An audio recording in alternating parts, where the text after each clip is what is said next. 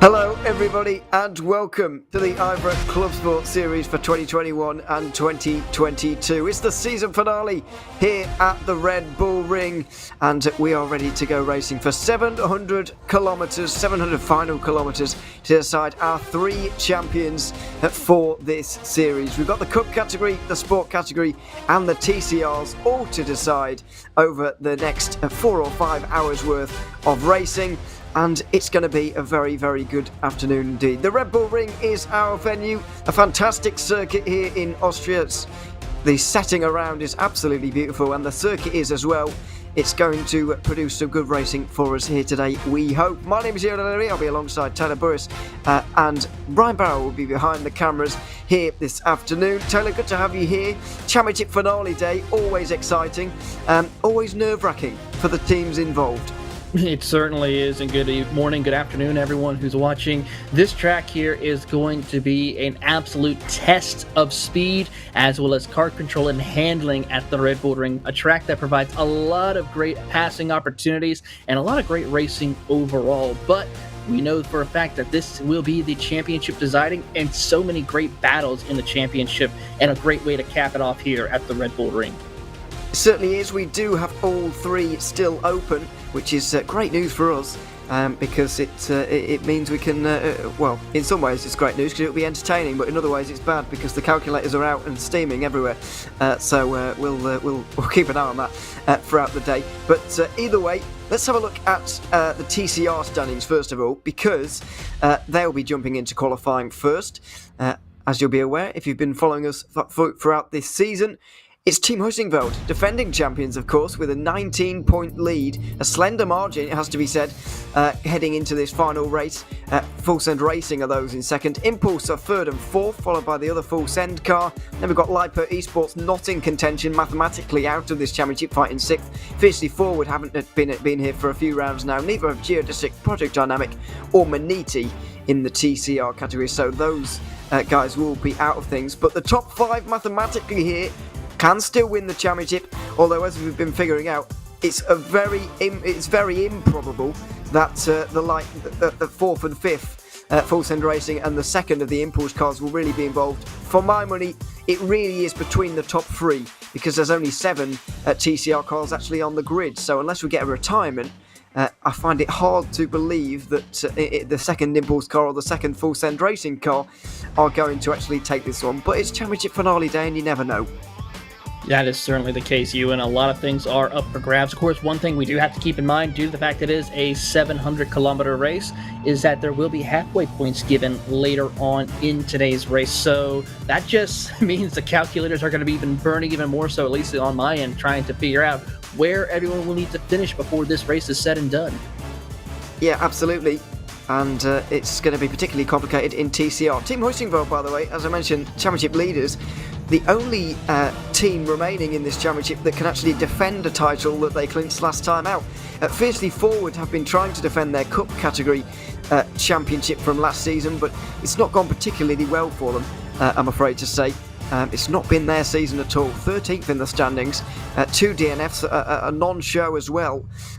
So that's no good for them really. And I'm afraid they're a long way back at this stage. The sports champions didn't actually return at all from last season, and the TCR champions, Team Hussingveld, of course, trying to take home honours once again. They won 4 out of the 6 races last time out and were podiumed in the other 2. Not been quite as successful this time around. They had a 5th place at VIR, which is a bit low for them.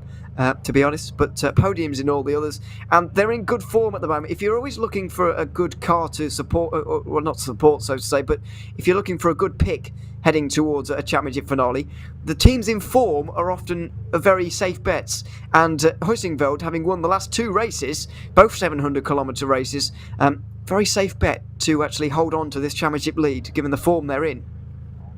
Yeah, momentum is certainly on their side, especially picking up the wins at Road Atlanta and Zolder, Ewan. But one thing to keep in mind is they have had some struggling issues during the season. I mean, their worst finish was later on a 5th place. So very consistent. Of course, 7 cars in the class, so really not a whole lot of major things. But if things were to happen, who knows what could happen with that second and third place competitors of the SFR and the first of the two Impulse Racing cars to battle it out for this championship. Of course, the only other winner in this championship is both the FSR and the Impulse Racing. Of course, the Impulse Racing picked up 2 wins at the opening rounds at Motegi and Mid-Ohio, while FSR picked up the opening win at VIR last time around. So very big implications for all 3 of these teams, as they have all won each of the rounds this season.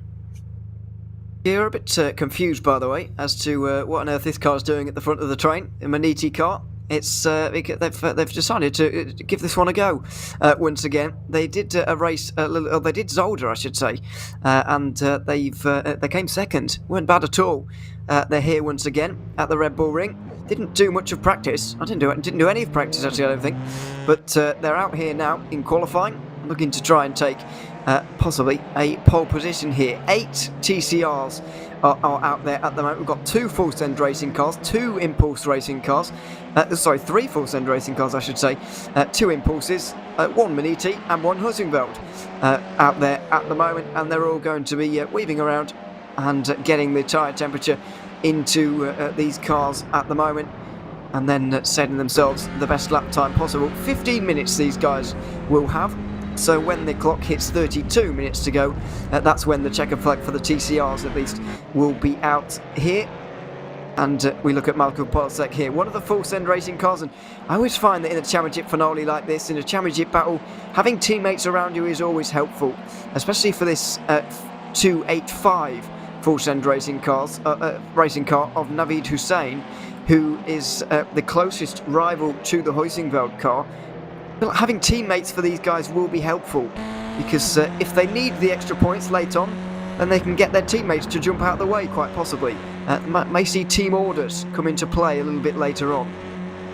Certainly a possibility to come in. Of course, Michael Polisic is a spectacular road racer, of course, a Porsche Car Club of America champion in the Pro Class Series, so knows his thing around the circuit. Of course, normally seeing him in GT or GT4 cars, now we're seeing him in a TCR car, so we'll see what he can do. Of course, a great job earlier this season with some great finishes, but looking forward to seeing what that team can do to work together to try and see if they can dethrone Team Hoisingfeld for the championship this season.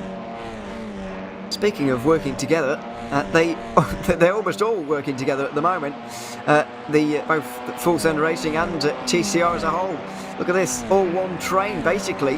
This circuit has a lot of straights, the average speed very high, and you're often going quite quickly around here, so slipstream is going to be a big factor, and it's no surprise really to see these guys all in one train. This is where Husingveld are going to struggle to find teammates. However, Siegmund has found himself a little bit of slipstream here. I think slipstream is going to prove very, very important throughout this qualifying session. It already looks to be quite important by the looks of things.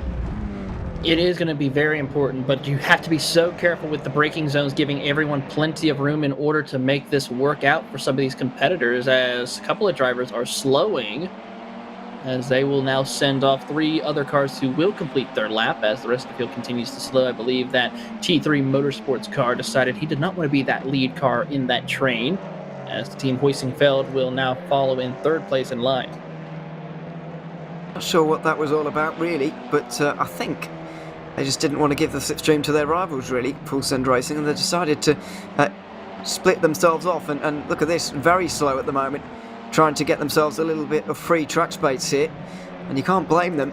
So the first lap times for these guys are going to be quite slow. Impulse seem to be the only ones really going for this so far, which is a little bit strange to see, but either way, we're on board with Chris Shorter through the final couple of corners now in the 222 Impulse Racing car. This is the 4th place car, the worst of the 2, and so he is punching the hole in the air for the 3rd place car, as you might expect. Over the line, what are the first times going to look like here for these guys? I wonder. It's going to be Impulse, Husingveld, Maniti over the line. And what are the lap times going to be? 38.9, we'll call it, from the 233. And that's an immediate illustration of the advantages you can get from a slipstream there. The car in front, about 2.5, maybe tenths slower than the car running behind. Yeah, he's currently about a second off his fastest lap in practice, which he set some with the fastest lap in practice overall for that TCR class. So we'll see if he can be able to improve, as this is his first lap in qualifying, and he has started to pull away working with his teammate here as they work down the back straightaway. Getting ever closer. Got to be careful of the thing you mentioned a few moments ago about still maximising the braking performance and the cornering. Of course, as the car behind, you don't want to be slowed up through the corners. The slipstream's all well and good, but if you're getting in the way through the corners as well, then it's not much use, really. Either way, through the double left-hander at Roush, and then the Wurf curve, and out through this. Well, it's turn 6 probably. I say probably because there's a bit of an argument as to what is turn 2. I'm sure you're aware. But yes, through the final couple of corners for the Impulse cars. Are they going to be able to get any further up the order? They've got no rivals at all at the moment in terms of these standings. But what is it going to look like at the moment? Team Hoisingfeld just goes to the top of the board in qualifying with a 1:38.1. So they are starting to make up some time and now starting to set down fast times here. We should be seeing another lap or two before the lap times really start to kick into overdrive. But Hoisingfeld, as well as the FSR team, now go to the top of the leaderboard with a 1:38.681. We do indeed. The 41 minutes remaining of the session overall, about 5 in the session, in the TCR session, I should say. Full Send Racing finally getting themselves together here, getting their act together, you might say, and getting to the top there with a 38.6, just a little bit quicker than Hoisingveld. Interestingly, Hoisingveld, the championship leaders, were not that quick in practice. They were actually bottom of the 7 cars running, which was a little bit of a surprise to see. But they're right up there again in this qualifying session here. I just wonder if the slipstream and the teammates going to be a little bit too much for them. You'd kind of expect Impulse to be able to do a little bit better than this as well, as they finally get that last little bit of slipstream coming down towards the final couple of corners. Here for the 2-3-3. Nathan MS is the one driving at the moment. Going towards the line right now. Is he going to be able to improve at all and vault himself maybe back up towards the front? He's on the front row at least with a 38.7, but they've swapped places now, so it looks like they're sharing the slipstreaming just a little bit.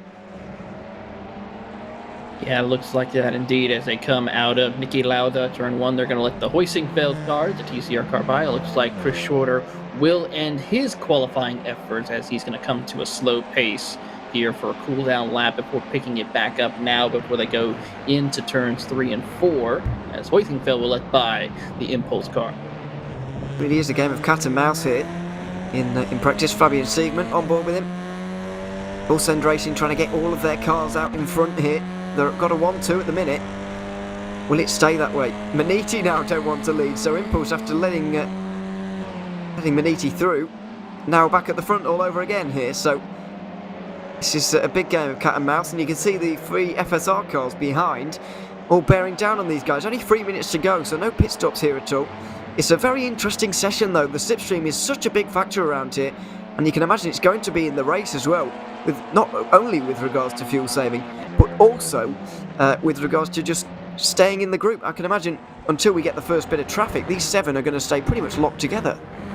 They certainly are, and they're most likely going to be having maybe a couple of brief moments where they're starting to have a little separation, but I have a feeling, especially with the Full Send Racing group and the Impulse group, they're going to be trying to stick as close together to their teammates as possible, and maybe try to see if they can work together to pull away from the Team Hoisingfeld as well as the T3 Motorsports team in order to try to settle it amongst themselves. But due to the fact that it's being only 7 cars, it will be difficult for those 4 cars or 5 cars to break away from the other 2, just how close the competition is, as well as the slipstreams. This is Michael Polasek getting the full benefit of 2 cars worth of slipstream at the moment. The 285 car, the championship current second place runners, second place in this qualifying session right now as well, and this is going to be, well, they'll possibly have time for 2 more actually, including this one. But will they use it? Polisek very early on the brakes there. I just wonder if they're giving the maximum they can at the moment to Hussein, who's driving the car in the middle of these 3, running down towards what we'll call turn 3, because what everyone calls turn 2 is not really a corner. So we'll go with that.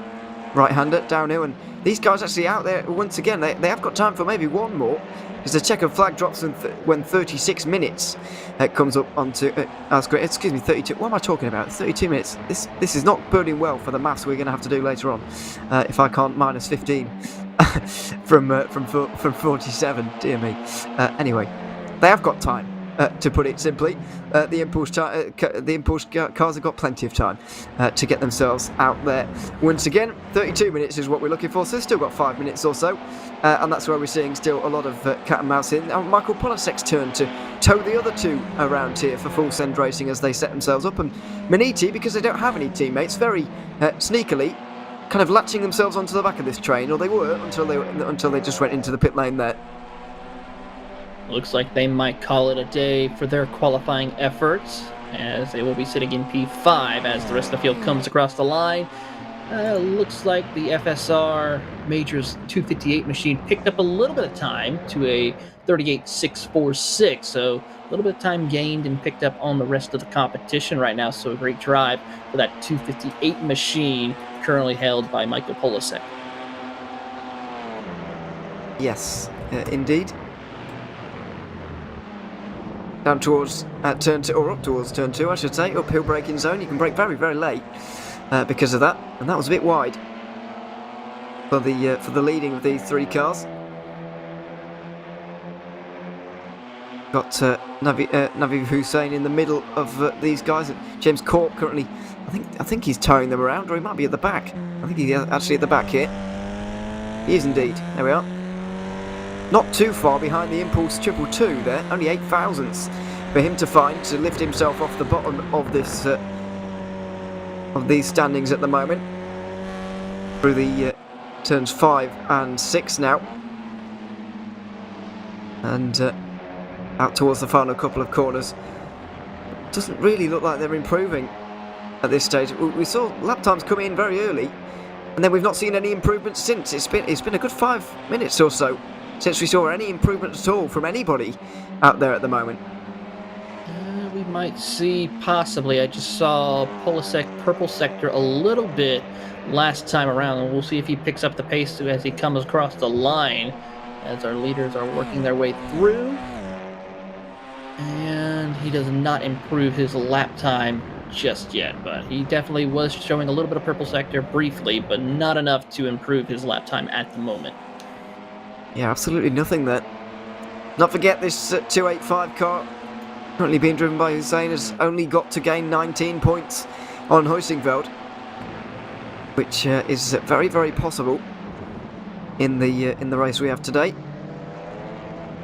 It doesn't necessarily mean if they win at the halfway stage and they win the overall race at the end, still doesn't mean they'll win the championship though. If Huysingveld comes second in that situation, in both of those situations, then they still won't be champions, Full Send Racing, so they do have to use their teammates quite possibly. And here is Fabian Siegmann of Team Huysingveld, also latching himself onto the back of the train, and this is all that Huysingveld or Maniti can do really. Impulse and Full Send Racing helping each other as teammates, of course, and got to try and pick and choose your moments really as Huysingveld and Maniti. That's exactly what Siegmann is doing here, but only managing 4th right now. Certainly is struggling with trying to find that needed pace in order to try to reach for one of the top 3 positions or pole position. He currently sits about a 10th back from his closest competitor, which is the Impulse Racing 233 of Nathan Ames, who's just up the road in front of him, and then he's about closer into almost another couple of more tenths right there before he can catch up to Michael Polisek for the pole position as you're on forward with Shorter from the Impulse Racing 222 machine. Yeah, quite wide there through the left-hander, but you can get away with it. You can especially get away with going wide here through the penultimate corner. You might have noticed already. Going through here. Look how wide they go. Particularly the car in front, sure to keeping things a little bit more tidy. But you can run very, very wide without getting an off-track at all. Through there, and it's a point of contention, of course. Yeah, Impulse Racing just move up to second. Yeah, great drive by the 222 as they moved up to with a 138.660. So they are closing in for that pole position, moving Hoisingfeld down to 5th. But one of the things you pointed out about turn 8 and turn 9 with that off-track incident, as long as they stay just shy of that curbing, don't go into the big red markings of off the track after that green curbing when you're coming to turn 8 and 9, you will be okay, won't get any off-track penalties. Same thing with right here as they came out of turn number 4. That corner right there also very interesting. Be careful with making sure you don't track out too far wide to get that time penalty here. So as long as you stay right around that red and white curbing and don't go too far past the green, you're good to go. That is very true. 32 minutes has elapsed though, and we have now come to the end of TCR qualifying. That late lap Impulse Racing splits a full send racing 1-2, but is that going to be it? Are there any more improvements? I think Maniti have just about been able to get around for maybe one more lap time, although it was close. But I'm not sure where Full Send Racing are out there on the circuit. I think they might be in the final few corners at the moment as well. And there they are in the pit lane now. So there we are. They've finished their qualifying. Hoisingveld going to be finishing here as well. 5th place for them, not great. Let's see where Impulse can go though. Can the 222 vault up towards the very front? Oh, maximum slipstream through the final lap in qualifying. They only need 13 thousandths. And they haven't found it, but Hoisingveld have.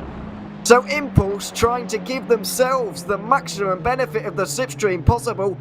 In the end, it's only helped Fabian Siegmann take pole position here at the Red Bull Ring for TCR. What a great lap that was from him at the end. Very stealthy indeed. He's jumped from 5th right to the top in the very dying moments.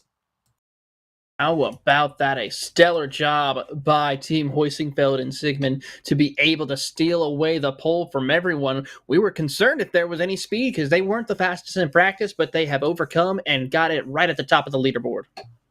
Certainly have. So, Fabian Siegmann is going to be on pole position in TCR ahead of Full Send Racing, Impulse Racing. Then it's the other Full Send Racing car and the other Impulse car. Then Maniti and the final Full Send Racing. TCR will round out your 7-car grid for that race. Just lining up at the moment and just getting out there on the circuit are the sport category cars, these GT4s of course. But before we go any further, let's have a look at the championship standings, and it's fiercely forward trying to take a second championship in a row. They won the Cup Series last time around. They're trying to win the sport section of this championship this time. They've got a 141-point margin ahead of Hujas and SRN Motorsports. Vector by RSR can't mathematically win the championship. They're a long way back. Alpine Stars Geodesic are 5th ahead of Full Send Racing. Then another 2 of the Hujas cars in 7th and 8th. Semper Racing and the other SRN Motorsports car rounds out the top 10. So, those championship standings very, very spread out indeed. 41 points separating the top 2. Fiercely forward, all but got this one in the bag. They need to gain simply 9 points today and they will be crowned champions. It seems like they've got more than one hand on the trophy. They certainly do, and they are definitely going to be ones to watch here. Of course, they set the fastest time in practice in the GT4 class. We'll see what they can do here, but we still have a couple of other great cars to watch and keep an eye on throughout this championship, even though it's only about 3 cars who are battling it for that championship in the GT Sports class. There's still a couple of other battles throughout the field. We have a tie for the 9th position between HJ Motorsports and Semper Racing. Actually, that's 8th position between the 137 and 179. They're currently tied for their spots, so that's going to be a great battle. So all throughout the top 10 and championship standings, there's still a couple of great battles to keep an eye on to see who just might come out on top in certain sections of the race today. Yeah, absolutely. That battle for second as well in this standings is going to be fairly interesting. Only 3 points separating Hujas and SRM Motorsports at the moment. So we'll be very close between them at the end, you'd imagine. But simply, fiercely forward need to be in the top 15 at the halfway stage and they will be ground champions. That is how much of an advantage they actually have. It's probably more complicated than that. It certainly is, I would imagine. But yeah, their destiny is very much in their own hands. The same cannot be said in TCR or Cup, as we will discover a little bit later. Let's have a little look around the cars though, and who's doing what early on in this session. It is Hugh Juss in the 139, doing all they can here by setting the early pace with a 37.0. These guys not that much faster than the TCRs, I have to be honest. Throughout this circuit, there's not many corners around here. It sounds daft to say. The Cup cars are faster than the other two categories in straight line speed, which obviously helps them here. But the GT4s aren't that much faster than the TCRs in a straight line, to be honest. And considering there's only about 7 corners here, it does mean they're quite close, and that might be a problem when we come to lapping traffic.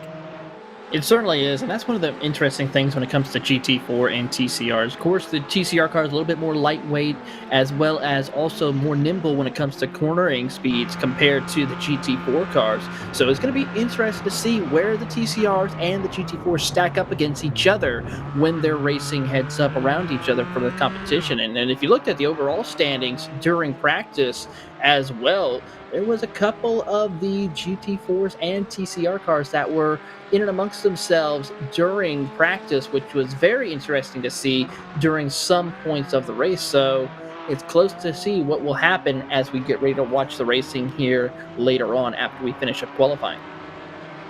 Yeah, absolutely. It's going to be, I believe, I calculated this earlier, 163 laps here today. On the halfway stage, 82 laps where we will be awarding the points for the halfway stage. Affected by RSR, jump up towards the top of the standings. We look at the championship leaders fiercely forward with that very, very easy looking championship situation for those guys. For the second year in a row, by the way, they've won 3 races this season, but for the second year in a row, they've won both 400-kilometre races. They managed to do it at Mid-Ohio and VIR. Last season they won 2 of the 400-kilometre races, but didn't win the championship. This time around they're looking to change that. Let's see how they get their weekend off to a good start. And they have indeed. It's a 36.3. It's 3 tenths quicker than Vector by RSR. And it's a marker being laid down there ahead of the rest of the field. They have not got any slower since the last race, and who would have expected them to? They're almost 3/10 faster than Sean Campbell in the Vector by RSR GT4 Porsche, who's out on track still. They are definitely picking up the pace and showcasing their talents here in this qualifying session. Going to be interesting to see if anyone will be able to respond before all this is said and done. But the fiercely forward GT team will definitely be one to watch to claim the championship here today. Yeah, absolutely. Only 8 times on the board, but there are more to come. Or indeed are there? I think that might actually be it. There's a lot of Cup cars though, I can assure you. I think more than half of the field is made up of Porsches. Here is where it gets a little bit more messy. We've mentioned that Fiercely Forward did that without any slipstream at all, because this is where all the slipstream is. There's a bit of a few games going on here. SRM Motorsports are at the back at the moment. They could probably do with getting together a little bit. Well, they haven't exactly done that, but they have at least got some slipstream for themselves in the 174 camp, and they've managed to get themselves up into 4th. So all Porsches out here at the moment, and slipstream a little bit less decisive by the looks of things. However, still very useful, and it certainly won't hurt. No, it certainly won't hurt indeed, and they're starting to pick up a little bit of time. Vector picked it up to about a 52, but of course the Fiercely Forward team picked it up even more so with a 136.01. So we're about to break into that 135-minute bracket here at the Red Bull Ring with these GT4 cars. And it's pretty interesting to see. Yes, the slipstream does come into play, like you said, with these along the straightaways, but due to the fact of how people certainly brake at certain points of this circuit can affect you as far as where you normally brake. So it's just very difficult to try to pinpoint the right time in order to set that flying lap when you're in a slipstream such as these competitors here. This is very true. Just in the foreground of some of these shots, by the way, we're following Semper Racing, but just in the foreground in the black and yellow sort of dash livery there, Alpine Stars Geodesic Racing. What a first half of the season they were having. First place clean sweep at Motegi, second at Mid-Ohio, second at VIR, and then they haven't scored a point since. They have not scored a point in 2022, and we're in April, for goodness sake. It's been a really, really disappointing few races for Bo Rigor and his mates in the Alpine Stars Geodesic Racing team. They were looking like they were going to take it to Fiercely Forward, and we were seeing a titanic duel between the two of them develop. But I can almost pinpoint the moment where it began to fall apart for them at Road Atlanta. The very first restart of the race that day, there was a big stack-up and a big accident on the front straight. As we were getting ready to go back to green, they were caught up in it. They had to retire from that race in the first half, didn't score a single point. Fiercely Forward admittedly only scored 103, which is a bit low for them, but they still put a big distance between themselves and Geodesic. Once again in the first half of Zolder, Geodesic had problems, and so this has gone from a really titanic two-horse race between Fiercely Forward and Geodesic to an absolute runaway performance from Fiercely Forward. But this 162 car can't be discounted purely because of the pace that they showed in the first half of this season. No, they certainly cannot, and they're definitely going to be one to watch as they progress through this race. A great group of drivers, the Alpine Star Geodesic Racing Black Team, with some very strong performances during practice, as well as here in this qualifying session. I just can't see them really battling for that race lead. They have a shot at the podium, but it's going to be very difficult given the fact of how closely knitted from second all the way, I would have to say, to about fifth spot is with the times here today at Red Bull Ring, and it's going to be difficult for anyone really to battle with that Fiercely Forward GT team. I thought Semper Racing were heading for the wall there. It turns out they were just heading for the pit lane, and they didn't want to be a part of this session any longer. They've gone back now. If you do escape, by the way, as they just did, then I don't believe you're allowed back out. You've got to drive back into the pit lane naturally if you want to make a pit stop. Sebula hasn't done that, and so he will not be allowed back out. With just less than 5 minutes to go, though, he may not lose out too much. I said a little bit earlier on that there were no, or it was all Porsches out here. Not entirely true by the looks of it. We do indeed have a McLaren out there at the moment.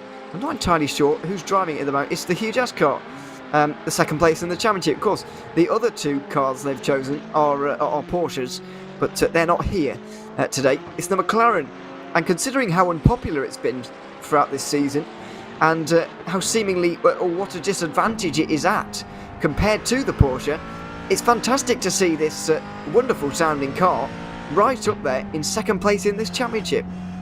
It certainly is. This McLaren is an absolute beautiful car to drive when you have the right setup as well as the right track combination for this car. Of course, iRacing did recently release a new GT4 car, which I'm pretty sure will be safe to say that will be one of the dominant cars next season in the IVRA Clubsport when that comes back around with the Aston Martin. But sad to say, no BMWs out there on the circuit either, as that car is pretty nimble but also pretty fun to drive. But it's great to see a little bit of mixed diversity in the GT4 class with this lone McLaren. Who knows, may even surprise some of the field later today.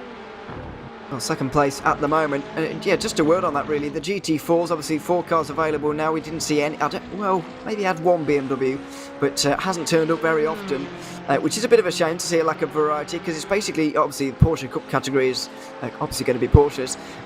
The GT4s has been mostly Porsches, and then the TCRs at the start of the season, there was only the Audi, so very limited manufacturers. But if this Clubsport series continues and goes from strength to strength in the next season, then I feel like it could be an absolute classic, to be honest. The amount of GT4 selection we have now, the amount of TCR selection we have now, is far better than what we had in the summer of 2021, or the autumn of 2021, when we actually started this championship.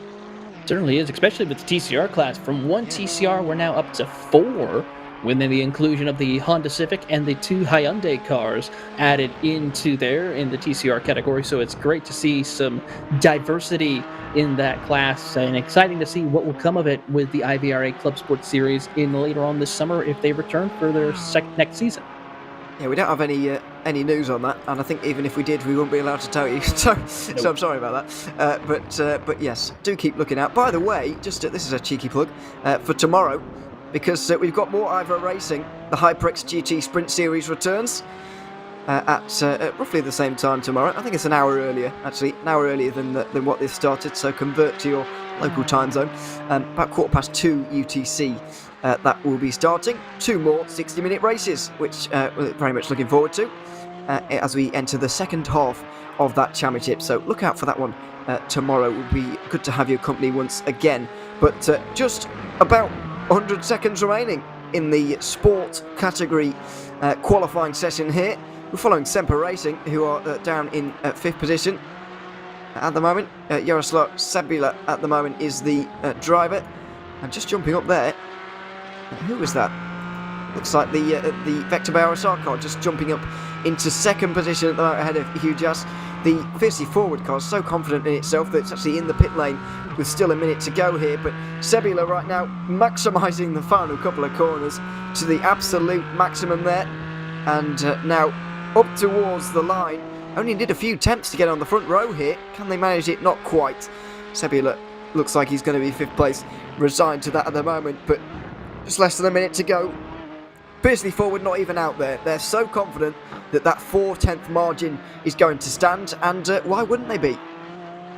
When you're that confident, you can go ahead and just run your fastest lap. Go ahead and just park it and be done with it, because it's safe to say, looking at the times and everything, nobody has come close to the times that the Fiercely Forward GT team has been able to put here today. So it's safe to say that it's going to be, unless something happens here today, no, we're not going to put the commentator's curse on them, but, you know, it's very much a dominant victory possibly for that Fiercely Forward GT team.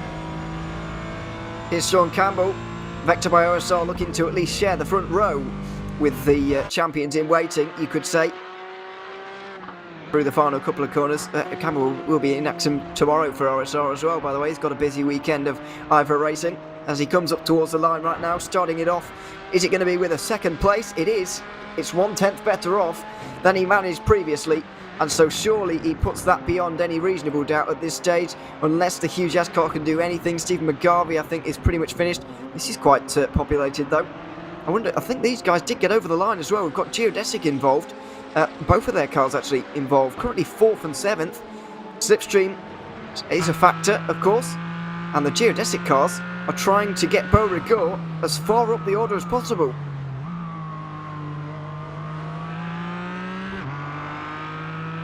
They're certainly going to try to see what they can do. They have a little bit of help from one of their sister cars up in front of them as you're riding on board with Bo. Currently, he's got the help from the Michael Kohalik car, the 164 Alpine Star Geodesic racing machine.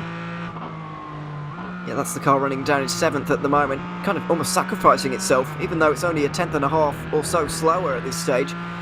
Pretty much entirely sacrificing itself here.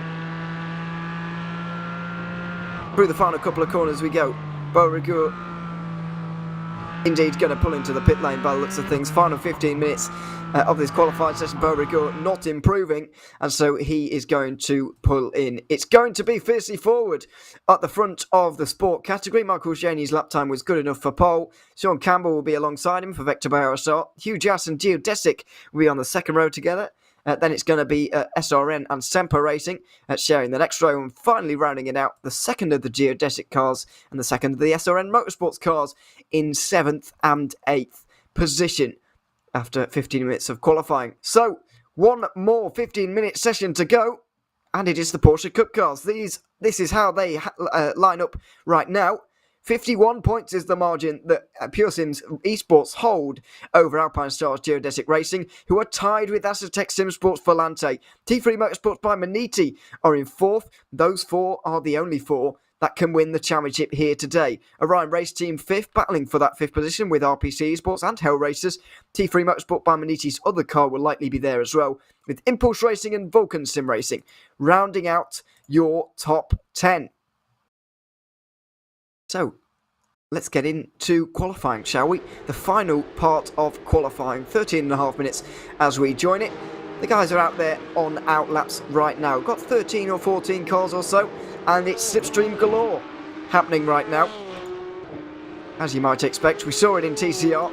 We're seeing it again, or we saw it again in sport, I should say. We're seeing it for a 3rd and final time here in the Cup category, and that is honestly no surprise.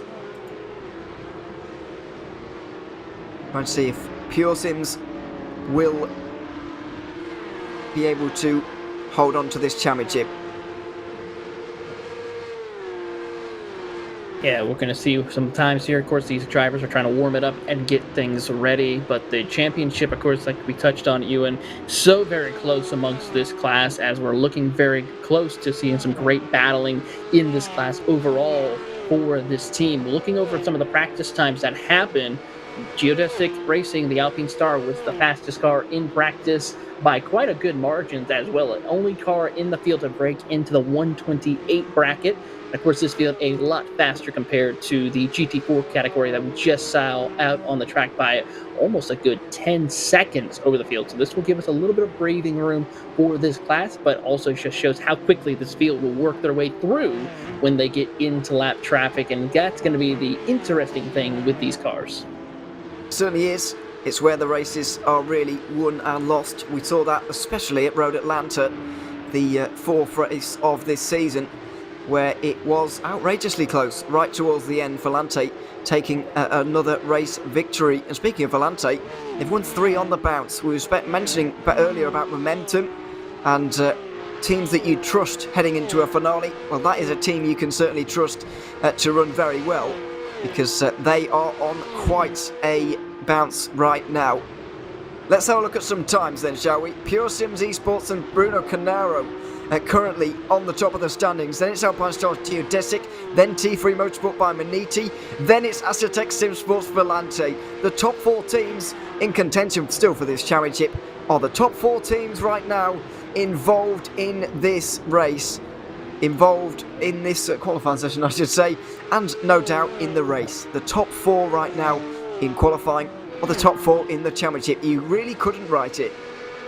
No, you certainly can. This is what makes this series so exciting, so just exciting to see what can come about these drivers. Who knows, we'll get the pole position here alone in this category as they start to wind down. That 1:30.26 is an absolute flyer by that number 16 machine of the Pure Sim team, currently driven by Bruno Carneiro, who is currently doing a great job coming out of this final 2 corners here to set his 2nd lap in qualifying at speeds. It certainly is. Only 33 thousandths of a second between himself and Miguel Vigo. Pedro Berger is currently in 3rd, ahead of Albin Spetz. It's very, very close though. Less than 2 tenths separate the 4 of them. And look at this teammate play going on here for T3 Motorsport by Maniti. The 78 car is going to get all the support it can today, and it is doing.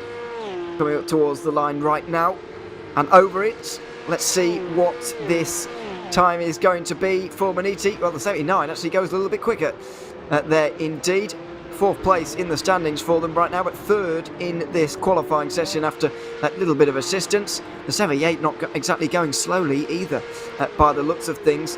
4th place for them as well, but it's all very, very close here indeed. 9.5 minutes to go, and it's all to play for here really. Orion Race Team, somewhat surprisingly, taking the top standings at this stage, top of the standings, I should say. It's a very slender margin though, 0.02 of a second between Orion Race Team and Asetek Sim Sports Volante. Focusing in on Maniti right now. We've at least overhauled Pure Sims in this one, I suppose. That's the positive they can draw from this. Got Pure Sims for the moment, and that's what they need to do. Of course, 51 points is the margin. It's even more. It's 83 back to Maniti, so it's especially important for them. But Volante, the fact that they've done it is very important too. Through the final couple of corners, and RPC Esports now go to the front. That is a bit of a surprise, but a pleasant one, of course, for the 31 team to be up towards the front of these standings, edging towards halfway in this qualifying session. And now it's Volante who go to the front with a 29.6. The lap times continue to get quicker and quicker. We go on board with Albin Spetz right now. It's getting faster and faster, it seems, as this stint really wears on. This qualifying stint, if you can call it that. Getting faster and faster, putting more and more cars between himself and Pure Sims. That car, the 16, currently down in 8th position.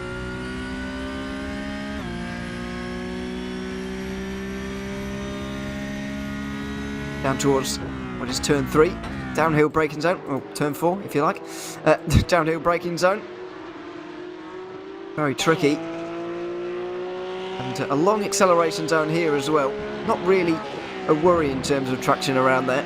It's flat out once you've got the power down, but just a little bit tricky to actually do so. Then through 4 and 5 to medium speed left-handers. Pretty frustrating in GT cars, if I'm honest, or this kind of car. Understeer everywhere really. And then the final 2 high-speed corners, a little bit more enjoyable, but not that much. Going through these final 2 corners, and indeed Albin Spets is not going to go any further with that particular lap. He's going to just stay behind, stay in the pit lane for now and go again in a few moments' time. This is Greg Salmons, Orion Race Team. Good qualifying performance from them so far. 5th in this standings, which have been very stealthy indeed in this championship. Very consistent. Even sneaked a podium at Mid-Ohio in the all the things that went on through that 400 kilometres. Managed to get their one and only podium. Is it going to be another one here today? You've certainly got the pace to compete. That is all you need.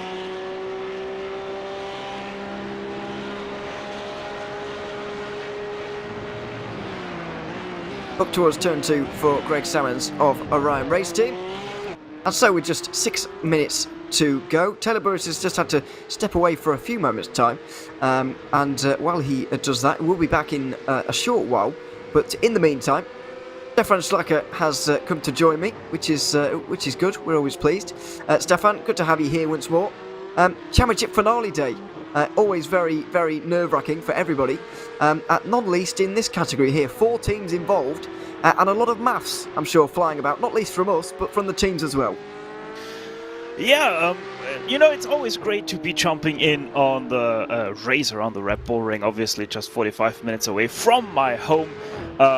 It is always nice to commentate on something that is so close to me, even just virtually. And yeah, the Cup cars, I mean, it is a spec class, so it's not surprising that these guys have really turned up the heat and are still able to be this close this late into the season.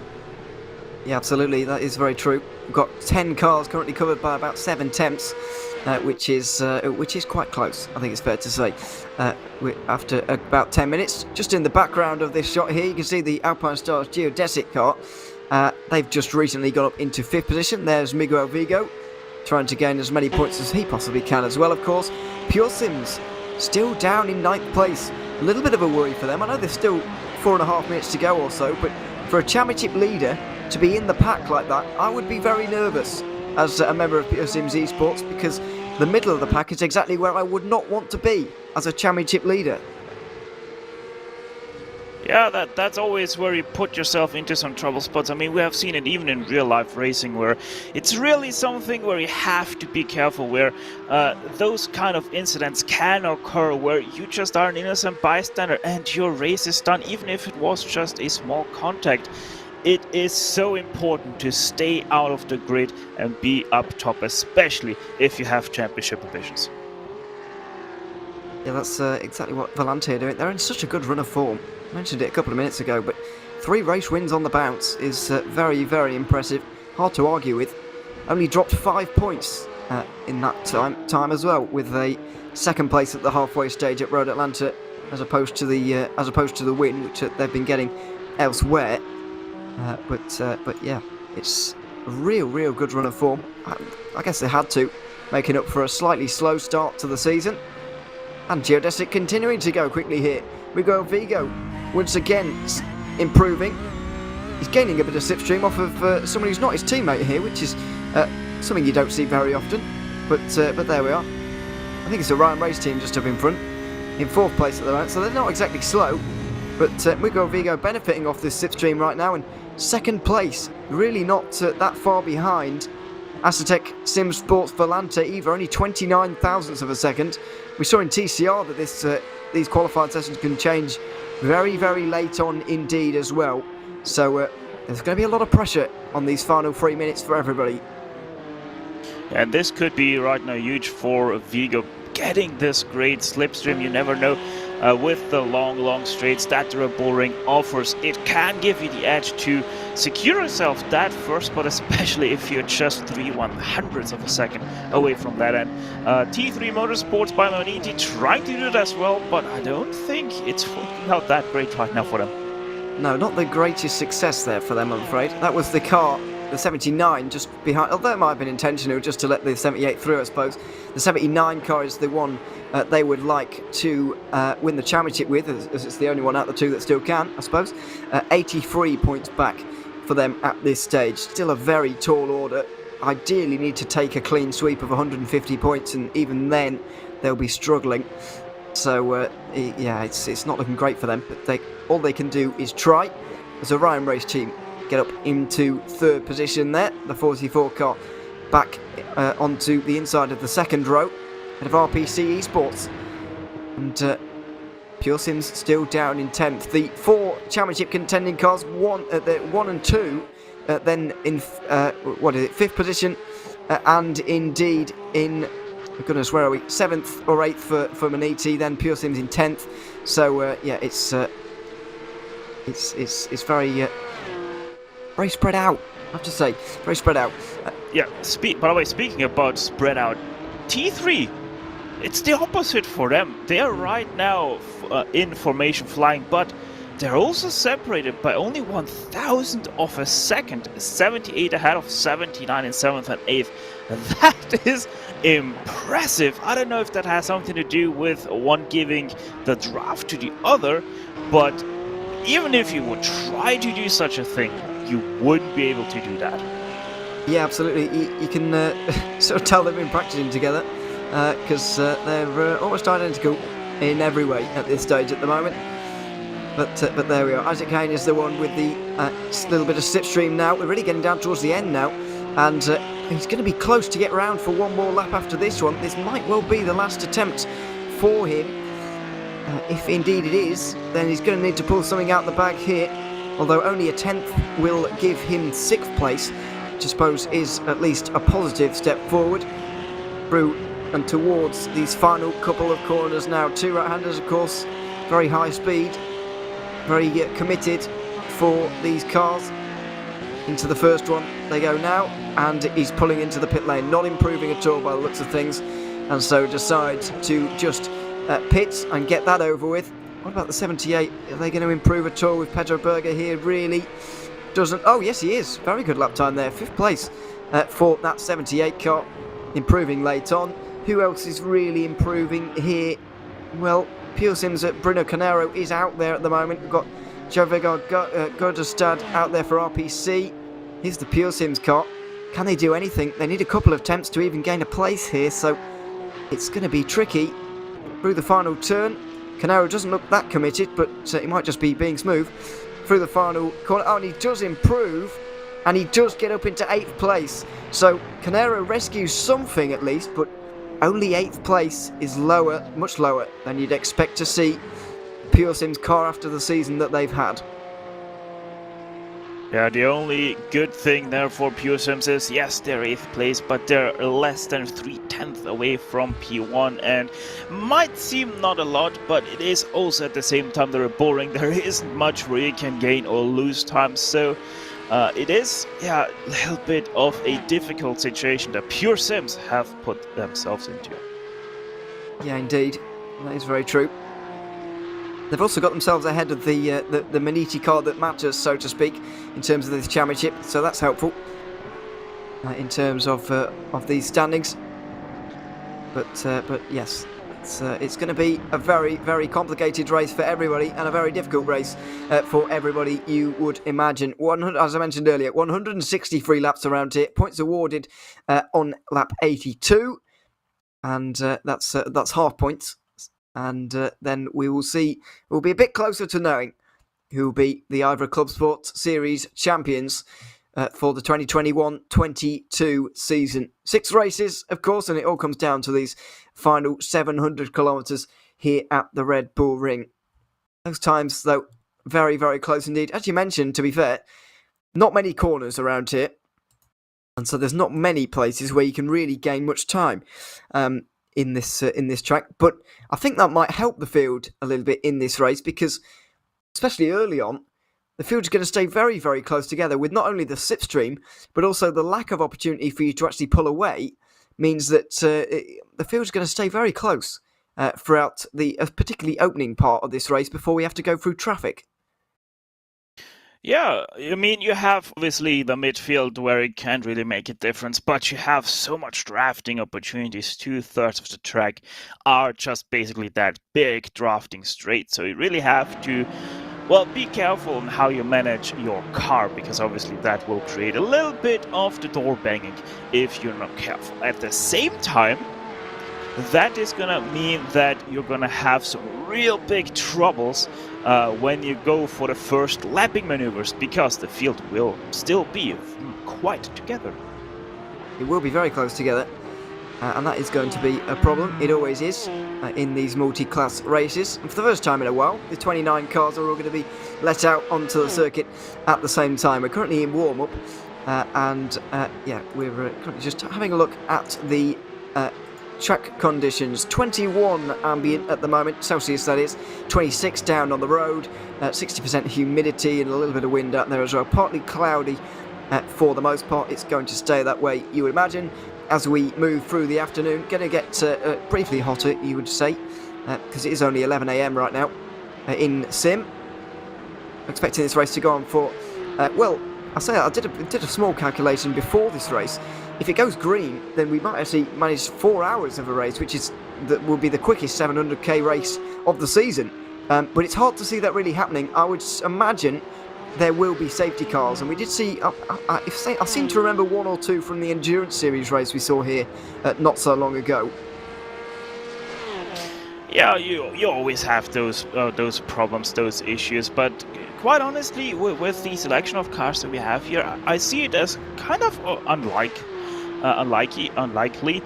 to have cautions, just because these cars aren't very fast, but at the same time they have a lot of difference in how they brake, how they accelerate. That I can very much see that they would be able to go caution free till the end. It's very possible. It would make for a very fast-paced race, and it might make it even for a free-stop race, which we haven't seen yet this season either. But it just depends how they fuel the fuel and the tyres, after all. And indeed, how you play with the halfway points, which I'm sure we'll talk a bit more about as we get there. Let's just have because I didn't run through it at the time, and I've still got them in front of me, I will just briefly run through a few the top positions in the Cup category for this qualifying result. We'll run through the entire grid in a few moments' time when we get towards the formation lap and so on. But it's going to be Aztec Simsport Volante with Albin Spets off the front row. That's not actually the car in contention for the championship, it's the 97 rather than the 96. Alpine Stars Geodesic Racing, the best place of the championship contending cars, in second. RPC Esports and Orion Race Team in third and fourth. Then we've got the first of the Maniti cars, but not the championship contending one. The Volante car that matters a little bit more is involved in the championship. The 96 car is fifth. Then the Impulse Racing 15 is seventh, ahead of the championship leaders in eighth. Then we've got the Maniti car in contention for the championship. That is in ninth, ahead of the Fiercely Forward defending champions. They'll be relinquishing their crown a little bit later on here today. Champions last season won't be again this season. That's already mathematically confirmed. Oh, very, very nerve-wracking here for everybody, you imagine. But you'd have to say, despite the fact Volante do indeed have a car on pole, which will help them, it's not their championship contending car. And the Geodesic team have actually done the best out of the championship contending cars in this qualifying. So you have to say advantage to them, albeit very small. Yeah, it is a small advantage. I mean, we still have a very, very, very long race ahead of us, and you never know what can happen. Even the smallest mistakes, as I have already explained, can have quite the big outcome on a track like the Red Bull Ring. It is short, it is fast, but it also can be quite furious if you're not careful. it can indeed. Sun's out at the moment, by the way. Shadows out there on the road. But since you're in Austria at the moment, Stefan, I've heard it's not actually like that in real life. Thankfully, we don't have real life conditions actually, by the sounds of it. Yeah, well, we wouldn't have a race if we would be having real-life conditions right now, because it is snowing on the Red Bull Ring. So most definitely it would be cancelled. Which also, by the way, is the case if you're somewhat following real-life motorsports. The first round of the RCN round has been cancelled already yesterday because of snow and ice that was on the horizon. And yeah, it's 10 centimeters of snow on the Schleife, so no racing there either. No, thankfully it's not come to the UK yet, but I'm heard in the middle of the week we're not going to miss out on the snow either. So we're looking forward to that. But also, it's just bad quite everywhere in Europe at the moment, to be honest, because I've seen it snowing in southern Spain today as well, which really doesn't happen very often. So it's a bit of a weird day. There we are. Thankfully, though, we're playing with slightly nicer conditions here out there on the road right now. Lovely and toasty, actually. The sun's out, and it's not going to affect these tyres too much. You wouldn't imagine. It's not roasting hot. I think it's fair to say at this stage. In terms of tyres around here, Stefan, and the fuel, I always imagine this circuit to be fairly fuel thirsty because it's so, you're on the full throttle for so long around here, but the tyres less of an issue because, I mean, there's not many corners. Would that be a correct assumption to make, or does it work a little bit differently? It is somewhat of a correct assumption. Obviously, yes, the track is quite on the thirsty side of the racing for fuel, but it is a little bit of a mixed bag for tires, because obviously the majority of the corners are right corners, but on the infield you have two quite fast left-handers, plus they're both off-cambered, so at that time the right-hand side tires are actually being used a little bit more than left side tires, and that can create a little bit of a difference right to left on the wear of the tires. So you might be able to see some different strategies tire-wise where people only go for, maybe if they're really desperate for track position, to only go for right-hand tires. Because they say, well, we're maxing out our right-hand side, we're not that much on the left-hand side, so let's try to go for it and see what we can make of it. Yeah, I have to say, I have noticed on iRacing recently the two tyre calls, obviously outside of oval racing, where it's obviously been a thing for a long time. The two tyre calls have been a little bit more popular in recent times, and it is something to watch out for. Saw it in Daytona in the 24-hour. Back in January, which seems like an awful long time ago already, but yeah, that was then, and this is now. We might well see some differences in the strategy here today. We'll keep an eye, or try and keep an eye, on the pit stop times of everybody, so that we can keep abreast of what's going on in this very long race indeed, because it is going to be a long day, 700 kilometres. But indeed, if the safety car stays away, then it could be a very short race indeed as well. At the end of this, you never really know how the safety cars are going to work. We're still about 5 minutes away from the grid being set here, so we're looking forward to that in about 5 minutes' time. But still got a little bit further to wait until we reach there. As I say earlier, 29 cars on the grid here today, not all that much, so the safety car may stay away, but then again it may crop up a little bit more than in previous times, or in previous races I should say, although it'd be hard to top road Atlanta really. It was a very caution-filled race here. Obviously, lots of straights around here, Stefan, not many corners. I would say, in my head, that would make traffic easier to deal with, but the Endurance Series race did have quite a few traffic incidents, really. It's going to be a bit of a nervy one for everybody. I mean, the speed difference between these classes are a little bit different to the Endurance Series, but still, it's going to be still challenging for everybody, despite the lack of corners. Yeah, exactly. It is still going to be difficult because obviously some classes have better draft capability, and that can create situations where two different classes jolt out at the same time, trying to overtake each other. And yeah, it can make for quite interesting traffic engagements there. But in all honesty, the main passing opportunities will be done quite nicely, quite easily, if you have a little bit of track knowledge, traffic knowledge at the track as well. It's not going to be too much of an issue in these slower classes. So as said, I'm just not expecting as much of a kerfuffle as we have seen in the endurance series here a few weeks back. Let's hope not, because yeah, there was a few incidents at times that we saw. So, yeah, just to remind you, 51 points is the margin at the top of Cup, or 141 in Sport. That really is one hand on the trophy kind of business there for Fiercely Forward, and only 19 for Huysingveld. TCR looking very close, but there's not many cars in TCR as well, so it's difficult to put points into your rivals at the same time. So that's going to be difficult for us to work out throughout the day. Of course, the halfway points are going to be a big factor here today. With these championships so close, I kind of feel like these guys are going to weigh those points a little bit more heavily in their minds than in previous rounds. Previously, it's been a kind of thing that's just kind of happened. If you're in the lead at the time, then great, you've got some more points. But today, it might really be crucial. I'm thinking especially about TCR, which is really close. Yeah, exactly. Since it is the last round, you're gonna really have to look out for that, because all of a sudden a team can jump ahead of you that you maybe didn't even have on the picture for yourself about this title fight.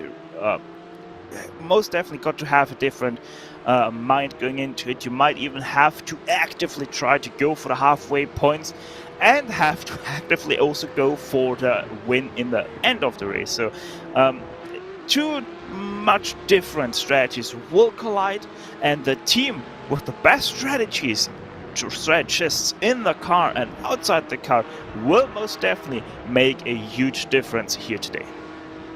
Yeah, racing for two different finish lines at once, which is always hard. But that's the situation they find themselves in. That's why in a race like today, I kind of fancy a team like RPC Esports and Orion Race Team to win here. They've already shown that they're very strong in qualifying. Really close to the top, 3rd and 4th on the grid, but those guys not in a championship fight. They're kind of battling for 5th between themselves, but it's less of a thing than it is for fighting for the overall championship, obviously. So I kind of fancy one of those guys to maybe take a race win here. The championship rivals might be sidetracked between themselves, and battling between themselves, and obviously aiming for the halfway point and the end of the race. But Orion Race Team and RPC might just surprise everybody just a little bit by taking a possible race win here today. Let's wait and see if that one happens. But we've reached 10 past the hour. It's 10 past 5 here in the UK and 10 past 4 UTC. So time for us to get going and have a quick look at the grid before we race here for 700 kilometres here at the Red Bull Ring. I can't see at the moment. There we are. We can see now. Albin Spets is going to be taking the green flag first for Astrotech Simsports Volante. He'll be alongside Alpine Stars Geodesic Racing, fighting for that championship, of course. RPC Esports and Orion Race Team, as I just mentioned, will be sharing the second row. T3 Motorsport by Maniti qualified 5th ahead of the other Volante car in 6th position. Then it's Impulse 7th for Pascal Costa, and the championship leaders Pure Sims Esports in 8th. T3 Motorsport by Maniti are 9th ahead of Fiercely Forward, rounding out the top 10. Then we've got Vulcan Sim Racing and Hell Racers sharing the 6th row together. And finally, Trek Esports and Project Supersonic, rounding out your 14-car Cup field. Moving on to sports, the GT4 cars, of course. Michael Janey put in a great qualifying performance for pole here, ahead of Vector Bauer SR. The only McLaren 3rd for Antonio Alvarez, ahead of Alpine Stars Geodesic Racing. SRN Motorsports a little bit disappointed maybe with 5th, ahead of Semper Racing. Yaroslav Sebula, 6th position for those guys, just 7 tenths off of the pace.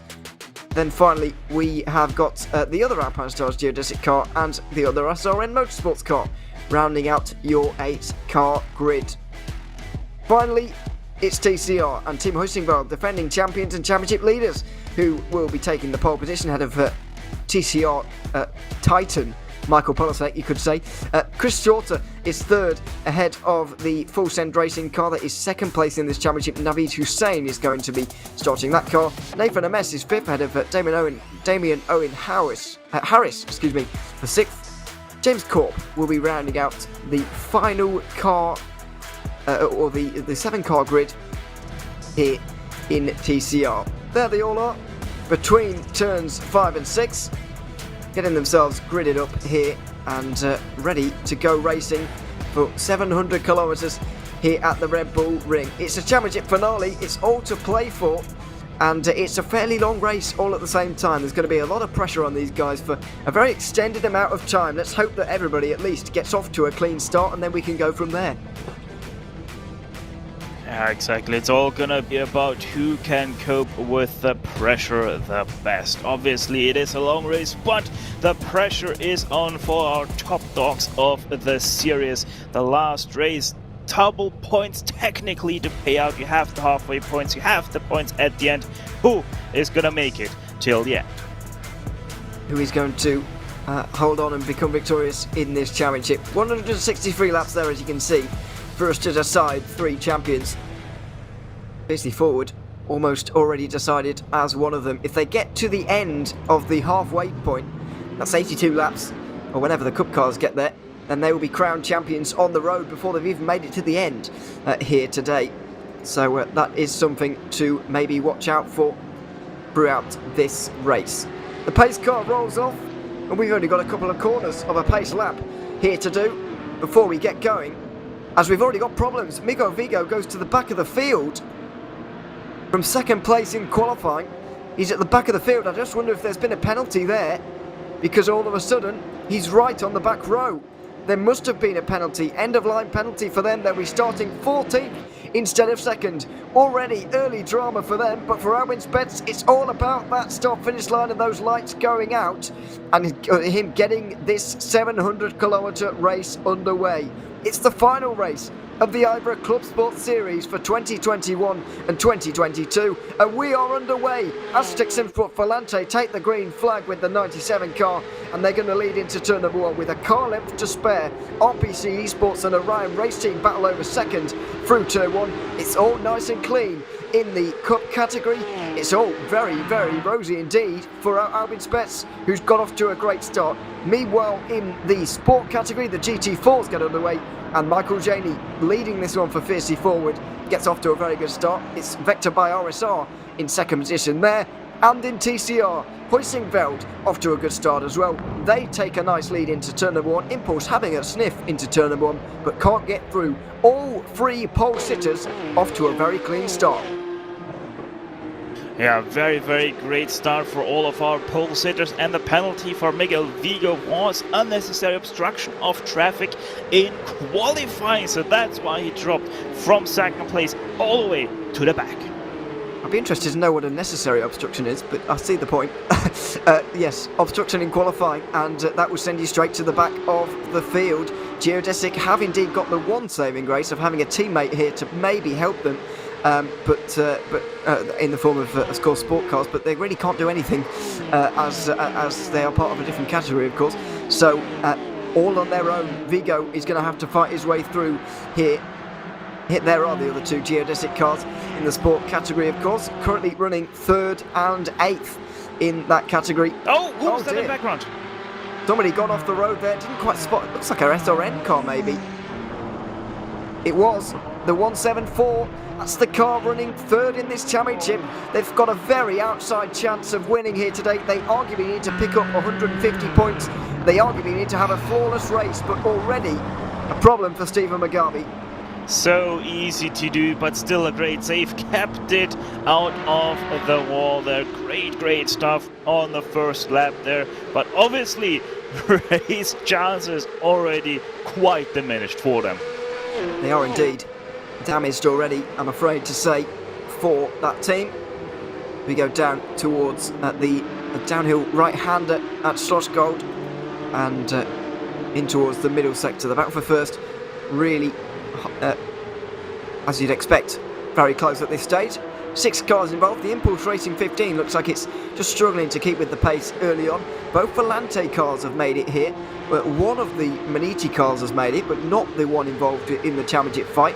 Of course, so 2 championship cars involved with this train at the moment, as we go on board with the reigning champions, Fiercely Forward, not going to be defending their championship here today. That's gone a long time ago. That ship has sailed a good while ago. But Impulse Racing, the cork in the bottle early on. You don't have to see this after only 2 laps, but it does seem like they're struggling to pick up the pace early here. Yeah, they are. Oh, that might be a slowdown for Fiercely Forward there. It's got to be a slowdown.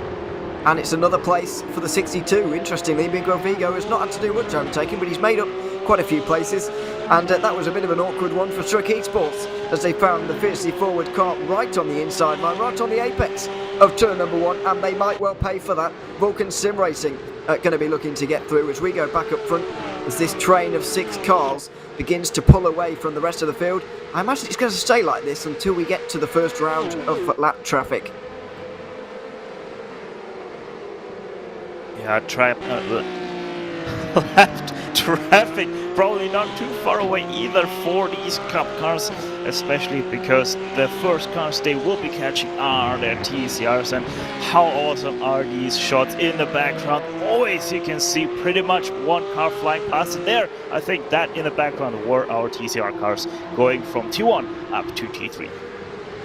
Yeah, the fact that they split the field in terms of the 3 categories getting off here does mean that you do catch them a little bit earlier than you otherwise might. Here they are, on board with Nathan Ames, the 233 Impulse car, 3rd in this championship right now, and with an outside chance, you would say, of winning at 64 points adrift from the leader, currently leading this race. But we've got split in the TCR field as well. I have to say I wasn't expecting this. 2 3s have appeared, and the 222 Impulse Racing car is well off the back of the field. There has to have been a problem for Chris Shorter. Yeah, that is really intriguing why he lost 12 seconds to the back of this second group, 15 seconds overall already to P1. That 222 must have had some kind of issues early in this race in the first 3 or 4 laps. Maybe an inside look there now for Full Send Racing. No, stays behind the hose belt. It does indeed. Oh dear, very close though, and they run so far out wide. A sight that we're used to getting, or that we're getting used to now at the Red Bull Ring. I say that it's been out for quite a while, hasn't it, on iRacing? To be honest, time is flying, but it's been out for quite a while. But there we are, through the 2 left-handers into turn 6, and then out towards the final couple at the end here of lap 4. Nothing doing here really in the Cup category, and I can't say I'm surprised. I don't think there is any need to be making dive bombs and outrageous moves at this early stage. Well, I say that. Orion race team already in the pit lane. There has to have been a penalty there.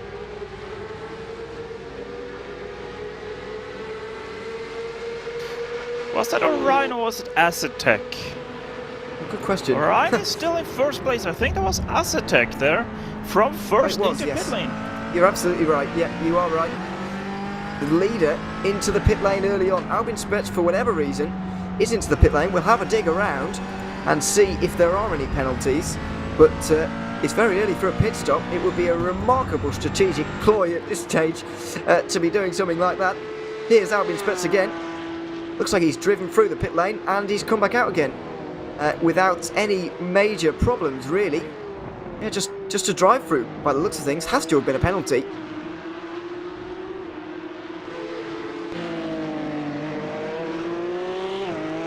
And yes, it very much was. And that was a start infringement, with them having slowed down to 54 before accelerating. So, yeah, that is quite the change up in pace there that you're not allowed to do. Yeah, absolutely. I did think it was going a bit slowly at the time. I didn't want to say anything, but there we are. You've got to hold the pace, of course. You've got to hold the pace of the pace car coming towards the green flag, and the Volante car did not.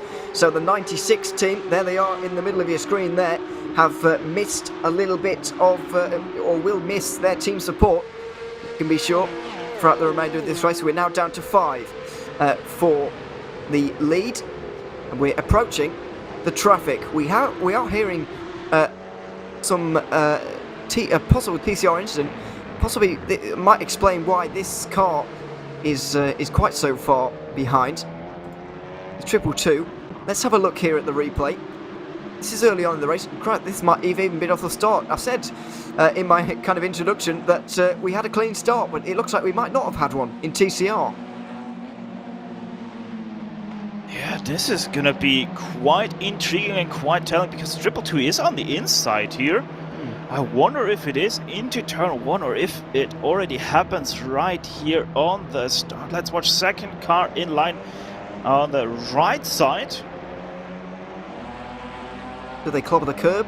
Maybe, that's my guess. It's a place your bets at home. Second place running into turn 1 here. They have a sniff at the Hussingveld car. They do run into the wall at the exit of turn 1. So they squeeze the full send car. Full send weren't giving up. Now, this is going to be a very difficult one to pin down. Who do you pin this one on?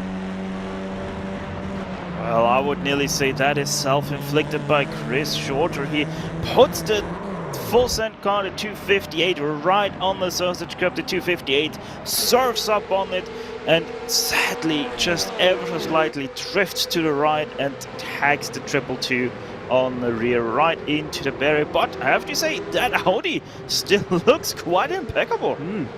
It stood up to that contact very well. I have to say I do agree. Oh dear, that was a shoulder barge. This is very early on in the race for the 96 car to be making such a move like that, but they're going for it. The RPC Esports car on the inside line not really willing to fight it on lap 7 of the race, understandably. And around the outside go Volante into second position. Oscar Wilkins making moves there.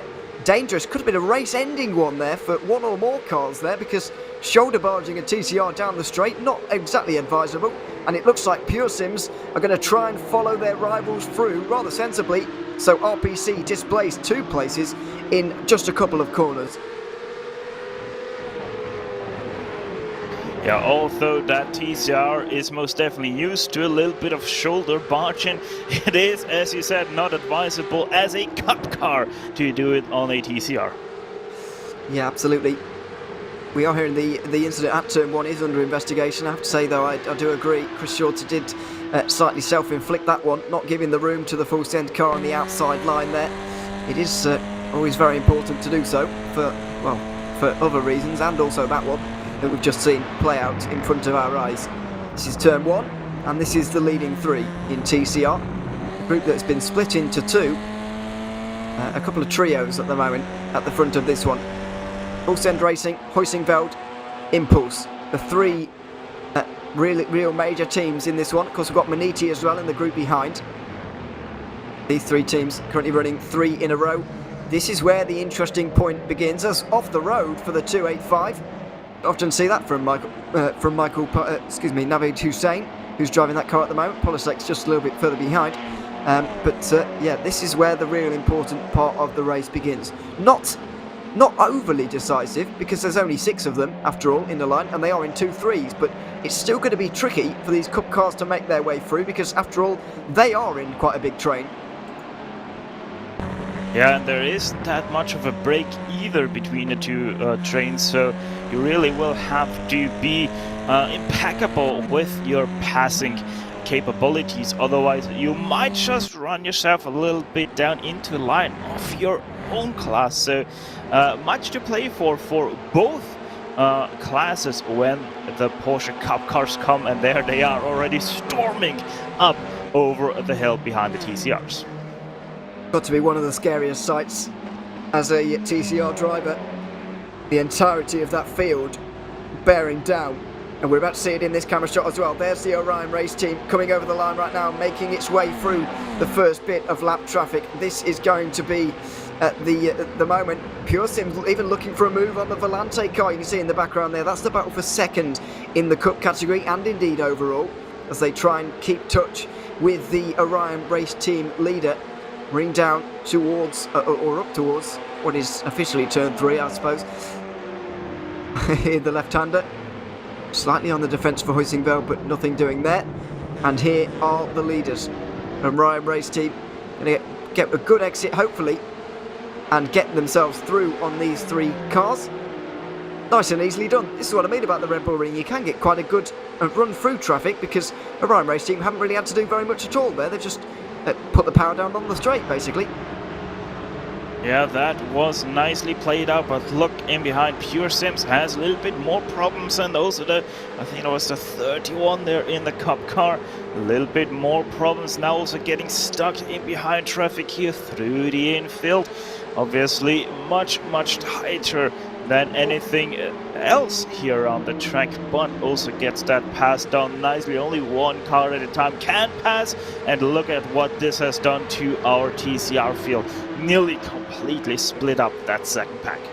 Yeah, absolutely. We'll assess the damage when these guys have all gone through, but it certainly has split things. 3 faster cars between themselves and the Huisingveld car in second place. It looks like they're going to get past on the straight, so that's worked out wonderfully for Naveed Hussein.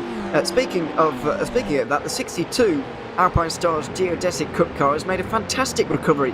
We mentioned earlier on obstruction in qualifying, and they were sent to the end of the line. 14th position. Miguel Vigo is knocking on the door of 6th place here already. This is a remarkable recovery from him. Yeah, it is an incredible recovery against the 15 now here for position. Kind of get it done around the outside. Always tricky, but he has the traction and maybe even uses it to his advantage. Outside line once again, though, as we mentioned, it's a clockwise is going to be even longer, because the traction zone and the bit afterwards is also to the right hand side. But if he can just stay there, he might be able to do this on the inside line at turn the next left-hander, excuse me. There he is, sends it. Oh my goodness, there was very nearly contact. I don't know how there wasn't, but he sent it right into that corner there, and the second left-hander surely should be his. But no, the impulse car fights back on the outside line, and after all that, Miguel Vigo is going to have to try again here. That was a remarkable battle between the two. Yeah, incredible showcase also about the aero package of this car, being able to stay side by side around the outside, carrying that momentum for both cars.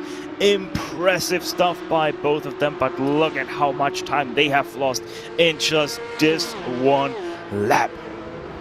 Yeah, absolutely. Pascal Costa and Miguel Vigo fighting hard. You wouldn't expect anything less from these two. And of course, these two teams have been absolutely up towards the front throughout the entirety of this season. But Vigo is fighting for a championship here. Costa just wants to get the best result possible. Another one of those teams that could really surprise. Well, not surprise with a race win today, because obviously they're a very strong team, but could get the race win as others are looking at each other. And here comes Vigo. Nice exit off of turn 3, and as they go towards 4, this should be the move this time. You've got the inside at the right-hander, but then again he was able to go around the outside through this corner last lap. Why can't Pascal Costa? He's certainly going to give it a go. The two are going to give each other just enough room. Is Vigo going to get clear into turn 5? It's going to be tricky, and no, Costa's still there for the two left-handers. Vigo is going to have to try again. Once again, though, Stefan, as you say, they're just costing each other time. Yeah, it is really interesting, this battle. Vigo has the better traction out of corners, but the 15 has the better traction round the corners. This is why they are so equal. But this time I think Vigo has it done and does it. And indeed, through turn number 9, a geodesic car finally in their sights have moved past the 15 for 6th place. I think entertaining but unnecessary is possibly the way to describe that battle, to be quite honest, because I enjoyed it, but whether it was the best thing for both of their races is another issue. Bruno Canero there, showing a bit of disdain for one of the SRM Motorsports Porsches. That's Stephen McGarvey, who had that spin in the very first lap of this race. Well, say spin, off-track moment, we'll call it, through the very first lap of this race. Wasn't too happy with the way that car was going through turn number 1, but of course have a an equal right to be there, as the Cup cars do, as Greg Salmons continues to lead in this race. Orion Race Team ahead of Aztec Sim Sports Volante, then Pure Sims Esports and RPC Esports, with bearing down on the sport category cars, and that is going to produce another set of circumstances for us. The next 6 cars as well are coming up in very short order indeed, the first of which is the only McLaren in the field here today, the second placed championship car of Hugh Jass. There, you just saw it go through shot. This is where the race could really open up, because 6 TCRs very nearly did to the TCR field, and indeed this field as well. So it might well open up some gaps here once more. Look how close they are. 4 cars in a train here, 2 geodesics, and then there's another pairing just up in front, and then the fiercely forward car not too far up in front of these guys as well. So more potential race-changing moments as we... Well, what's going on here? Oh, Orion Race Team with a slowdown. Before we even get there, we've got to change for the lead. Oh my goodness, what have Orion done there? Was it too far to the outside, or was it too far to the inside? Only the replay will tell. There's the slowdown from them, dropping them from 1st to 4th place. This is the helicopter shot we want to see, though. What has happened to Orion? Is it inside or outside? Place your bets once again. It is outside. There it is. A little bit too wide. You see how fine the margins are there, though, because Volante weren't exactly too much further to the inside there, but just enough. You've got to know the limits, and unfortunately, well, even if you know them, you can't overstep them. There you are. Orion Race Team dropped down to 4th. So it's Volante leading, but not the car that was up towards the front and pole sitting not so long ago at 97 car, of course. Got a drive through for the start procedure, so they are a little bit further down now, outside the top 10, I believe. They are indeed still there, but their teammates in the 96 are now leading, making their way through traffic, doing all they can to try and win this championship out through the final couple of corners. It's Volante versus Pure Sims, as we've seen almost all season long. Out and onto the front straight again. This traffic hasn't split these two apart, but it has meant it's now 2 for the lead, as opposed to about 5 or 6, which is what we had not so long ago. Yeah, things change in a quick moment here. There's a pass for 2nd place in the GT4s, as well as here comes 3 wide down the 2nd straight. Easy, boys. We don't want to crash ourselves out here now.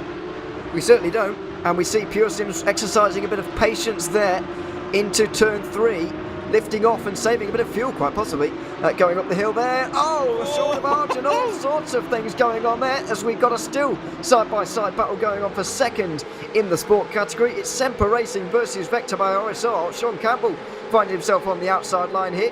This is an aggressive battle, and not what you want to see as a Porsche Cup car, really. I don't even think you want to see this as a Porsche GT4 car right now, because these guys are fighting gloves off right now through traffic. Here comes another pack of Porsche Cup cars, and this could end in tears if they're not careful. It certainly could. Miguel Vigo is next in line with Pascal Costa on his tail, on wide for Semper Racing. That's going to gift the position back to Vector by RSR immediately. So they worked so hard to get through into 2nd place, and one wide moment through turn 6 there, and straight away we've seen Vector by RSR through once more. Sean Campbell gets back into 2nd place. It's Jaroslav Sebula who's the one driving for Semper Racing, by the way. And he's been demoted back to 3rd position. The Alpine Stars Geodesic Racing Echelon car has now joined the fun as well. So we've got a bit of a 3-car train going on for 2nd position. All this, of course, is helping Fiercely Forward, who now have a nearly 9-second lead because of all of this going on. Kozulit's nearly going for a move at turn 1.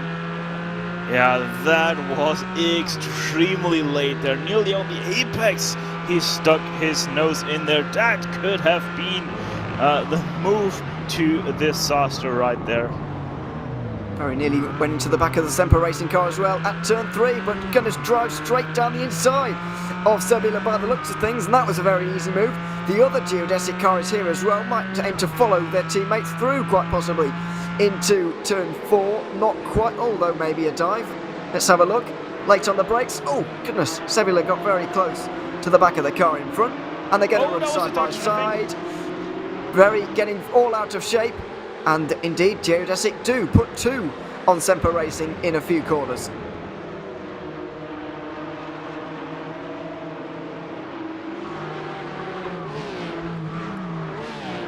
Very close between the two of them, running through turn 4 there. And a little bit out of shape for Sebula, and he loses 2 places for his troubles. Being overtaken by all of the Cup cars. The last of them, Project Supersonic, is just the black car you can see in the background here. So it's about to all be resolved, and we're about to get a clean field here once again in all 3 of the categories. The Cup cars have made their way through, but there's now 5 for the lead. Still, Pedro Berger's the last of them. We did see a battle for second going on with RPC Esports and Pure Sims Esports not so long ago, but this train is exceptionally exciting. This race is staying together for a very long time. We've been going a good 20 minutes now. Yeah, and this right now is also quite great for T3 Motorsport by Manetti. Pedro Berger here can just save fuel and coast to the finish line basically, because being in 5th place, no real trouble from behind either. 3 seconds is to get back to 6th place. He can just relax, save fuel, save tires and jump them just on strategy. Yeah, absolutely. Lap 16, just about to be completed. Volante, Pure Sims, Orion, RPC, Manetti, all here. They come to the final couple of corners. The TCRs won't be far away as well. This is going to become a common theme, and we're going to be lapping cars at almost a constant from now on in towards the end of the race. Admittedly, less cars than we've seen in some of the previous rounds. Thinking back to Motegi, for example, where there are about 50 cars on the field, on the grid, excuse me. A little bit less this time around, but some of these guys will be certainly thankful for that. And they'll be just making use of what they have. So, as I say, lap 19 at the moment. The fact they're running in a train as well also kind of backs up my prediction at the start of the race that this might well end up being in a 3-stop strategy. If we say this race is going to be just over 4 hours, a little bit of fuel saving in there, surely that's going to be possible for these guys to do it on 4 tanks of fuel. Yeah, could be a question answered, but you also have to be extremely lucky with this traffic, or this train rather, staying together for all those stints, and with varying strategies, maybe one team even trying to short field to get exactly to the halfway point to get those bonus points. You never exactly know how it's gonna play out, but anything that is possible might as well be happening. Yeah, absolutely. But these 5 just getting away from the rest at the moment. It's Miko Vigo leading the charge from behind. See if he's bringing anybody with him at this stage. Is Pascal Costa able to stay with him at this stage in the Impulse car? Well, yeah, the 2 of them making some inroads. Here they are, on board with Costa at the moment. They're about 4 seconds from the lead, which is remarkable considering he's 7th place right now. But that's the way this race has gone. They don't seem to be pushing absolutely hell for leather out front either, whereas these guys are. I know I mentioned it earlier, but it really is impressive to see Miguel Vigo get up towards front in such short order. It's only 25-30 minutes into this race, and we're already seeing him in the conversation once again for the race lead after qualifying seconds. Goodness knows what he could have done if he'd have actually started from there.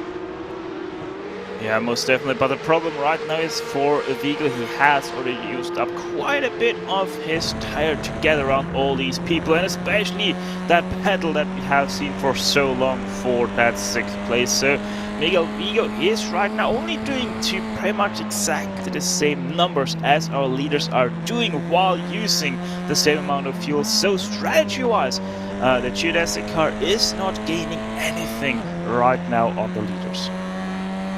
It's very difficult to, indeed, as we go back to TCR. Impulse Racing on the back of Full Send Racing, and you heard there, bit of lifting off.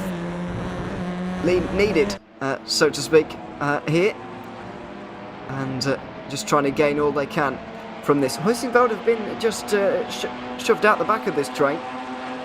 that's exactly what Impulse need to do here if they're going to overhaul the 84-point margin, excuse me, not 84, 64-point margin that they come in to day with in deficit to the Huizenveld car, plus awarding those halfway points at lap 82, coming in just over 60 laps time.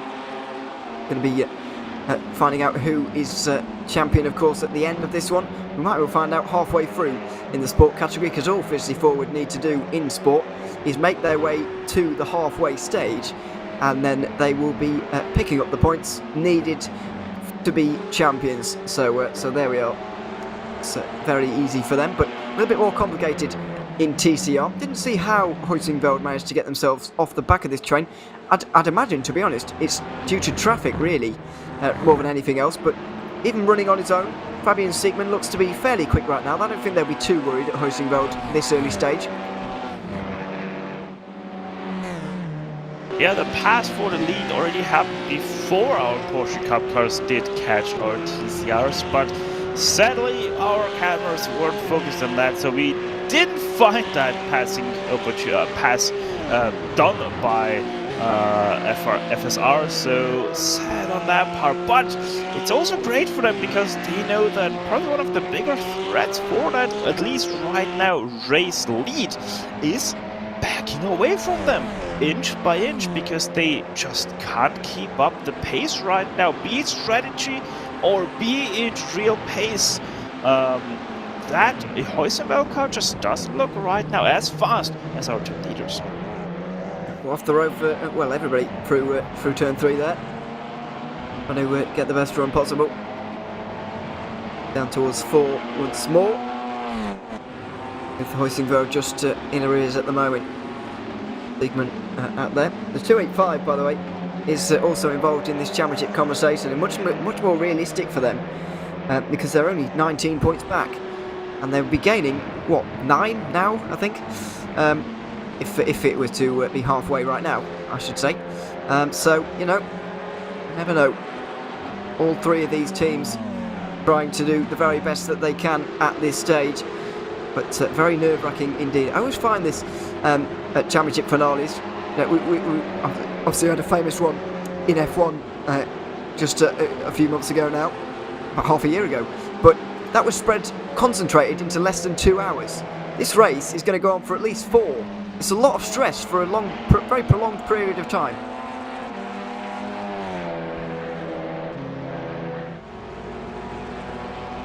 Wouldn't like to be a part of it, I have to say, as a team, or a driver, indeed. As we got a slowdown penalty there for for Impulse. That might be exactly why Huizenveld are quite so far back at this stage. Because these track limits violations, these slowdown penalties, so easy to get. Impulse just got one, and now we've got Full Send Racing out on their own in the lead. Yeah, this is sort of great for Team Huizenveld right now, because Impulse is still in the draft. No, actually, they're not in the draft range anymore. 1.2 seconds. So Impulse Racing will have to do it literally all by themselves on pace to get back to that lead. So FSR might have been able to really luck out here to maybe get away with this lead, but this will also show now Impulse's true pace if they can get back to FSR. Here come the Cup cars as well, just to make things even more interesting. On board with Bruno Canero, chasing down the race leader. Aztec Sim Sports Volante have led quite a lot of this race now, ever since the Ryan race team fell back after their slowdown penalty, and indeed their teammates had taken on their drive-through. Dear me, a bit of indecision there from Canero. He's going to try and follow Volante through of that TCR, but not able to for the penultimate turn, and this is going to open a bit of a gap between the two of them. It's only half a second, but you can see the effect of the traffic. Only 6 or 7 cars have they gone through, but it has really caused problems in this field. Well, not problems per se, but certainly caused gaps in this Cup car field. RPC Esports just staying in touch, but look at Orion Race Team and T3 Motorsport by Maniti. They're a good deal back at this stage. It's a lot more spread out than it was only 2 minutes ago, only 1 lap ago, because of this traffic here. It's just the effect of traffic that we're going to see all day long, and especially throughout this first stint in the race, all the traffic is going to be quite concentrated. At the moment we're seeing, a few laps, clean air, where the field closes, and then 1 manic lap of traffic where it all spreads out like we've just seen. Yeah, we are in the midst of the Austrian Alps, so slalom most definitely is on point for these guys. They could take those Porsches down a slope and would still be perfectly capable of completing the course. But yeah, it also opened up the gap to Heusenfeld in 3rd place in the TCRs, because they were quite to the back of Impulse, and now they are about a second back, as these guys are clearly not. Yes. They are absolutely going hell for leather here, and well, I'm not sure why, but it's very entertaining. You see them chopping and changing all of the time here in the sport category. I think they realise 54 would have just gone here, so we might as well fight for second, why not? And that's what they're doing right now. Geodesic briefly had the first 2 places in this group, but they haven't anymore. Even the first place is under threat from Sean Campbell, who's firing it down the inside for Vector by RSR. He manages to get 3rd in this race at least. But not both of the geodesic cars at once. That would be a little bit too greedy. He's going to stay behind for now. But these 4 absolutely not showing any mercy to each other at all, and just going for this. Once again, maybe not the most tactically sound thing to do at this stage in the race, especially considering we've got an increasing gap to the leader in this category. However, it's entertaining as Sebula gets it wrong. He said that mistake very easy to make. We've seen it twice already from 2 Porsche GT4 cars.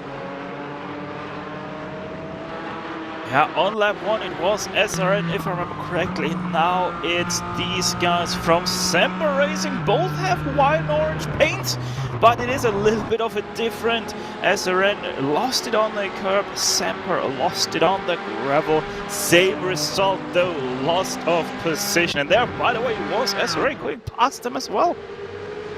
Yeah, just for a bit of irony. Not the SRN car that's been off, that's still a little bit further back. 7 seconds off the back of the train at the minute, but maybe 6 seconds actually. But yes, it's still a bit of irony there. You see that? There, the gaps up front, and they're not big. To give you a clue, see them all there. You can see basically the top 10 in the race in one camera shot here. This is remarkable. We've been racing for a good 23 laps at this stage now, good 35-40 minutes. And this race is just not separating at all. I just say the slipstream was going to keep things together, but I didn't quite think to this degree the race would stay this close. But this is also the great thing about the new Cup Porsche that we have, because this wouldn't be a thing in the old Cup Porsche. Such a hard car to drive it was, power oversteer everywhere. Quite the opposite with this car, much more moderated, with obviously the bigger aero packages on top of this 911. It is such a fun car to drive. It is certainly a lot more planted than the previous Porsche Cup car. Interesting to see what's happened in TCR here, because we've had a big change in this race. All of a sudden, the 285 is plummeting. 5th place. Here it is. Oh, that has damage as well. Yeah, damage. It must be, the 2 events must be connected. Oh, that is heavy damage. Yeah, not like we saw for the Impulse car, which had a big smack on the wall and basically walked away unfazed. This car is going to have issues, and this is, of course, 2nd place in the championship, the most realistic opponent to Team Heusenfeld's championship lead, to stop them from going 2 consecutive years in a row as champions of TCR, and they've had a major setback early on in this race. We'll try and get a replay as to what's happened here. They were leading, they're now down to 5th. The odds are stacked against them. Impulse Racing might well have been involved in this as well, because Heusenfeld are all of a sudden leading. These were the front 2. What's happened here coming into turn 1? Oh no! Oh no! It's a Cup car. It's a poor rejoin, I'm afraid, and it has had dramatic implications on this race. It's a poor rejoin, it's a horrific rejoin by fiercely forward Alessio Benner. Oh no. That is not how you do it. No. Impulse Racing, the 222 also with damage, 233, excuse me, with damage as well. Oh dear, Alessio Bender, in the reigning champions car, fiercely forward. That's the cup category car, that is. Getting, at first the rejoin was bad, but then stopping completely on the apex there, or not on the apex, you understand, but on the racing line. Just completely stopped where you'd want to be, and I'm afraid it has had dramatic implications on this race. The 285 in the pit lane, surely now their championship is as good as over.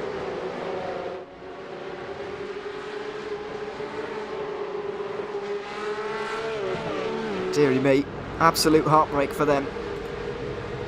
And they are going to be very angry with that one.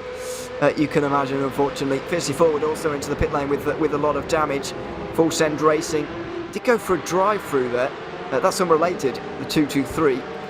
Going for a drive-through. I think it's unrelated, but they've been for a drive-through at some point.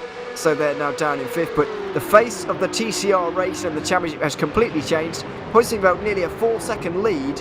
And their two main rivals involved in that incident now with damage. The ball is very much now in their court. Yeah, this is great for Team Heusenfeld. Didn't have to do anything, just sit still and wave when going past. This is not exactly how you want to do it, and of course you always take it if you get a chance presented on the silver platter like that. Exactly, not the way you'd want to take the lead, but if it's given to you, then you're not going to say no. Through the final couple of corners in the sport category then, as these guys are bearing down on lapping the TCR cars for the first time today as well.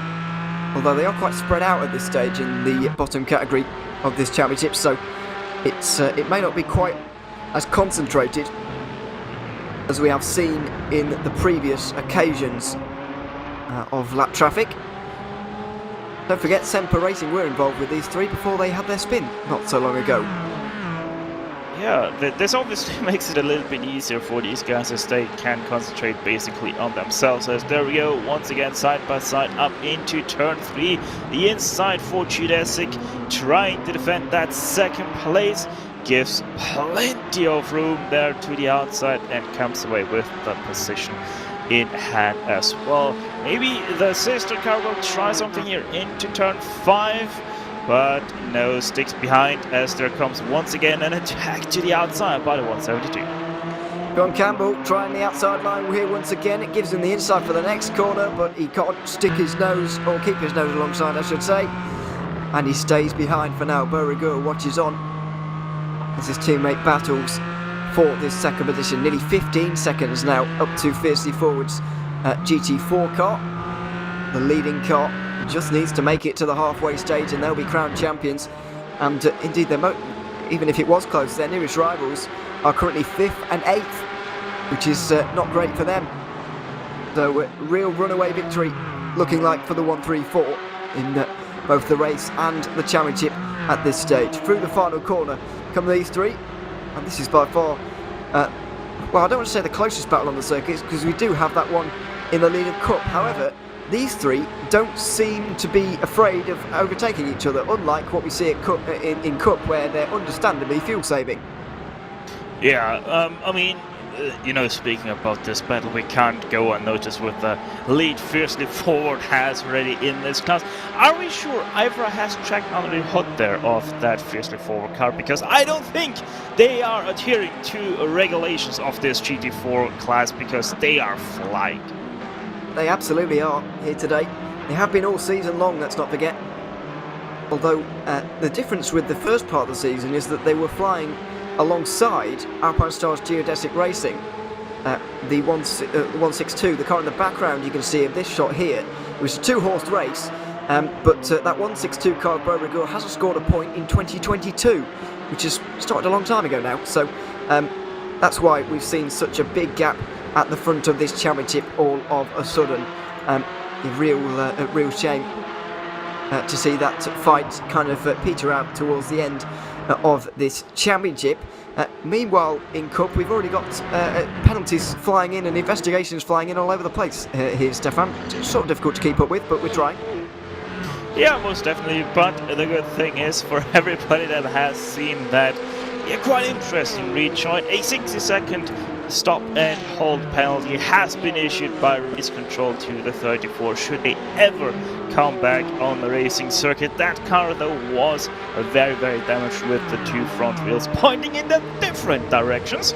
So I would be honestly surprised to see that Porsche come back out again. I would be as well. Surprised to see that. Of course, you've got to be within 90% of the... he can't go 17 laps down anyway, otherwise they won't be classified at all anyway. So, got to be fairly quick with that repair. But yes, didn't take long to decide on that fairly severe penalty either. Just showing the kind of severity of the incident that we just saw. Not least because it took out 2 championship contenders in another category. But the nature of the incident itself was bad enough on its own, to be quite honest. As we see the Cup cars, the leading Cup cars, going through the leading Sport cars once more. Those battling over second in Sport are going to get a fright, and here they are.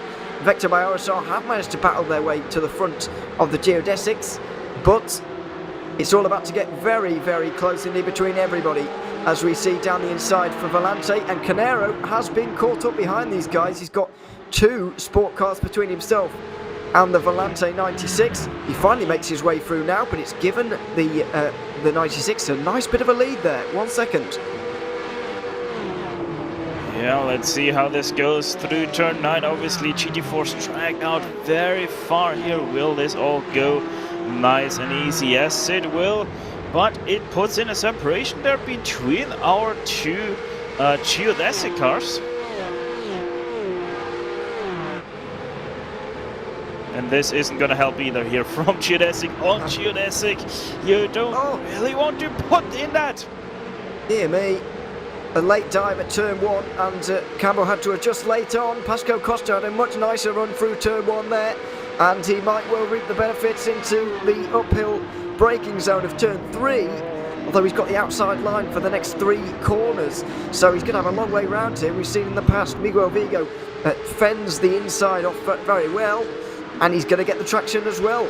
So nicely done, and he holds on to 6th place, although he's going to have to do some more defending now into turn number 4. Pascal Costa has late braking on his side, the outside line as well, the inside for the next corner as well if he can hold it there, but Miguel Vigo makes sure he can't, and he holds on to 6th place. Always very interesting when cars lap teammates, because sometimes they can actually benefit and sometimes actually hurt some of their teammates, which is always a little bit ironic, a little bit almost amusing to see, because they're supposed to be teammates. But anyway, looks like Vigo is just about held off from all of that, from maybe a questionable decision to dive down the inside at turn number 1. Yeah, indeed. It could have been a little bit difficult if he would have really tried to pull it off. I mean, he did stick it in there too wide, but he also did stick it in too wide for that 2nd place GT4 car, so that's why it all evened out in the end, and even brought back his teammate, his 2nd teammate, into the picture there again for that 2nd place fight in the Sport class. However, as we can see, a big rip now in the top 5 of the Cup cars. Yeah, certainly. On board with Greg Salmons. Remember when he was leading the race? It seemed like an age ago. But so much has happened that it wasn't actually that long ago, but it just seemed like it. Our RPC there, I think the first real illustration just given to us there in full view of how much fuel saving is actually going on at the front here. We've been talking about it all day. Can these guys make it on 3 stops? They're going to need to make it to lap 41 if they do, and I think some of these guys, if not all, are actually fuel saving quite heavily to make that happen.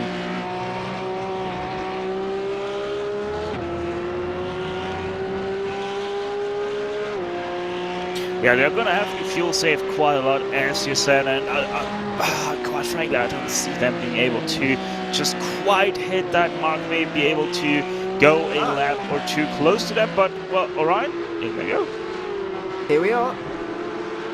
Is this a scheduled pit stop, or is this a bit of a strategy play? I just wonder. It's so early compared to the, well, I say so early compared to the rest. We haven't seen when the rest are coming in yet, but it seems early. at this stage in the race. We've barely been going 45 minutes. And they're in. Is that not a bit... It seems a bit early to me for a Porsche Cup car to be coming in. Is that not a bit early? Yeah, I think so as well, that it is quite early for a Porsche Cup car, so wouldn't be surprised if this is some strategy call here by the Orion team, just maybe saying to themselves that they think that they are faster than Geodesic and try to do something here. Strategy, go short now and then long for the seconds into, I don't know, maybe reach the halfway point like that. I don't know. Yeah, it's. I was thinking the same thing actually. Are they trying to get a different way? Yeah. Anyway, trying to put my thoughts down into words here. It's a little bit difficult. It's a strategy talk, all this. One thing that Orion we talked about this a little bit before the race, Orion won't really be that bothered about the halfway points, to be honest, because they're not quite, well, they're not involved in the championship at all. They can't win it mathematically. So I just wonder if they're taking aim at the very end of the race rather than the halfway. Obviously, these guys, like the 96 and the 16, need every single point they can get. If there was 1 point on offer for a sprint for a lap, then they'd have it, to be honest. They need them so badly. But Orion really aren't that bothered, so I just wonder if they're taking aim at the end of this race, hoping that it goes green the entire way. Maybe this is more an efficient way to get to the end of the race rather than at the halfway distance. Yeah, only time will tell what exactly their plan was. Was it just to get out of traffic, or was there something more in behind that? Was it for the halfway point, or was it already thinking for the end of the race to be there and challenge for the win at the very end of the 163 laps? The Red Bull Ring here, we'll see. But one thing that we haven't seen is the pass for P2 by RSR on Geodesic. They have been able to get up to second place, and more crucially, they have been able to lose the 162. They have indeed. Somehow. Well, I don't know how that's happened. Well, I say that. It's kind of slowdown distance, isn't it? That almost 2 seconds margin. I reckon there may be a slowdown involved there. Because, well, I'm just speculating, of course, but this battle has certainly changed. Is it? They're indeed. Well, they're fairly far apart at this stage. This is the move. Wow, that was great. Great move. Late on the brakes, or at least an attempt here. I'm not entirely sure if they're going to be able to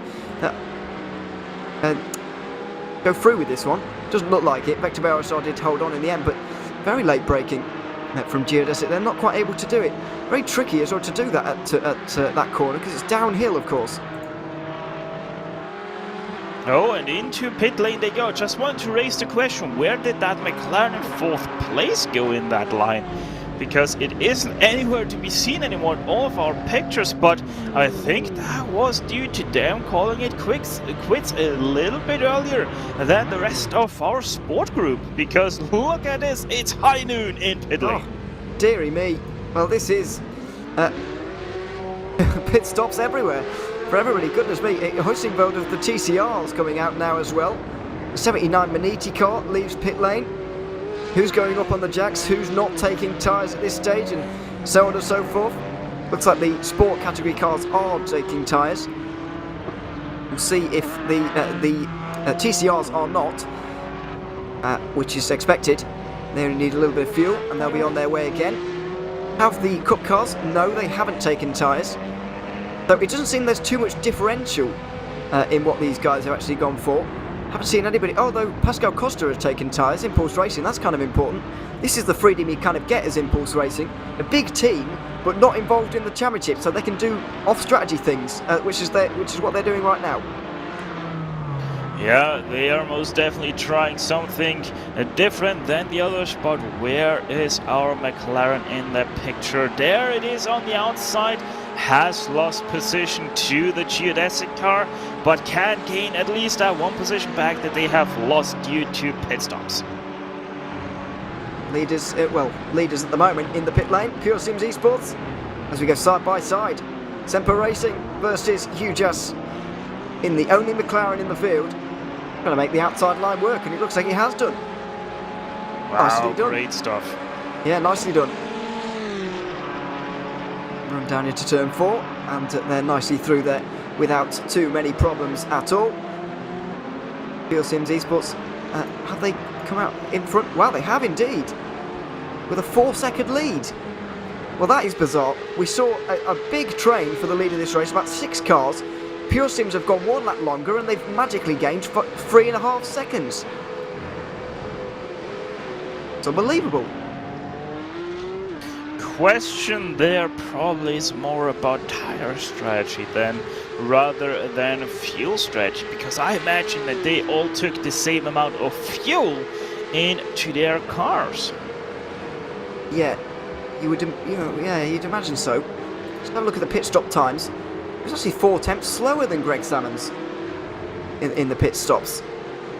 So I just wonder, is everybody coming down to pit lane at the same time a great idea in terms of time-wise? Has that costed, or has that cost time for these guys? I just wonder. It's not something we really talk about a lot.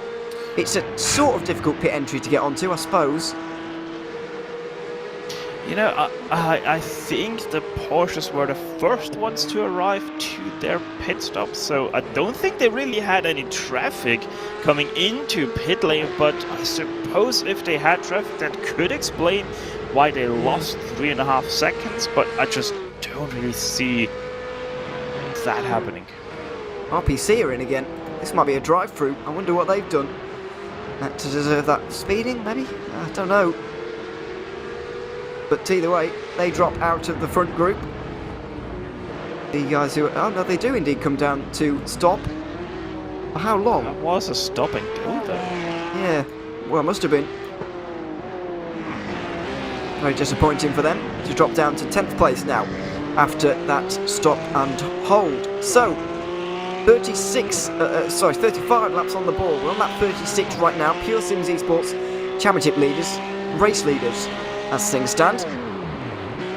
And there's clutching in going on from everybody as well. We went about 32 laps there, so we're talking about 5 stints today, not 4. And we're struggling to get to 5 stints as well, looking at this. 32 times 5 is not going to make 163, is it? So there's going to be some fuel saving, even more, have to be done in the second half of this race, or at least in the next part of this race. And the remainder of this race, of course, where they're going to have to go 33, 34 laps throughout stints. Yeah, going right like this right now is only going to redeem them, or it's only going to get them to 160, so they need 2-3 stints where they can stretch that one more lap. But yeah, once again, I just don't see them being able to put in those numbers. If they are on the first stint, where even a team like T3 has been in the draft every single lap of this race, they weren't able to go any longer than the guys in front of them. So that means that this is the absolute maximum these cars can go to fuel-wise. So they might just need the one splash and dash at the end. Yeah, absolutely. If you can avoid a splash and dash, of course, then you'll be absolutely in the money, especially if everybody else is taking one. But also, the effect of safety cars, if there is indeed one, just one, it's going to completely turn the face of this race on its head, which is going to be exciting. Looking forward to that, if indeed it comes. But I'd be quite happy with a green flag race at this stage as well, because it's been very exciting so far. The first hour of this race very nearly has absolutely flown by, and hopefully the rest of them are just as entertaining in the 700 kilometres of the Red Bull Ring. It's the IVRA Clubsport Series finale in 2022, and the Cup race is very, very close indeed. This battle for second in Sport has been enthralling so far as well. PCR has seen drama in the first hour to add to all of that, so it's well worth sticking around for. Very much looking forward to bringing you the rest of this race as we approach 1/4 distance of this one right now. But Geodesic in this battle for second, they're now nearly half a minute behind Fiercely Forward, but they're not worried about that. They finally managed to get away, sort of, from Vector by RSR. This is the biggest gap I can remember either of them having on a Vector by RSR car. Yeah, it most definitely seems like that right now, but the good thing is, at least for Vector RSR, that they are still in close contention for the second place, and don't count out UHS, they're only 1.5 seconds behind that second geodesic car, so that McLaren is trotting along quite nicely as well. I've noticed that about the McLaren. Never starts off brilliantly, but really does get into these races the longer they go on. And that's how they've managed to get themselves into second in this championship so far. Incredibly unlikely that they'll win from here, but they'll keep plugging along, at least to try, if it's only for second in this championship, because SRN Motorsports came into the day only 3 behind them, which is very close indeed. Meanwhile, on board with Miguel Vigo, he is in 5th position at the moment in this train that's formed for second place, headed by Greg Salmons and Orion Race Team. We've got Volante just in 3rd, Maniti just there in 4th, but not the championship contending Maniti car, our lad. And then we've got this geodesic car with a bit of a dive on one of the TCRs. A teammate, of course, of 2 free back sport by Maniti. And, well, unconventional, but they made their way through. A little bit surprised that they went for left side there, geodesic, instead of the right side. Obviously, normally you would always leave the racing line on a straight out of a corner to the slower car. But either way, made it work quite nicely and didn't lose pace either. So this is going great, but it does seem like the geodesic is struggling a little bit to keep up with the 3 cars ahead of them, just not able quite as well to save fuel and keep up. So it seems like into turn 4 they didn't save fuel and thus gained back that time again. Saving fuel has become the words of the day, really, and will continue to be. About 25 laps time, we'll know who has saved fuel well and who has not. The halfway point's not really a worry in terms of having to do something strange on the strategy. I thought we might be struggling, we might still be going on fuel at this stage, but obviously I was wildly out with that calculation. About 10 laps out, but either way, they'll not really be worrying about fuel in terms of the halfway points, but they will be racing for them. Meanwhile, we're on board, and this is a camera angle you won't see too much of. Impulse Racing, and Nathan MS is having to look up a bit more than normal because his bonnet is in an unconventional position there. Of course, a result of the damage picked up when the Fiercely Forward car rejoined at turn 1. Pulse End Racing's 285 went straight into it, and Nathan MS had no choice but to go straight into the back of everybody. And this is the result. Remarkably, this car has stood up very well to the apparent severe damage you can see there, but it's really not severely affecting that car at all. It's still running at a very good pace. The pun was there 3 times. I'm a little bit disappointed you haven't gone for it, Ewan, but yes, that contact most definitely has done a mess of that hood. There we have, went for it. No, we can check it off our bucket list, but yeah, no, Nathan MS most definitely quite surprisingly even being able to stick with that Heusenfeld car. The question though is if they're maybe being dropped by whatever reason of that draft of the Heusenfeld car, will that impulse car still be able to perform as well as it does in the draft of the Heusenfeld car? That question will only be answered if we ever get the chance to see the impulse car on its own. Yeah, it can't be. Well, we might be about to see it in clean air at the very least, inside line of Heusenfeld, and we might be about to have a change for the lead here in TCR. Fabian Siegmann has almost pulled over and let him have that one. The 2-3-3 on the inside line, but now this may be becoming a problem, or this may be a problem. You saw there, Ames managed to pull alongside Siegmann, but once he was out of the slipstream, hit an absolute brick wall, and I think that that car is being affected in terms of straight line speed. It wouldn't be a surprise looking at the front end of that thing at the moment, but you saw when it pulled alongside there was no straight line speed in that impulse car at all. Yeah, it right now at this point in time, it does perform aerodynamically like an RS3 should perform, but once it pulls out in clean air, it most definitely seems like it performs more like the Audi 90 GTO than the Audi RS3. So if you don't know the Audi 90 GTO, it is most commonly referred to as the brick. Yes. It's absolutely fine while he's sat here because he's basically using Siegmund's Audi to push him through the air. But once he has to use his own, then a problem arises. And this might result in a bit of cat and mouse here. Hussingveld might realise this and might want Impulse to lead. But obviously it can't be doing wonders for their fuel consumption either in this situation. And the TCRs are in just a precarious situation as the Cup cars are and the Sport cars. Everybody's quite on the limit here. And obviously more drag, more fuel consumption, easy maths really. Hussingveld might want Impulse to actually lead for quite a while because they'll basically burn fuel and be out of the race that way. Yeah, I mean, right now, if I would be Team Hussingveld, I might even try to go for the move of trying to let Impulse pass because you do have 13 seconds. But we all know how this can go if you're trying to let someone pass and they are not willing to give up that draft position. It can create stuff like the cheddar detection point for the DRS zone. Yes, I forgot about that somehow. But cat and mouse certainly could very much occur. As you say, I think it is worth a try for Siegmund because, as you say, they've got 13.5 seconds back to the 222. So might as well give it a go. Don't know if you don't try. Big development though in the Cup category. It's battle for second. I think there's been a car at the Volante car. Which one is that though that we've seen off the road?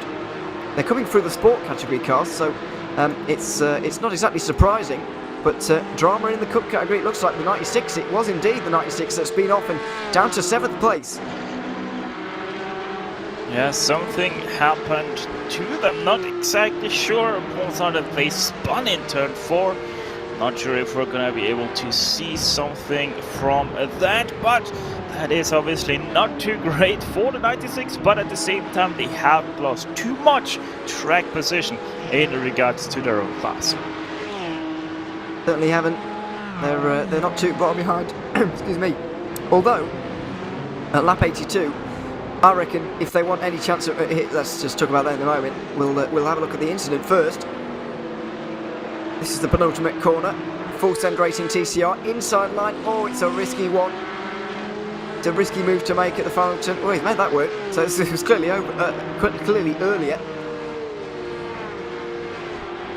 on in the piece. We'll try and find it, but there's a lot of stuff that's happened so far to fish through to actually find it. He's already dropped back at this point, and this point, I think. Yeah, so we're behind Maniti at this stage. I think it was turn 4 where it happened, a little bit earlier on in the lap. So we'll yeah. There we go. Well, we're behind Maniti already here, so well, maybe this is the one. Yes, not sure.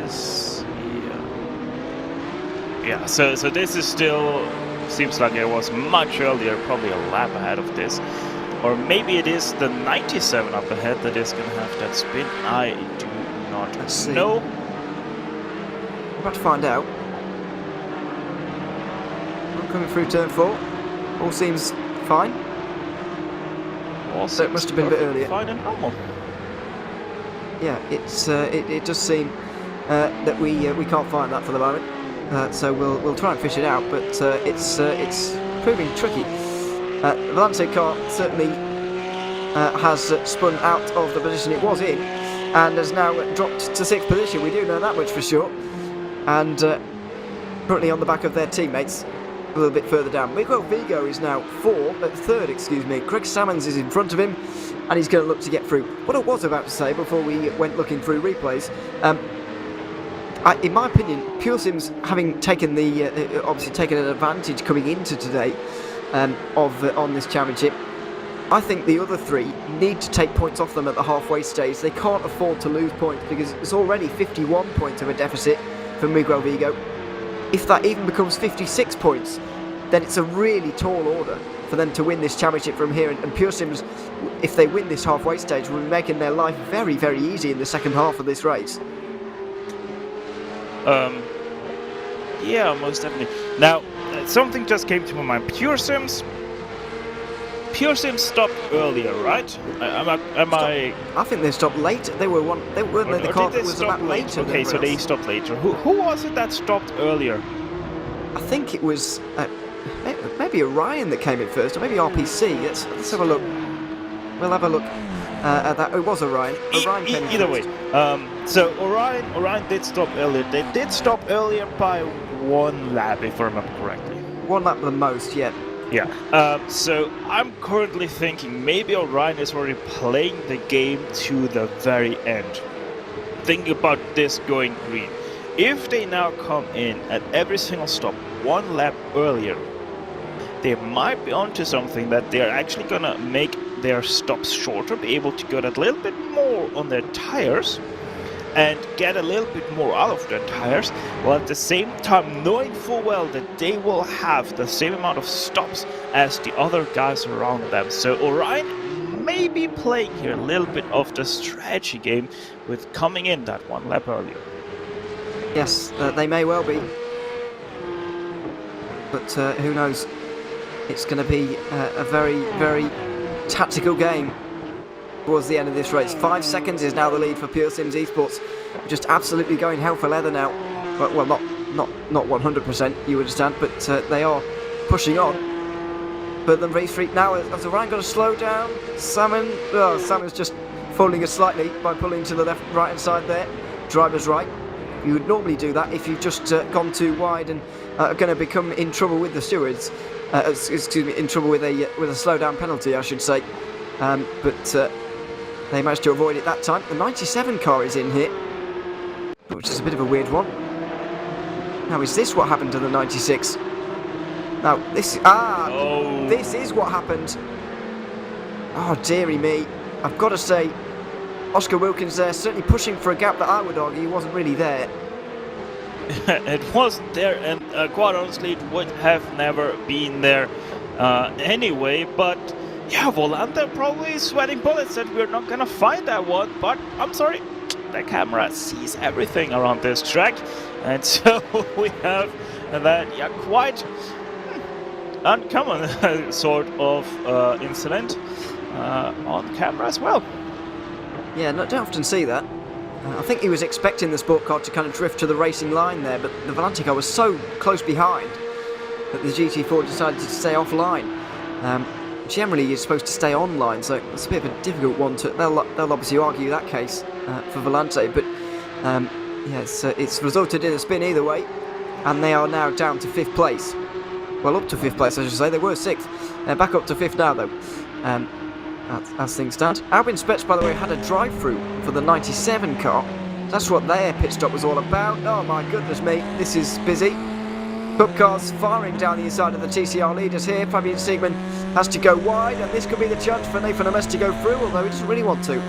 On the front straight right now, goes over the line, and if we just listen in, or try to, a little bit closely into turn number 1, there's going to be a bit of lifting off here. Yeah, there we are. Oh, and also just in 79, that's T3 by Maniti. They have been hit with a drive-through penalty, causing a collision in turn 3 with a 97. So the Cup cars seem to be the trouble spot here today a little bit. They certainly do.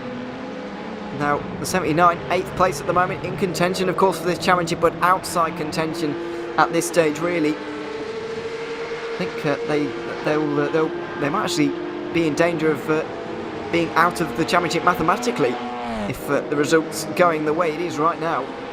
They do have to be careful of that. But yes, going in for a drive-through pretty soon, you would argue. We'll come back from, I've been saying Fabian Siegman for the last 17 laps. It's not him. It's Patrick Kubinji now who's driving the Huizingbeld car. The reigning champions, of course.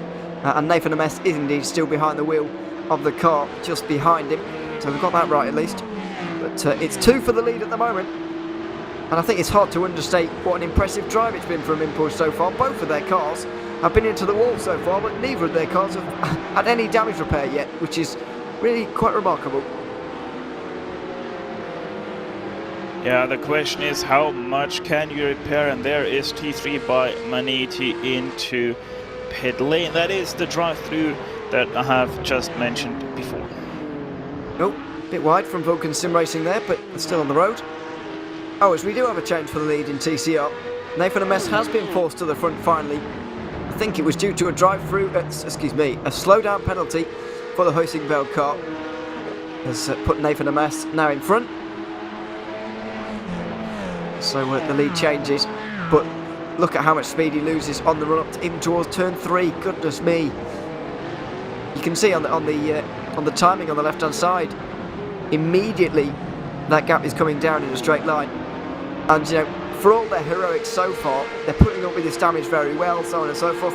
But if they can't get that down, they can't get that fixed a little bit better, they're going to be in real trouble later on in this race, really, in terms of making this work. So yeah, I very damaged at the moment in a straight line, particularly. You know, they're going to really struggle to get through on anybody and hold anybody off as well later on, unless they can do something about the damage. Well, once again, I'm going to raise the question. 13 seconds the gap is between Team Hoisingveld and Impulse Racing in P3 for TCR. Will the 248 stay behind, save fuel, and gain the advantage back on strategy? Only time will tell when they catch that Impulse car. On board with Miguel Vigo, applying the pressure to a Ryan race team, nearly 50 laps into this 163 lap race, 700 kilometres here at the Red Bull Ring. Bit of clutch, but not a lot of clutch going on into the 4th turn there. And Hoisingveld have indeed gone back into 1st place. Are you a little bit surprised, Stefan? I'm a little bit surprised. Are you a little bit surprised, Stefan, that they haven't made Impulse kind of sit out front there, or have they just decided we're going to lose too much time doing this, I suppose? I kind of want to see the replay, because I'm suspecting that Impulse went off the throttle and let them pass. It seems like it happened into turn 1, and that's not often a place to make a move. Yeah, they were a second or so ahead of Hoisingveld, and now they're about a second behind Hoisingveld, and there's only one thing that normally means. Exactly. You might be about to see it as well, just towards the end of the previous lap. There may have been a slowdown for Impulse. Let's find out. Do we join them in the final turn? And it won't. Oh, he's already behind. Oh, it already happened there. Ah. Oh, no, that's the other one. Oh, what is going on here? So, Hoisingveld are letting... So that's the initial change, I believe. That's the first change for the lead. Okay, so we're going back in time a little bit here, chronologically, and then moving forwards to the second change for the lead. This is where we started to note the lack of straight line speed that the Impulse car had.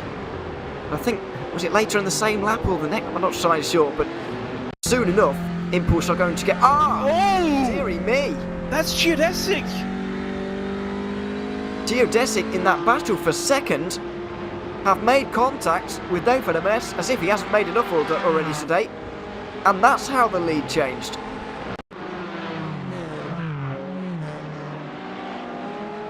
Oh dearie me. And it hard into the wall as well for that 164. I would want to see that from the 162, because that is weird. It is weird. Now, the TCR car, smoother line behind. Yeah. Okay. That brings light to the event. So Geodesic missed the corner, had to slow down.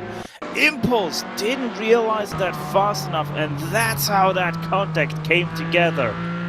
Wow. And it was a wild ride, I'm afraid, for the 164. They'll be dropping down, or they already have done. Impulse Racing, fortunately, get away with that one. But they have lost the draft of Team Hoisingveld, and you'd expect that gap to balloon now. but a real shame for Geodesic. Just one of those strange TCR and GT4 interactions, really.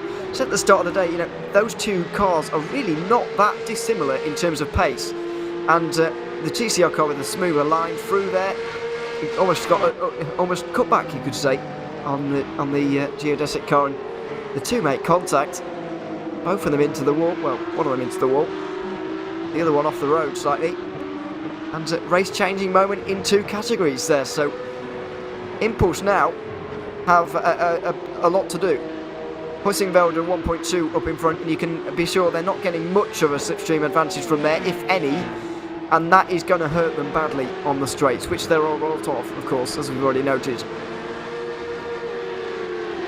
Yeah, and the 164 rather directly into pit lane as well. Have been sitting there for already over a minute, so that spells disaster for the 164. If they have too much damage, their race might be done and dusted right here as well. Now then, this battle is set to be a little bit closer. This stint absolutely flying by. We're nearly towards the end of the second stint of this race, about 10 laps to go, and we're really going to get to the crunch point. The real question is, can Orion take this any further? Now, they were in the slipstream for most of the last stint, and they were still one lap earlier than everybody else.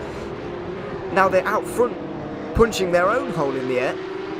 Surely they're not going to be able to go much further here. They may well end up doing whether they plan to at the start of the day or not, they may well end up what you said a few laps ago about the shorter stops in this race. Might they accept that they're not going to make it on that set amount of pit stops and just go for these shorter stops instead? Going to be interesting to see. Also going to be interesting to see if the tyres are taken at this pit stop or not. I would say, a bit of an awkward one really, because we're expecting 5 stints in this race, which doesn't divide up very well. You can't really have 2.5 stints of tyres. It doesn't really work.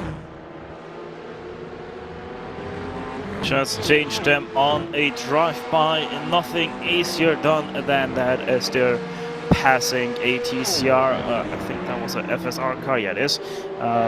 So doesn't do them any harm because they'll get past before the apex of turn 9. We're out on the front straight again. A couple more TCRs to negotiate. We're getting a bit more spread out, so the traffic a little bit less concentrated, which will be a relief to some. Into turn 1. And just under 4 seconds is the margin between Salmons and Canero. Possibly driver changes coming up here soon as well, let's not forget. And I'm trying to remember what the drive time limits are. I think it's 4. Is it 4 hours for this race, or 3? I don't know. As we've got contacts between the Cup car and the TCR there, and Vigo with a good run here, whether he wants to go through or not. I get the feeling that he doesn't really want to go through here at this stage, and you can't really blame him. Just willing to stay behind for the moment into turn 4, and these three are going to stay like this quite possibly until the pit stops. I see no reason really for Vigo to try and go to the front of this group.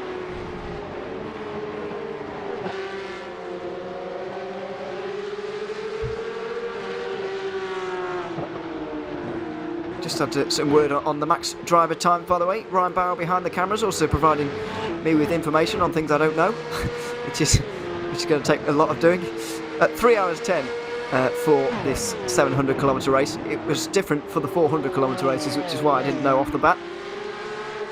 Because those races, of course, are a good deal shorter, limited to 4 hours. We're limited to 6 hours here today, but I can't imagine we're going to get anywhere near it. Might be hitting the 4-hour mark, to be honest. 4 hour 10 maybe. Here today. Very short, but hardly unexpected, Stefan. The average speed around here is very quick. It's a very quick circuit. Yeah, I mean, that is the great thing about this track. The laps just click by in an instant, and you just don't realize that, all of a sudden you are on the front stretch out of fuel. But no, in all honesty, as I said, it is the great thing about this track. It offers so many passing opportunities that you're on a constant threat of being passed, or that you're under constant pressure of maybe being able to pass. So it just is that kind of circuit, and it has great flow as well that helps as well. So these guys most definitely are enjoying their time, and they are most definitely looking forward to finally have this season taken off as well. Yeah, absolutely. 28 laps from the half distance, and more traffic for the guys in second. Bit of a dive into turn 6 there, but making the move at least, getting through on the impulse car, and they all fan out around through the next right-hander as well. And Maniti here as well. The 78 car, let's not forget, not the 79 that is involved with this championship. So that is important to note. The only real championship contending cars involved at the front of the field is of course the Pure Sims car leading the championship and the race. And then in the middle of this train, Miguel Vigo in the 62. He's 51 points adrift coming into today. If the race were to, or if halfway were to strike right now, he'd become 60 points behind. And then all of a sudden, it becomes a much more difficult task for him to win this championship. Even so, with a margin like this, Pure Sims are very much in control of their own destiny.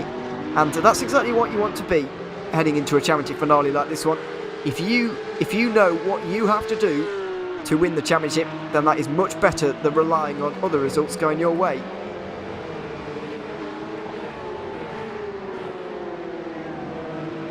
Yeah, exactly. It is always better to have the opportunity in your own hand, in your own ballpark, and not to have to force something from the others or hope that something gets forced from the others. So they are most definitely in the most comfortable position of all of the teams in contention. I mean, it is pretty much the same thing for Team Heusenfeld as well. They just have to stay calm, have to be here in first or second, and they're pretty much guaranteed as well to win this championship. Certainly are. 3.5 seconds now the gap for the lead. Nico would really like this to close, but he would really also not like to stick his nose out front here into the clean air at the same time, so he's got a real conundrum here. On board is Nathan Ames once more.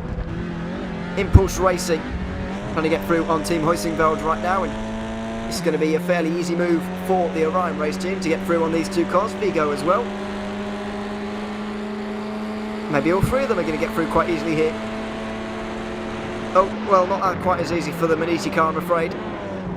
Got the Heusenfeld car stuck up on the inside, and Ames is going to get himself involved here as well. Not ideal for the 78, but when is traffic ideal, I suppose? The question you have to ask. Gap now only just over 3 seconds. Canero clearly has been balked by this little bit of traffic over these last couple of laps, because all of a sudden the gap has closed. Here he is. We haven't seen much of him in the Pure Sims car, but he's just controlling this race at this stage. Yeah, he has lost a second and a half, I think, since this stint started on lap 33, so he's most definitely on the wrong end of the stick right now, traffic-wise, or maybe it is just him dropping off the pace a little bit. You never know what exactly the reasons are if you don't exactly have them on your screen. But once again, look at this, 2 cars right in front of him. He has to wade through turn 10, Bruno Canero being stuck a little bit in traffic, it seems, and that's why he is dropping. There's also a pass by the RSR car on UChas. Certainly, well, it's an attempt, but not quite a success into turn 1 there. Outpost charge here at Nissic Racing, and Bo Rigo have finally been able to get himself away from that Vector by RSR car who's been battling with all day long. Now Ted Lowendick driving that car. The RSR car, that is. And Antonio Alvarez, who qualified for UJAS, is now out here in the top 3 in that McLaren. Good to see the fights in sport so far this race. They've easily been the most entertaining, and they've been toing and froing all day long. Not least for this Vector by OSR car. Every time you point the camera at it, it's going side by side with somebody.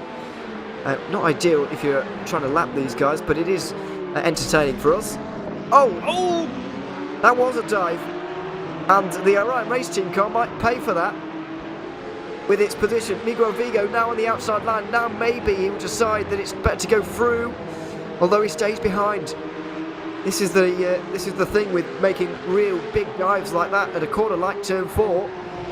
You can get yourself into trouble very easily, and they just did there.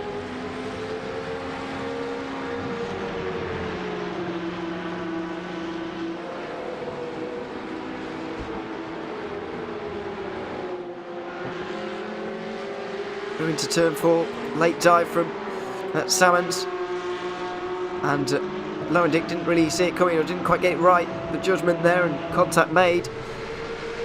In the end, the RSR car hurt a little bit by that. The Cup cars especially as well, as the gap increases to 5 seconds at the front of this race. Vigo didn't really want to fight too hard to try and go through though at the same time, so tricky. He's in a real tricky situation here, Vigo. In my opinion, he really can't afford to lose these 5 points. I know it's only 5 points, but he's already 51 down. So a tricky situation. Very, very tricky. Because then again, he's got to overhaul a Ryan race team as well before the halfway stage, which is not going to be an easy overtake.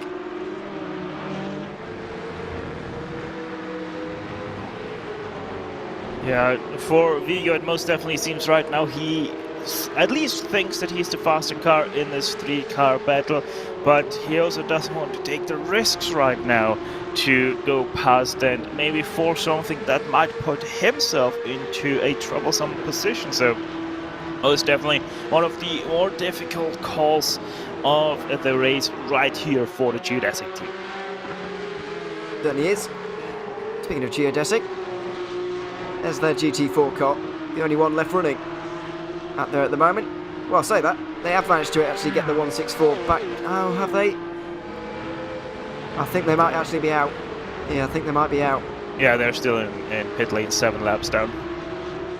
Yep, 12 laps down overall. So, yeah, 7 laps down in the GT4 race. If they go 17 laps down overall, then they'll definitely be out. So they've got to get out very quickly. And even then, I don't think they will be out in time to be classified. So that's a shame for them. To add to the obviously other retirement we've got today, fiercely forward, Alessio Bender, after that incident at turn number 1, is out of this race, leaving us with 27 cars to compete with the remainder of this season. 104 laps to go of this season until the end of this at the end of this race, of course. At 59, not too far away from pit stops now.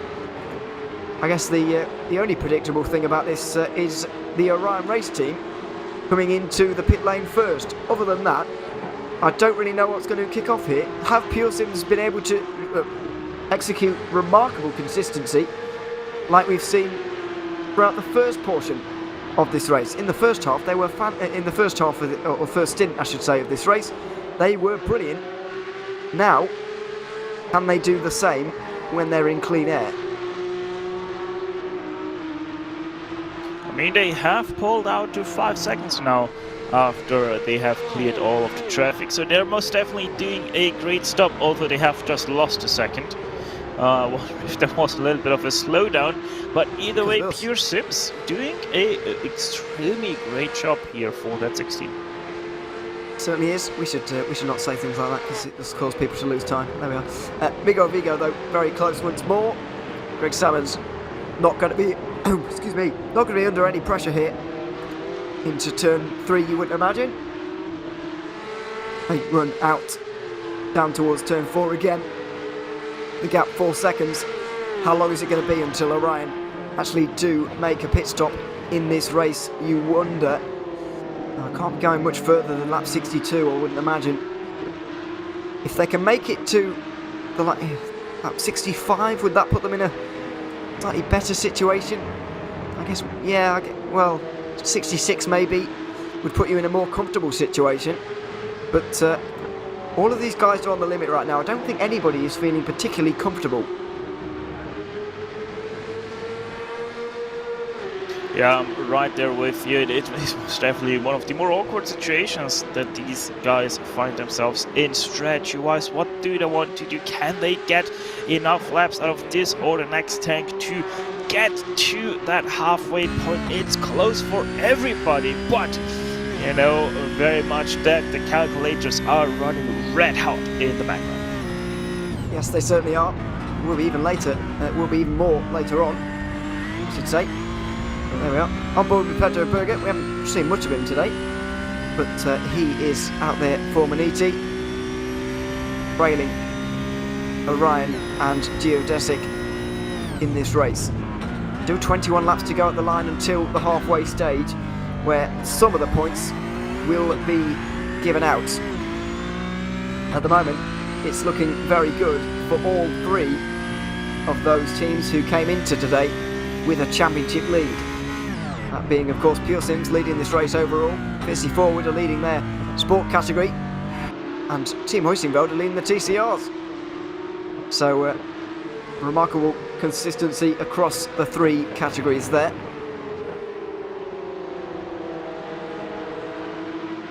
It's just a waiting game at this stage. When are these guys going to come in? It's not going to be in the next lap or two. We are going to have to wait likely a little bit further for these guys to come in. But it's really the next action point of this race, especially in the Cup category. Meanwhile, VC Forward into the pit lane. Now this is a bit more awkward to calculate, because they don't know how long their race is going to be, but I still think that's going to be too early. If you're coming in before the Cup cars as a GT4, surely that's too early. I know that VC Forward will probably be fine because they nearly had 40 seconds of a lead, but even still, it's they have come in a little bit early here. I wouldn't be surprised if they're even staying ahead. No, they're not going to stay ahead. Really?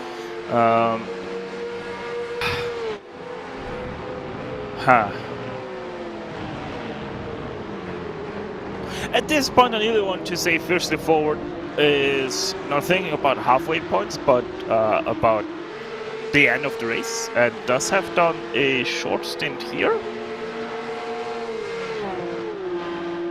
It does seem a little bit shorter. Yeah, they pitted very much with everybody else.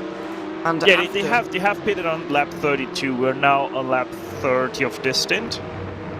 Yeah, So a little bit early, but I don't think it will hurt them too much. A little bit of a shorter pit stop though. You mentioned last time around in the 45-second kind of region for the GT4s, but only 37 seconds this time, so a little bit shorter. May indeed be doing the old shorter pit stops, as you've been saying a little bit earlier. It might be a little bit safer for them to indeed do that, but as I keep repeating, very difficult for anybody to see them losing the championship from here. We go on to lap 63 of this race. 101 laps to go here at the Red Bull Ring. So, there's plenty of time for Geodesic to make a mark in this Cup Championship. It's going to be difficult for them. This next pit stop, in terms of the halfway points, this next pit stop is absolutely vital in terms of what is going to happen through the remainder of this race.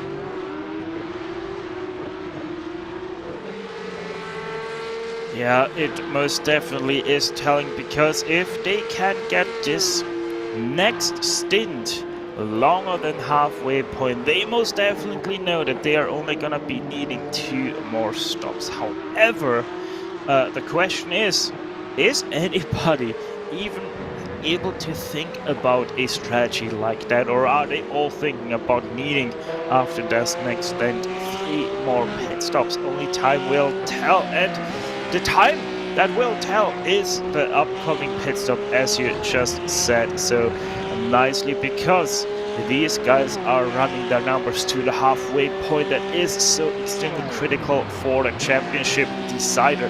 You can hear the clutch kicking in, the clutch saving for these drivers, staying out 1 more lap. The next lap, lap 64 for our Porsche Cup cars, is telling, because this will be lap 32 of that stint. Yeah, now we start to get into the interesting point. Meanwhile, speaking of interesting, the sport category has been very entertaining so far, though VC Forward are now involved in battles that they previously weren't, because of their early pit stop here. guess technically this is a battle for actual positions, because if they're making one more stop than everybody else, then I guess it does sort of matter, but it really doesn't in the grand scheme of things. Only 10 seconds off the lead at this stage, and they're so much faster than everybody else that it shouldn't be a problem for them here today. They have been absolutely cruising so far, really, and displaying dominance on not only this race but this championship as well, which they nearly clinched with a round to spare. And through turn 1 now. The Vector Bay RSR car is not going to be easy to pass, but it's difficult to see them getting too tied up in this battle. Really, they're not going to fight too hard here, surely.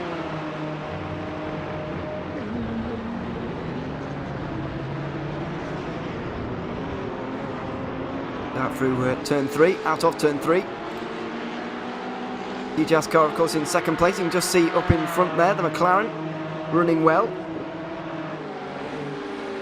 Down into turn 4 they go. As we see Geodesic briefly through there. I think they're into the pit lane. So the end of lap 64, we see pit stops for Geodesic. Do we? Oh no, it's Orion race team. Excuse me. Orion have come in. That's not unexpected because they were early last time. But lap 64 is still a little bit on the early side compared to where they'd want to be. Yeah, I mean, it is alright for these guys. They know that they're not going to be able to make that midway point. So, yeah, I don't think they're too displeased with how their strategy is going. Probably they never try to really go for that halfway point anyway. So, yeah, seeing them in that pit lane is right. And here come another plethora of cars. We're about to see a lot more in here. Impulse Racing, Aztec, Simsports Volante, Hell Racers are in. Project Supersonic as well, although they came in on the lap previous to that because they're quite a long way down at this stage. Mike Dam has got in for Greg Salmons as well, by the way, which is one of the first driver changes in the Cup category. I haven't seen too many of them so far, but expect to see a few more this time, maybe. Lap 65. I'd say lap 66 would be more comfortable for me. If you can do 5:33 lap stints throughout the race, you'll get to 1:65. So that's not a disaster. And indeed, to be honest, lap 64 is not a disaster at all for Orion. It's a salvageable position, if not a favourable one. So, you know, they're not going to be too worried just this early on in the race. And of course, safety cars can completely throw everything we're saying completely out of the window. So you've always got to bear that in mind as Geodesic come in. Right here, Miguel Vigo is into the pit lane. Very nearly got cut up by a McLaren. As you can see, the Volante car just up in front there as well. But Miguel Vigo into the pit lane for Geodesic. A very important stop for them. How close can they get to Pure Sims is the real question over the next 15 laps for them.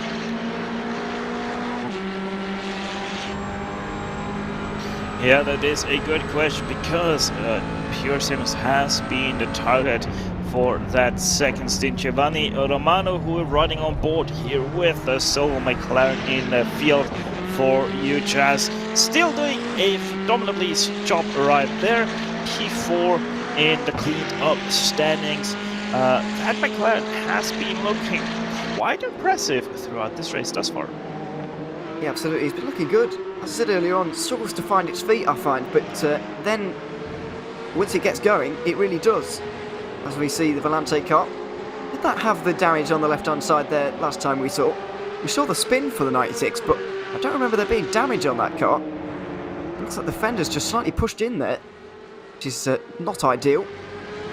Trailing the RPC Esports car in 4th at the minute, and Volante, 3 race wins in a row for them, but it's falling apart a little bit here at the Red Bull Ring as Pure Sims Esports come in from the very lead of the race. T3 Motorsport by Maniti also in, RPC and Volante also into the pit lane. It's very much the upper limit of what these guys can go. Lap 66, as we expected, completely on schedule. These guys are running well in terms of fuel. Yes, indeed, and I think this also means that they're going to be able to get there to the halfway point. Obviously, so yeah, they are doing extremely well, and I think they're also the only few cars that are actually on point to the end of the race on not having to do that splash dash. Yeah, absolutely. Here's Reece Carl just avoiding those coming into the pit lane, because Vector by RSR have come in right now here as well. It's the time to come in for sport category cars, all at the very same time. The real important battle though, Geodesic versus Pure Sims. Are these guys any closer? Are Geodesic any closer in that 62 car? There they go, I believe, exiting the pit lane now for Canero. There he is, on the left-hand side. Is that Canero? Here's the Geodesic car. Is that the Impulse car? Hard to tell. They look kind of similar. Out through turn one. There's the Pure Sims car, excuse me. So Impulse, I said they were doing something odd on strategy earlier, and they absolutely are, but it's working a little bit, because they're out in second place right now. Here's Canero though. He's not exactly been caught really by the Geodesic car. Miguel Vigo has not really been able to make any inroads here at all. It's Graham Sanders now, I should say. 3.5 seconds, you know, it's half a second closer, but not really that much closer, so they'll be disappointed by that. The real worry is Volante and Impulse, who have not taken tyres hit, especially Volante, who have taken a risk for those halfway points. Yeah, they have taken a risk, but will it pay off for them? It's 6 seconds to, well, 7 seconds rather, to P2, and then another second back to Pure Sims. Oh, Estienne Herfjord here side by side with, was that his teammate? No, sorry, that was FSR car. A little bit confusing, to be honest, with all these liveries going about. Some of them look quite similar, but there we are. So Aztec Simsport Volante lead this race on lap 67. The final few pit stops are just filtering their way through right now. We're going to take a very quick, short break here, a bit of a fan immersion for you here on Racebot TV over the next couple of moments. When we return, the halfway points will be upon us. We'll be doing the maths and we'll be trying to keep you across everything that is going on in this field after the pit stops shake out. We'll be back in a few moments' time, but for now, here's Racebot TV fan immersion.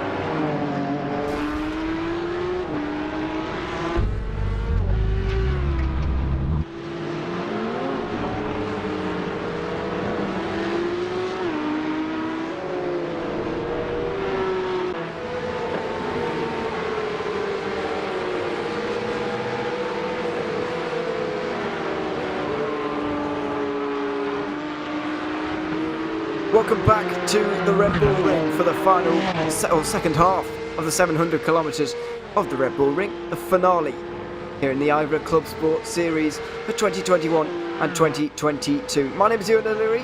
Stefan Schlacker has been the super sub for the first half of this race. A big thank you to him. We look forward to hearing him tomorrow as well for the sprint series. Now joining me though, Taylor Burris, once again for the second half of this race. Ryan Bauer still behind the cameras. Taylor, it's been a good first half of this race. We're approaching though, an important part in the race. The halfway stage is very nearly upon us. It certainly is. We are closing in about 10 laps away from the halfway point, where we will award the halfway points of today's action here, and it's looking pretty field set up where we know where each driver will get their proper points before this race is all said and done, as we ride on board with Bruno Caneri from the PureSim Esports team, who is one of those championship competitors in the Porsche Cup class, working his way through some lap traffic. He certainly is. Now, the big story, of course, let's just run you through some of the big things that have been going on through the last pit stop cycle, especially because obviously we've been away for 5 minutes or so. Acetec Simsport Volante are now leading this race. Oscar Wilkins and his team have made a fantastic strategy call here. They're now out in front. Well, I say that. Where have PureSims got to here? Why are they down in 11th all of a sudden, is my question.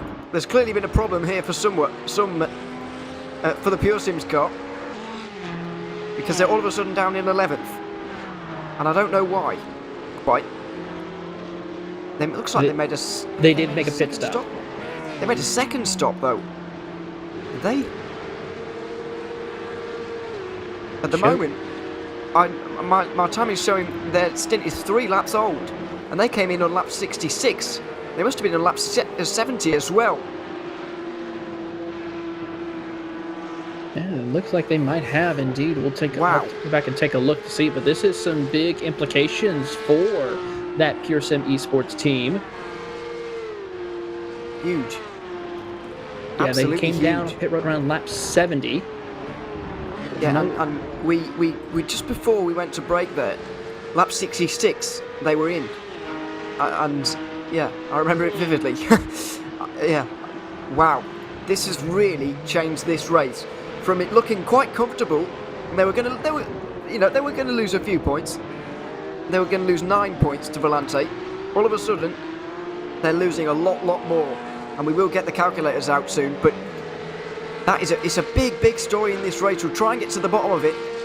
But at the moment, as yet undiscovered, as yet unsolved mystery, we are hearing or confirmed reports that they pitted again after 2 laps, but we don't know why.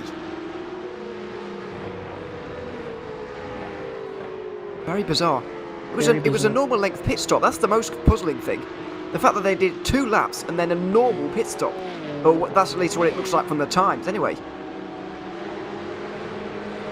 Interesting strategy call, I would have to say, of why they came down a second time. Perhaps the only thing I can think of is possible implication with the driver time, possibly. Well, 3 out of 10 is the limit, and Bruno Canero's done the entirety of this race so far, so they're not worried about that, and I wouldn't be if I was any of the teams, to be quite honest. It's not really going to be a factor. Meanwhile, Maniti are going to get overtaken, so that is important. With about 9 laps to go until the points are awarded, they will get a few more for that. 9th place now moves them up. They'll gain 21 points, but on the road right now, they'd still lose 29 points of their 51-point championship lead. It's not... Well, I guess it's more than half of their championship lead, I suppose, so it is significant, very significant. And the second half of this race now remains very much more wide open than it was when we saw PureSim Esports leading this race quite comfortably, as they were half an hour ago. That's why we run these races here at Ewan, as we know, because you never know what's going to happen or what to expect during this race. And for all the races, what a great way, though, to close out the championship with this drama, as especially we're getting ready to deliver those halfway points. We certainly are. We're getting ready to crown a champion as well, by the way, on the road. Fiercely forward in the sport category, have a nearly 50-second lead. All they need to do is get to the line at the halfway stage. and they will be crowned champions. So it's looking very good for them at this early stage. I say early stage, get towards the latter stages now, aren't we really? Here he is, Reece Carl, and it is comfortable. I never know what this feels like, but it must be a fantastic feeling, leading by this amount, knowing that you've got the championship in the bag. Approaching 50 seconds separates the gap between the fiercely forward GT team of Rios Carly. Following behind, or right behind them, is Alpine Star Geodesic Racing Black of John Butifiero, who is certainly trying to make things work, but unfortunately just does not have the pace to keep up, as we see the fiercely forward team trying to work their way around the leading TCR team of Team Hoisingfeld, who's just up right there in front of them. Yeah, there they are. That's a leading battle in itself, by the way, as well. Hoisingfeld versus Impulse in the fight for TCR honours. So watch out for that one. Impulse coming into today 64 points behind. They're going to need more. Now we've received word it's a drive-through penalty. That's why the pit stop time shows up as normal, I believe anyway, because it was normal. It wasn't anything to do with pit stops. There's a drive-through penalty for crossing the pit exit line. We're hearing. I didn't know that was a thing, but I guess it's just because I haven't read the rules properly. Certainly, drive-through penalty for these little rules, something that you need to watch out for. And unfortunately, Canero's tried to maximise the exit there of the pit lane, and he's stepped over the line, whether he meant it or not. So, very, very costly mistake, that one. Very costly indeed, as we're looking over a couple things. One thing I can point out, though, talking about the TCR Championship, we could possibly see Team Hoisingfeld come closer to crowning the championship in that category, as well with how they are running, because currently the second place car, the 285 of SRS Majors, sits in 7th place, 11 laps or 4 laps down behind the race leaders.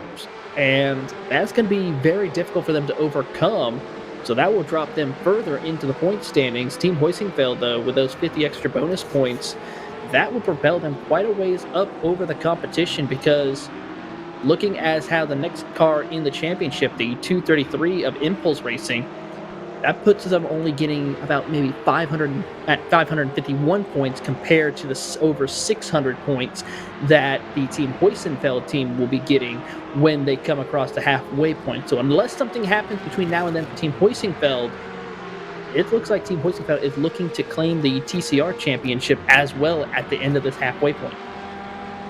I'm not entirely sure if they're going to have enough points to claim it just yet, but certainly it's taken a step forward. There's no doubt about that. They are taking a step further towards the championship. Let's not forget, any team with more than 100 points of an advantage at the after these points have been added up, quite scruffily by us, then they will be crowned champions. Either way, if you're at that situation anyway, then you should feel quite confident in your chances. Meanwhile, in the Cup category, by the way, Pure Sim Esports are on the back of another car, Trek Esports. This is for 9th position, and this would gain them 3 points, I think, in the standings. It would indeed. Precious 3 points. Very much on the cards here for Pure Sims and Bruno Canero, and they've got 5 laps to try and get through. You can be sure, even though it's only for 3 points, they'll be going absolutely hell for leather for it, and they already have done. 9th position for the 16 car, an important few points collected by the championship leaders. And looking through timing and scoring right now, they have been some of the fastest cars inside that top 10, excluding 6th place and 5th place cars, the T3 Manini of Oysten Heichboard, and the number 6th place car, the number 31 of the RPC Esports Porsche. So they actually are closing in on their competitors to pick up maybe a couple of extra points before we get to that halfway point. They have the Hell Racers Tershine number 19 machine and the Vulcan Sim Racing machine just up the road in front of them.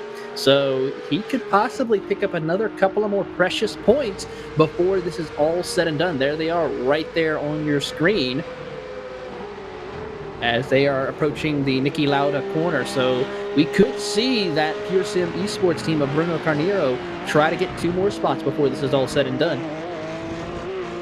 Yeah, absolutely. We'll see. I just think he's going to run out of time to get any more. But you never know. He's going to be a man on a mission, though. There's no doubt about that. Looks like Volante are going to take this victory at the halfway stage as they aim for their 4th win in a row. It's a remarkable run they're on. Started all the way back at the end of 2021 with VIR. Oscar Wilkins, here he is, in with a bit of damage to the left-hand side of that car. You see the fender there, doesn't look quite right. But the right-hand side, as we look at it, something definitely off there. However, doesn't seem to be phasing them particularly. He's continuing on. Graham Sanders is 3rd as well for Geodesic. And for Maniti, they're unfortunately down in 10th position right now. So, 11th position. They're on the back of 10th. So it's becoming more and more unlikely, and I think they might actually be phased out of this championship battle at the halfway stage, but we will wait and see for confirmation on that, of course. So lap 79, 3 laps to go at the line, but this Volante team have done themselves 1,000,001 favours by winning this halfway stage with a great strategy call by not taking tyres at the most recent pit stops. Yeah, brilliant strategy call for them, and see if they can be able to pull this off to get those much needed points at the halfway point.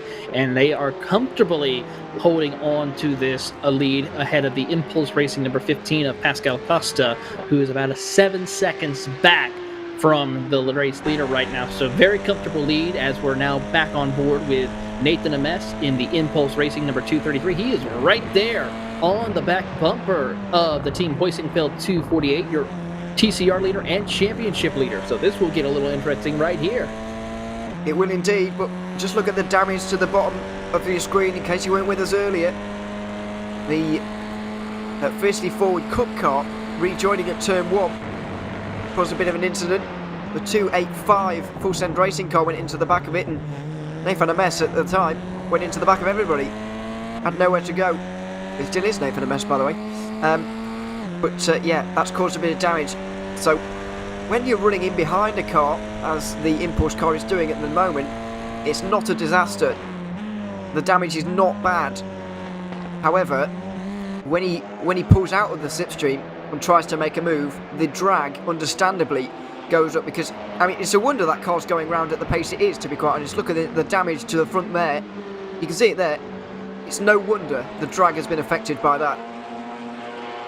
Well, Ewan, I mean, one thing that he's just got to try and do is just make one small edge out in front of the Team Hoisingfeld car when they come to that halfway point, and that's all he needs to get the points.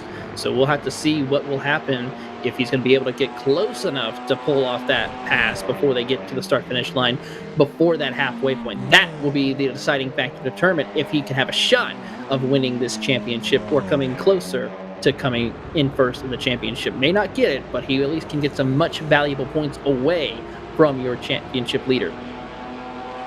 That is very true as well. This is where teammates come into play, taking points away from your rivals. But yes, at the moment, 1 and 2, these guys with only 1 lap to go. I think that might be the Volante car in the background there, actually.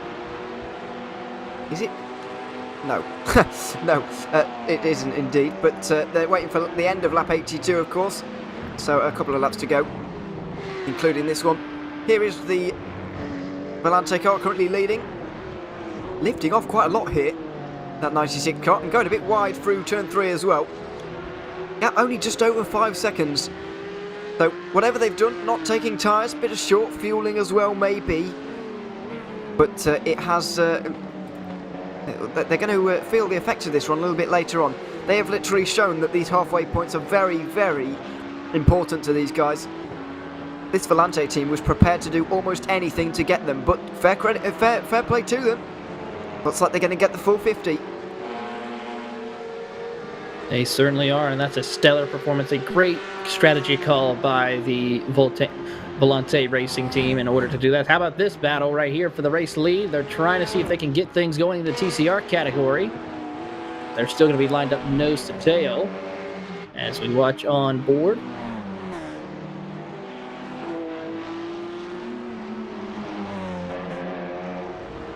through the final turn. That's a very poorly looking vector by OSR GT4. What has gone on there? That's Ted Lewendick behind the wheel of that GT4 Porsche. Don't know what happened, but it's very slow. Missing the hood of that number 172 Porsche. Yeah, we're missing bodywork and a lot of the front end, excuse me, as we see the Volante car going through now. This is the final lap before we get the halfway points. And I've got to say, Canero's not that far behind the Hell Racers car. He might just run out of time, but he's going to try for every point he can. Ted Lowendick, though, has really had issues there. He's missing a lot of the front end there, though not going at a too bad pace by the looks of things. That car now down to 7th, I'm afraid, after having battled for 2nd for so long in this race. Looking back now from the team Hutchinson car, Nathan Ames goes for the dive. He wants these 5 points, and Patrick Kabenji gives him the room. Now he's got a decent run coming towards these 2 left-handers. The Huizenfeld car protects the left-hand side, but does it do it enough? Oh my goodness, it's very close, but Kabenji goes wide, and now MS is going to try and go down the inside into the next left-hander. He's got the inside line, he's got the Impulse Racing Cup. Oh no, the contact! There's contact between the two, and Huizenfeld go off into the barriers. Goodness me, we wondered how hard these guys were going to fight for these points. Well, it turns out very hard, and they've made contact. The Huizenfeld car goes into the barriers. Big drama, and we're only halfway into this race. What are they going to be like towards the end of this when there's a championship on the line? What a huge moment this is in this race, in the course of this championship. Have you ever, Ewan? Have you ever? Wow. That is drama. If that is a preview as to what we can expect at the end of this race, then my goodness, we are in for some ending to this one, because that was drama towards the end. If I'm honest, if I'm on the Huizenfeld team here, I would question why we're fighting so hard for those points there when we've already got a very big championship lead. And it looks like the 223 will get black flag for that incident there, as it was expected, but you got to give that team a little credit for trying to fight so hard. We believe it's actually unrelated. The other car, maybe the other Impulse car, the 223, the 220. This is very confusing. We've got a 233, a 223, and a 222. So a lot of twos involved. Yeah, we and threes and a mixture of them. There's the car that is come into question for that. So yeah, there we are. It's a bit confusing, but do forgive us. The Pure Sims Esports car wasn't quite able to get through on that Hell Racers car in time. They came over the line 8th in the end, I believe. I will do some maths in a minute, but Volante certainly looking good there. This TCR race, though, has just got quite interesting. It has to be said. That was there's going to be, if those two have to come together again in this race, then there's going to be a bit of a want for revenge almost there. Yeah, a little bit of revenge possibly coming into play here with this situation, but I gotta say, some very hard racing as we see the Pure Sim team going up through the ranking, as we can just got word the Volante Racing Porsche, your race leader overall, just has come down pit road by the looks of things. Just don't see him on the track at the moment. Yeah, absolutely. That's not unexpected, because they surely short-fielded a lot to make that work at the halfway stage. Was it worth it in the end? We'll find out at the end of the race. Volante have managed to get in front of Geodesic in the standing, so they've moved up to 2nd, which is expected. Pure Sims Esports, though, managed to pick up 24 points after all of that. So they are now, to my maths, 25 points ahead of Volante in these standings. 25 points with only, less than 350 kilometres to go. That means a podium would seal it for this car, but that's easier said than done, of course.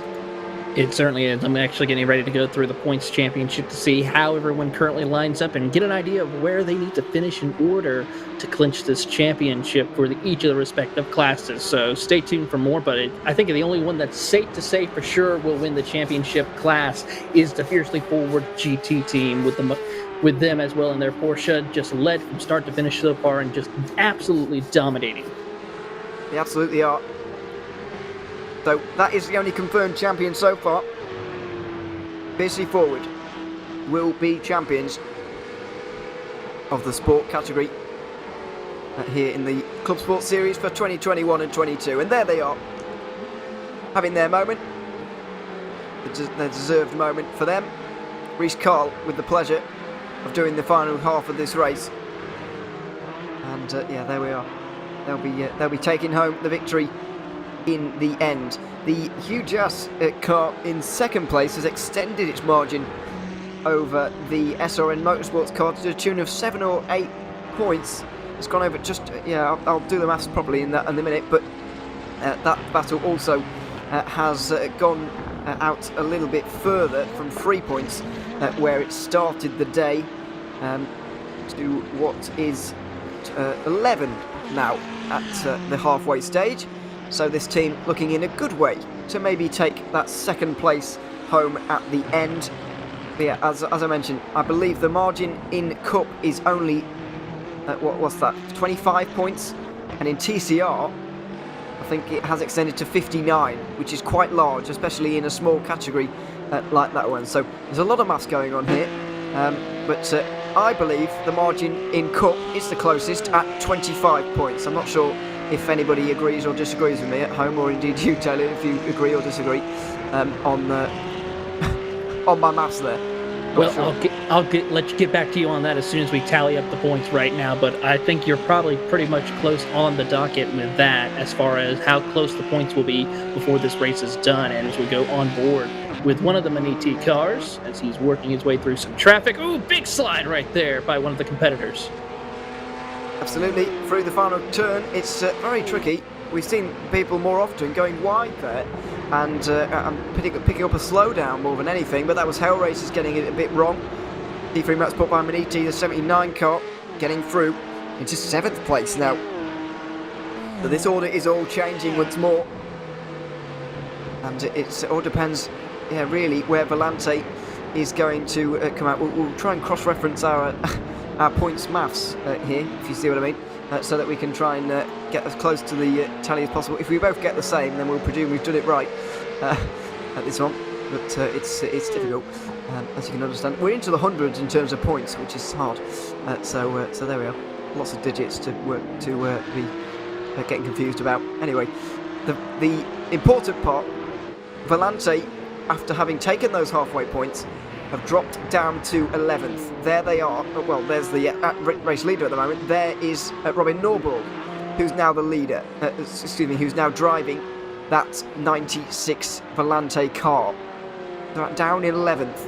He'll be splitting the rest of this race into 3, as his teammates in the first half of this race did. There is the Impulse car currently leading. The Geodetic car just behind is only 34 points behind this championship leading Pure Sims car, so they are not out of the question either there. Graham Sanders is not out of the running for this championship whatsoever. Alright, so taking a look at the point standings for the Cup class right now, Pure Sims has 564 points unofficially, so they currently, after looking over everything, Volante Racing has, after the point situation is divvied up, about a 25 points gap between those two. So those are the ones to watch, and then you got to go another 8 points back to the Alpine Star Geodesic Racing, number 62, as currently the situation. The T3 Motorsports Maniti is looking to be out of the championship contention, as they are just shy. In order for this to happen, Maniti would need to win overall in this race to even have a shot of winning the championship, and then the Pure Sim team probably would have to finish outside the top 10 for this tour. Yeah, I'd say outside the top 15, which is going to be very hard. But yeah, I got the same for the Pure Sims and Volante gap. I got Geodesic down at 9 points behind Volante, not 8, but there's only 1 point difference there. So yeah, not sure. I'll have a look again. But yes, it's going to be interesting. Interesting point made in the YouTube chat as well, which is, of course, Volante will be making a pit stop more than everybody else, which is true, but their pit stops will be shorter. So it kind of all depends on the length of these pit stops and how quick they actually are out there on the circuit. What's their pace going to be like? There's a million variables to take into account here, as Trek Esports and Lucas Gerlich looks like he's going to be able to get through quite nicely on the Hell Racers Porsche there. Down the straight they go, up into turn 3, and it's going to be a nice move for them to get up into 8th position. But yes, the real case here, how short are Volante's pit stop's going to be, how quick are they going to be out on the road, can they do enough and gain enough points on Pure Sims to overhaul them in this championship? That's the main question. It's going to be tough to see that situation, to see if they're going to be able to overcome that, but it's going to be a long haul. We still have 75 laps to go in this race, so a lot can happen. We just saw that happen with the TCR category that we saw. Of course, Team Hoysenfeld now just picked up now at a total of 618 points after picking up those 45 points due to the fact of that incident that they had with one of the Impulse racing machines. Yeah, certainly. This is the battle for 8th, as we saw it change not so long ago. Trek Esports versus Hell Racers battling away over this position right now. 75 laps to go out here at the moment. I wonder what is going through the minds of the guys at Pure Sims at the moment. After all, they have lost time, they've lost points. 25 is not a big number to be holding on to, but then again, they know that they're quick. Bruno Canera knows that he's quick, and this whole team is. They're in the lead of this championship for a reason. I just wonder if they're going to be, if it's panic stations for them right now. I don't imagine panic, but certainly a little bit of concern in that camp at the moment. I would say a little bit of concern indeed with that, as we watch on and see how that they will be able to overcome it. But we still have quite a ways to go, and for the Pure Sim team, looking over some things, if they just gain a few more spots, I think they will be in safe positions. I think this is going to be a podium finish in order to guarantee them a shot of winning the championship. As for the Valente team, they were going to have to make sure that they stay within the top 5 or win the race, while Pure Sim stays outside of the top 10 even for them to have a shot of winning the championship. Same thing with the Alpine Star Geodesic Racing. I think Geodesic have a little bit more of a chance than that. With the third place, well, here they are battling for the lead. If they get the lead here, I think they take the virtual championship lead on the road. At the moment, I've got, if the race were to end right now and we were to award 4 points and everything, I've got Pure Sims 3 points ahead of Geodesic. Obviously, this position here worth 10 points, so that would change the race entirely. Impulse, of course, doing something different on the strategy as well. Let's not forget their last pit stop was a lot shorter for Pascal Costa, so he's on old tyres. Whereas we've got new ones for Graham Sanders at the moment, which is a big change indeed. Let's see if indeed he can get through. It's going to be a big battle between the two of them. I think these two, quite possibly the most likely contenders for at least the race win here. If the guys behind can't catch up, it's going to be very interesting to see, because we don't know what Impulse, of course, are going to do at this next pit stop. They've been off strategy all day long. Oh, excuse me, they've been off strategy all day long. They certainly have, and that's just sometimes it'd be an interesting scenario for them, but otherwise it may cost them a chance to bring home this championship win here at Ewan. But I mean, we'll have to see what happens when we get through another cycle of pit stops for these competitors here, which we should be seeing probably in the next 10 to 15 laps for some of these competitors. Some of them, it could be just right around that lap 35 stage for some of them. So we'll have to keep an eye and see how this will work out for some of them as we work on board. Trying to see who we are currently on with. It looks like one of the Impulse racing machines. Absolutely. Here as well, a little bit wide. Out through turn 4 and then towards the two left-handers here. 5 and 6 inside line looking. There is Sanders, but he's not willing to make the move just yet. I think Costa's going to be struggling though. He's got older tyres here, let's not forget. About 33 laps older-ish than the geodesic car at this stage, having not taken any at the last pit stops. Sanders did, as he got into the car for the first time, of course. And so that surely is going to be the decisive factor in this one. Out onto the front straight once more. Is there going to be a move even into turn 1? You don't see this very often, and we're not going to see it this time either. Stays behind through turn 1, but surely it is a matter of time. Matter of time indeed. He is going to find that opening. He wants to take that race lead. Graham Sanders putting the pressure on the back bumper of that Impulse Racing number 15 of Pascal Costa. They got some lap traffic up in front of them as they approach to the top of the hill. Will he look to the inside? He's going to stay put right tucked up behind that number 15 Porsche. They crest over the hill and head down this back straightaway with some lap traffic in front of that. The McLaren HJ Motorsports machine of Giovanni Romano, who's doing a great job in that third position in that McLaren. Sanders not quite willing to go through just yet, wants to save that little bit more fuel before he goes on by. But he's got to take advantage of these tyres, surely, at this stage. Will be needs to get to lap 66, or sorry, 66 to go, I should say, in this race, if he wants to make it on one more stop after this one coming up here.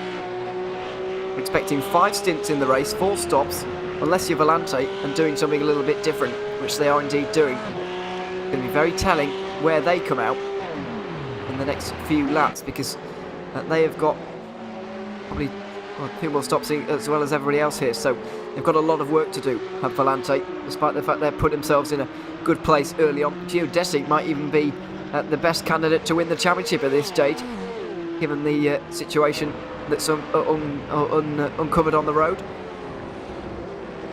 Looking down the inside, but can't quite make that move stick.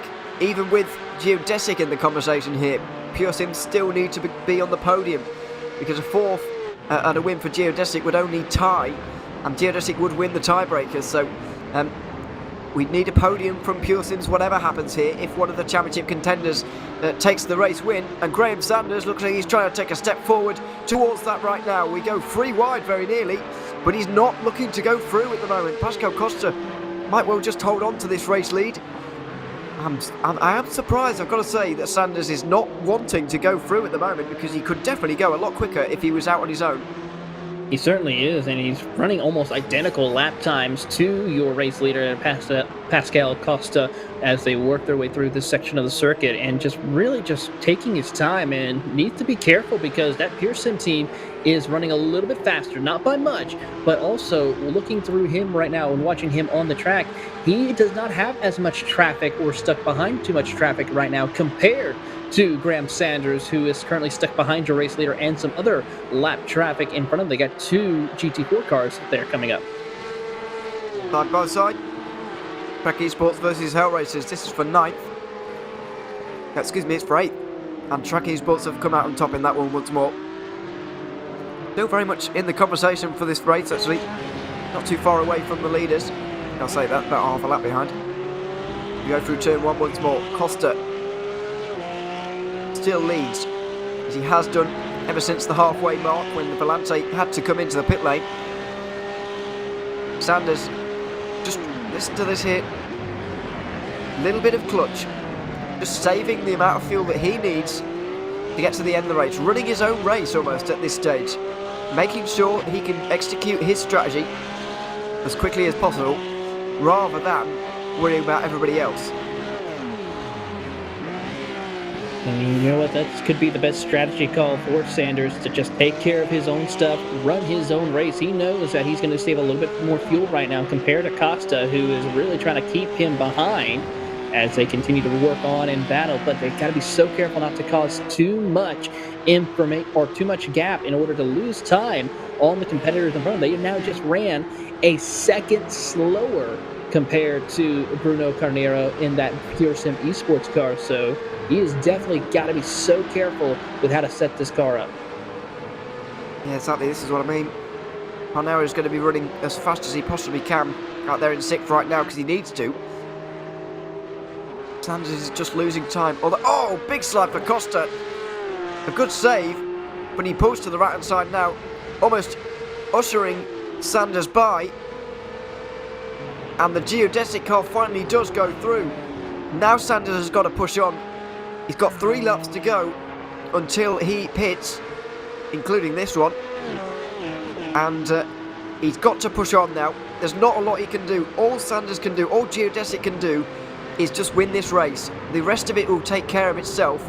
If Pure Sims don't manage to get on the podium, or they do, it's not really under their control. All they can do is worry about themselves and get that race victory.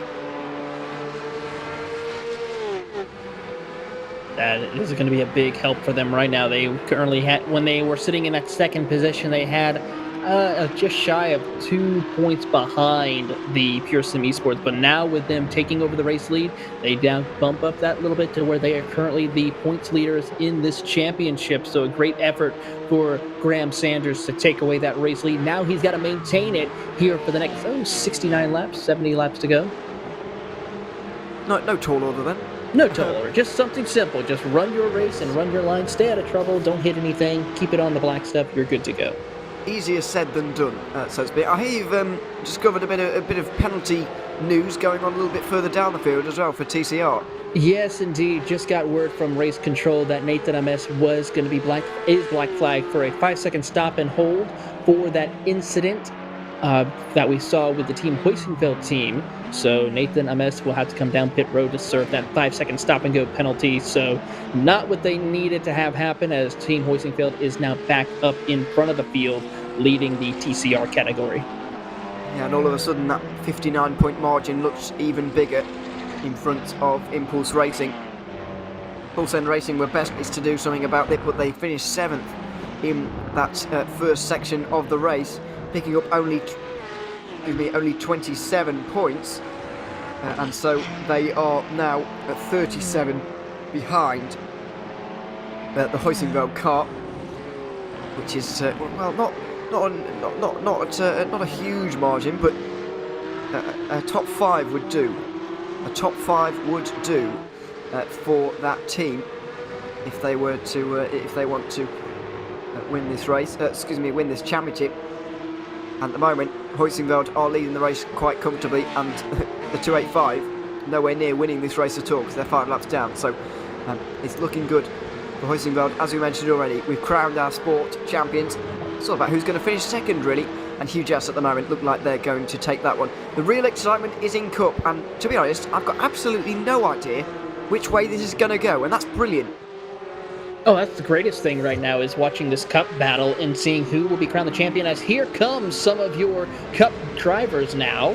We have one of the Impulse Racing cars, as well as trying to see who the other car is who also joined him. That's the number 13 machine of Project Supersonics of Sebastian Saimdow, who also has come down pit road. Yeah, just recently got lapped for the first time, I think, unfortunately, that car. So that is a shame for them. Meanwhile, the Impulse Racing team are indeed making a driver change. Pascal Costa has driven the race so far, the entirety of this one, and he's changing Marco Jaeger now into that car. A little bit early, they're going to have to do 2 34 lap stints to get to the end of the race, which is, or a 34 and a 33, which is quite far. I think if you're pitting this lap, then you are a lap short. If you're pitting next lap, then you are in the right window. Fortunately for us, I think the main championship contenders have made it to the all-important 66 to go mark, and that sets us up very well. The race really is between Pure Sims and getting that 4th place. I think I've recalculated. I think they might need 4th place, and that's it, which is only 2 places. Easier said than done, of course, when that 4th place is 20 seconds in front of them, but all of a sudden 4th place sounds a lot better than you have to get a podium today. Yeah, they're sitting about 16.9 to 17 seconds back from that RPC Esports machine number 31 in that 4th position. So they got a little bit of work to do, but they have plenty of time to do it. Ooh, one car off in front of one of our competitors right there. There's the Hellraiser machine. Oh, Supersonic as well, but recently out the pit lane, straight off the road as well, by the looks of things. Was Trek Esports by the looks of things, rather than the Hellraisers. they look similar. Yes, it looks like those two have come into contact. Not sure how or where, but we'll try and grab a replay over the next couple of moments and try and show you what happened. But Turn 4 has been the scene of many incidents in the past. It's a downhill braking zone, makes things very tricky. Oh, you were right, Trek Esports were involved. And there they are.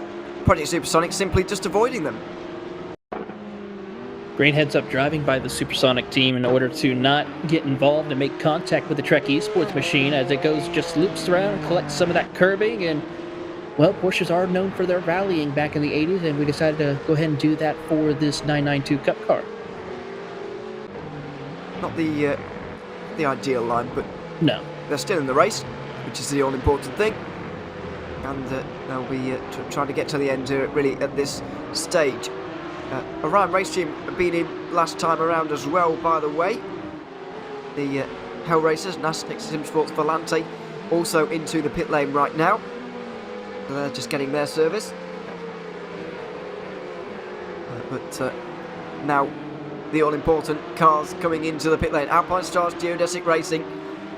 And you can be sure, especially down at Pure Sims, but mainly everywhere at the moment, everybody will be saying, do not cross that pit exit line. That line has caused a lot of the intrigue that we're going to have for the next 65 laps because of the drive-through penalty that they've had to take out at Pure Sims because of crossing that pit line. And so, yeah, that's going to be reminded of for everybody, I think, not least Bruno Canaro.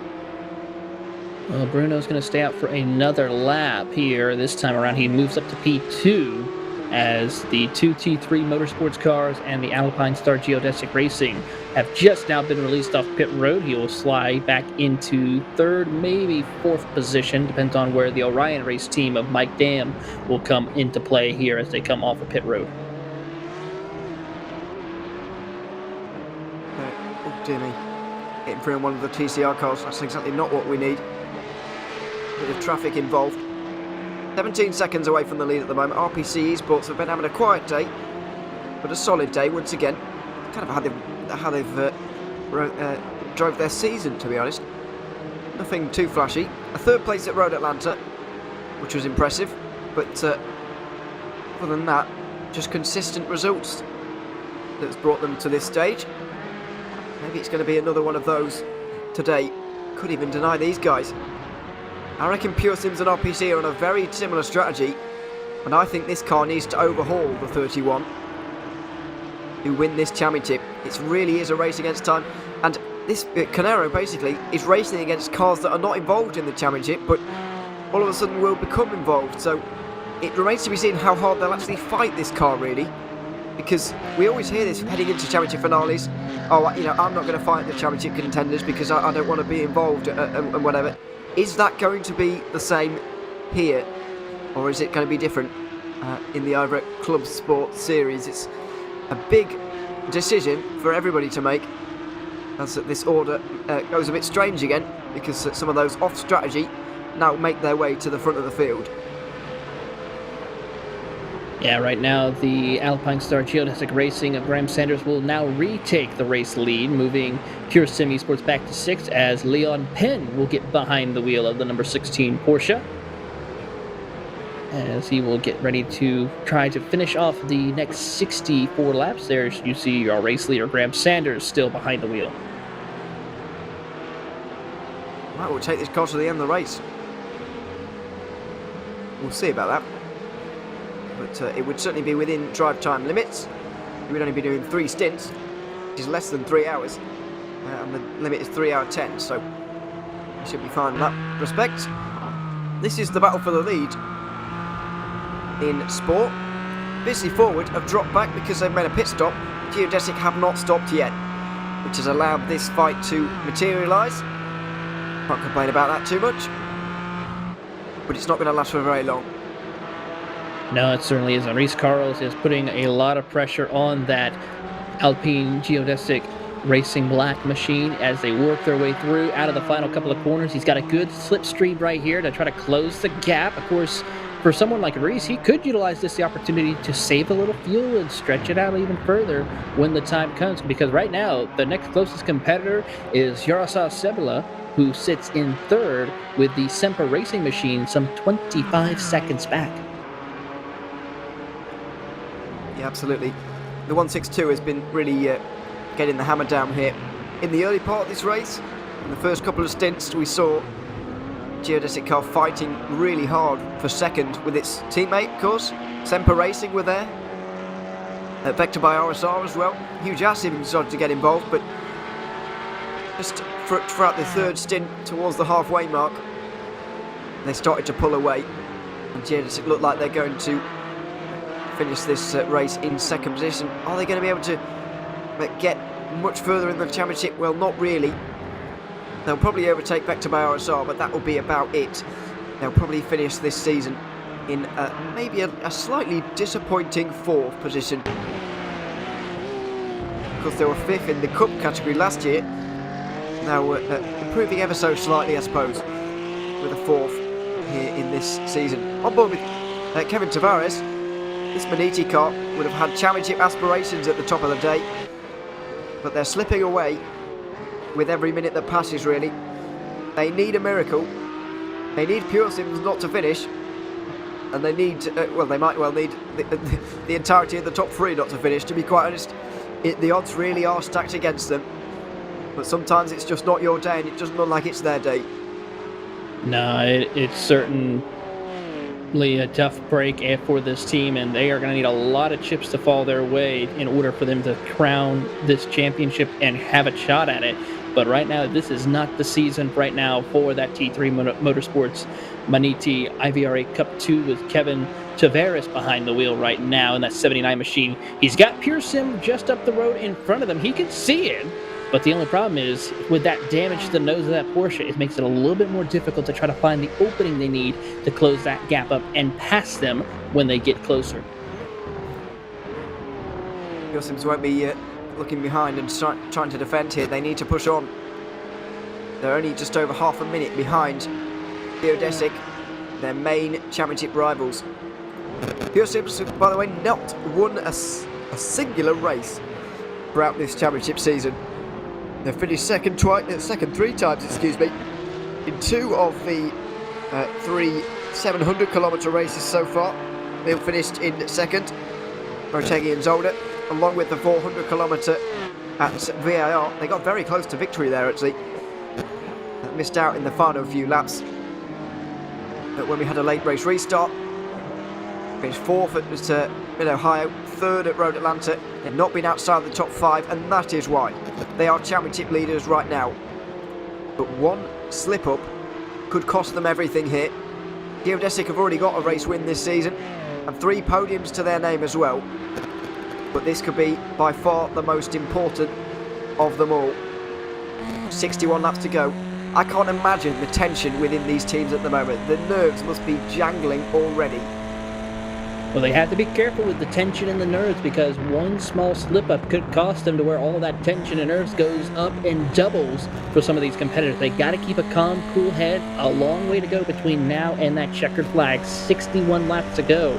Anything is possible between now and then, so they have to keep their head focused, keep it cool, and continue to log laps here at Red Bull Ring.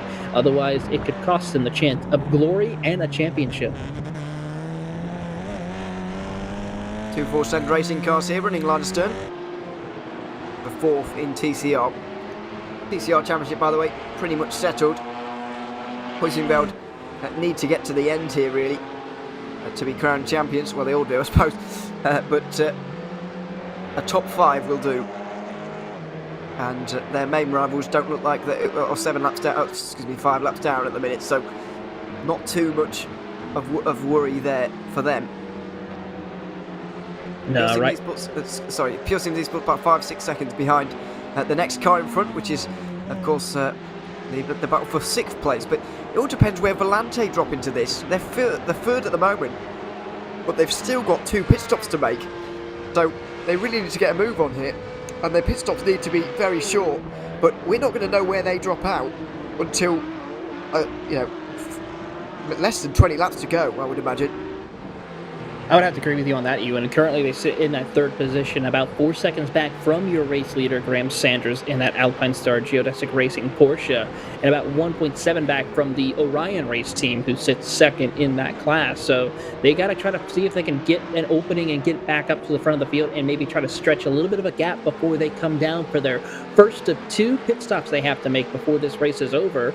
Of course, one thing they could try and consider doing there, of course, Ewan, is come down and split it up in 2. Run 30 laps here and run 30 laps for the finish. Could indeed. They'll be trying to keep their pit stops as short as possible. We know that much. And that's how they've got to win this race, basically. Well, they probably do realistically have to win, actually. I'll say that. That would force Pure Sims into a podium situation if they were to do that. So, yeah. And by the way, if Geodesic win, there's nothing that Volante can do to stop them. Just to add that permutation in there as well. There's pieces of paper and numbers and all sorts flying everywhere here. But it really is simple for Pure Sims as of right now. Assuming that Volante are going to fall away, which I don't believe this strategy is really going to work out. They really risked it all for the halfway mark. Unless there's a safety car, I don't feel like Volante are going to really do anything here, but Pure Sims are the real ones to watch, and we are doing so from the onboard of this T3 Motorsport by Maniti car. 32 seconds behind the leaders right now. Geodesic. It's Marco Jaeger with the season in his hands. Half a second taken out of the car in front last time around. Excuse me, not Marco Jaeger. Look at the wrong car. Leon Penn has got their season in his hands, and he is closing on Marco Jaeger just ever so slightly. 6 seconds is the margin right now. Going to be very, very close indeed. Needs to get a move on though. There's not all the time in the world here. About an hour and a half remaining of this season. That is not long. That is going to go by quickly. Looking right now at the point standings, currently Alpine Star Geodesic Racing has a 6-point advantage over Pure Sim Esports right now. So Pure Sim has got to at least pick up 1 more position, maybe 2, in order to be tied for the Race Points Championship or to surpass them. So they got a little bit of work to do. Currently, they sit 6 seconds back from the 6th place car of Marco Jaeger in the Impulse Racing machine. So this is going to be very dicey here for the next 59 laps as they continue to log laps. So I got to say, you've never seen a championship battle get this intense like here at the IVRA Clubsport Series. Very strong teams battling it out for championship glory. Yeah, this is the best one I've seen at IVRA. Well, I say that. Is the Endurance Series one at the end of last season better? I'm not sure. But that was after only 3 rounds, to be fair. This is after 6 rounds. And even more opportunities to pick up points. 10 opportunities to pick up points by the end of this. So arguably this is more impressive. Oh, Geodesic Racing dropped down the order. What's happened to Graham Sanders? He drops out of the lead of this race. He's had an issue at turn 3. Oh, dearie me. The tail turns again. Oh my goodness me. What has happened here to Sanders? He's had a spin. He's pushing so hard. Oh my goodness me. He's pushing so hard to try and win this race. He's had a spin on his own. And now, all of a sudden, Pure Sims, the pendulum swings in their favour. My goodness. It will reach Leon Penn. He'll be very pleased. The job's not done yet, of course, because Geodesic are not far away from this race lead at the moment. Orion race team lead. Aztec Simsports Volante a second. Here's Robin Nurburg in second, but Graham Sanders, he is going to be kicking himself. Yeah, with that now swings it over to just shy of a 5-point gap between those 2 competitors right now. Of course, with Volante Racing now in 2nd place, this will make things a little bit even more interesting to see who will come out on top. Wow. And it looks like Graham Sanders is slowing right now. Let's keep an eye on the gaps. 4 seconds at the moment to the leader. We'll try and keep an eye on those gaps throughout this race. Now Maniti could do a real big favour to Geodesic all of a sudden here. A pass here, and we really do have to figure things out. I think they'd be tied, and I think Geodesic would win a tie because they've won a race. Pure Sims haven't, so Kevin Tavares has the opportunity to switch this championship winner, whether he likes Pure Sims or Geodesic less. So obviously he's not going to do it like that, but you know what I mean. He has got a lot of power in his hands right now. If he makes this overtake, then it would change the course of this championship. So I looked over the championship right now. Currently, as they run, Volante Racing would be your championships winners as of right now. They currently will get 620. They would get about 90 points if the race were to end. That would put them just shy of over 10 points ahead of the Pure Sim team. So this is a very big situation for Volante. They just need to maintain, probably try to see if they can pressure to get the race win away from the Orion race team to give them a little bit more of a buffer. But that's what it's looking to be right now.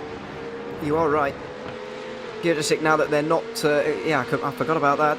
So, Volante now... Deary me. Let's not forget about their pit stop situation. They do have 2 pit stops to make, but down the inside come Volante. Orion race team let them have that one because they're on different strategies. But Robin Norberg is doing all he can here. He has to. He's got to run as fast as he possibly can for the rest of this race. And there's no way he can do that stuck behind Orion race team. He'll be doing no fuel saving, no tyre saving towards the end of this race.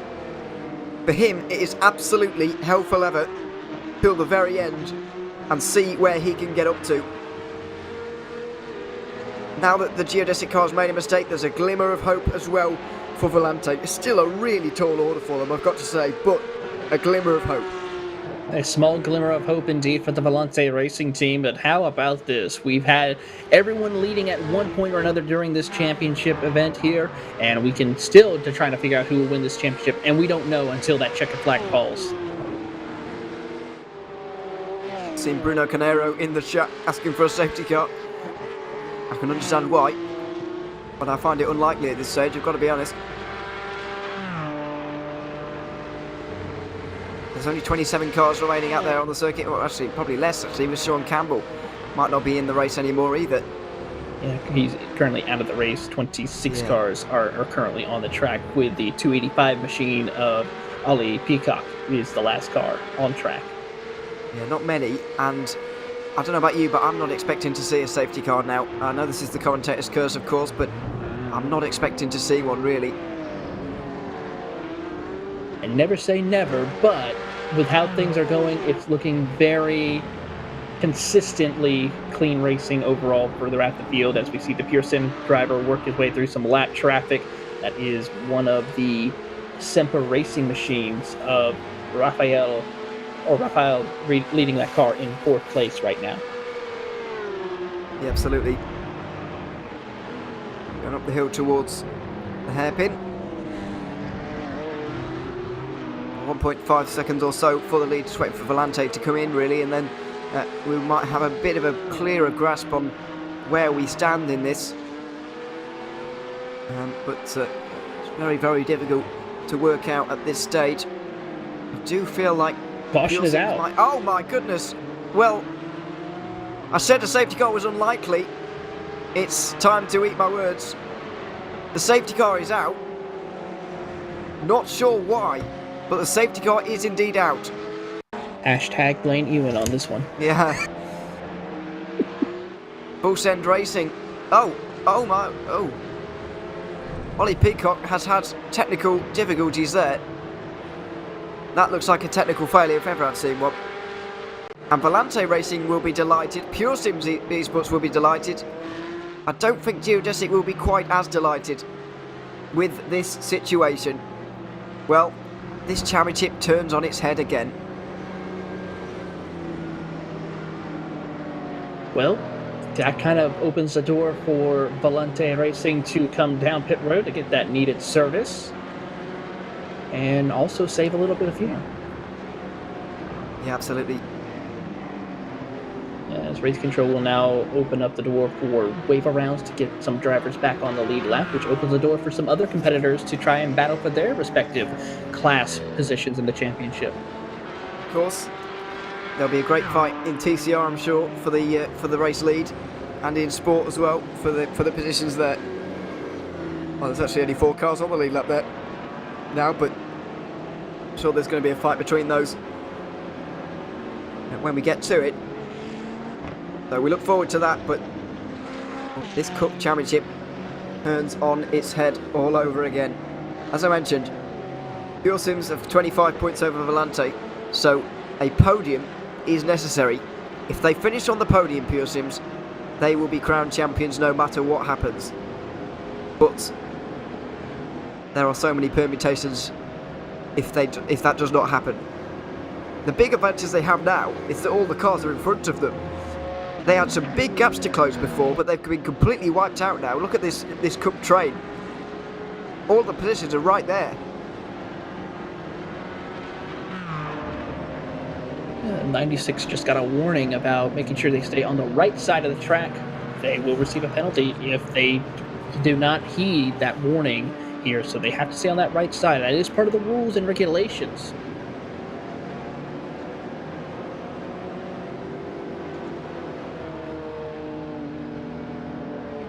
Are we pit stopping yet? Doesn't look like it.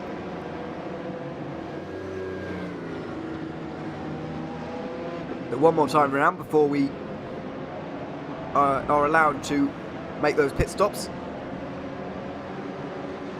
Got to get everybody in the right place first in terms of the wave rounds. To be open next time around, and then we'll wave around again, and then we'll be ready to go racing once all the Cup cars are at the front as well. There's going to be no lap cars between no slower lap cars, I should say, between each of the Cup cars. There may well be lapped Cup cars in the form of Project Supersonic if they find themselves embedded within the pack somewhere. Now, 53 laps to go.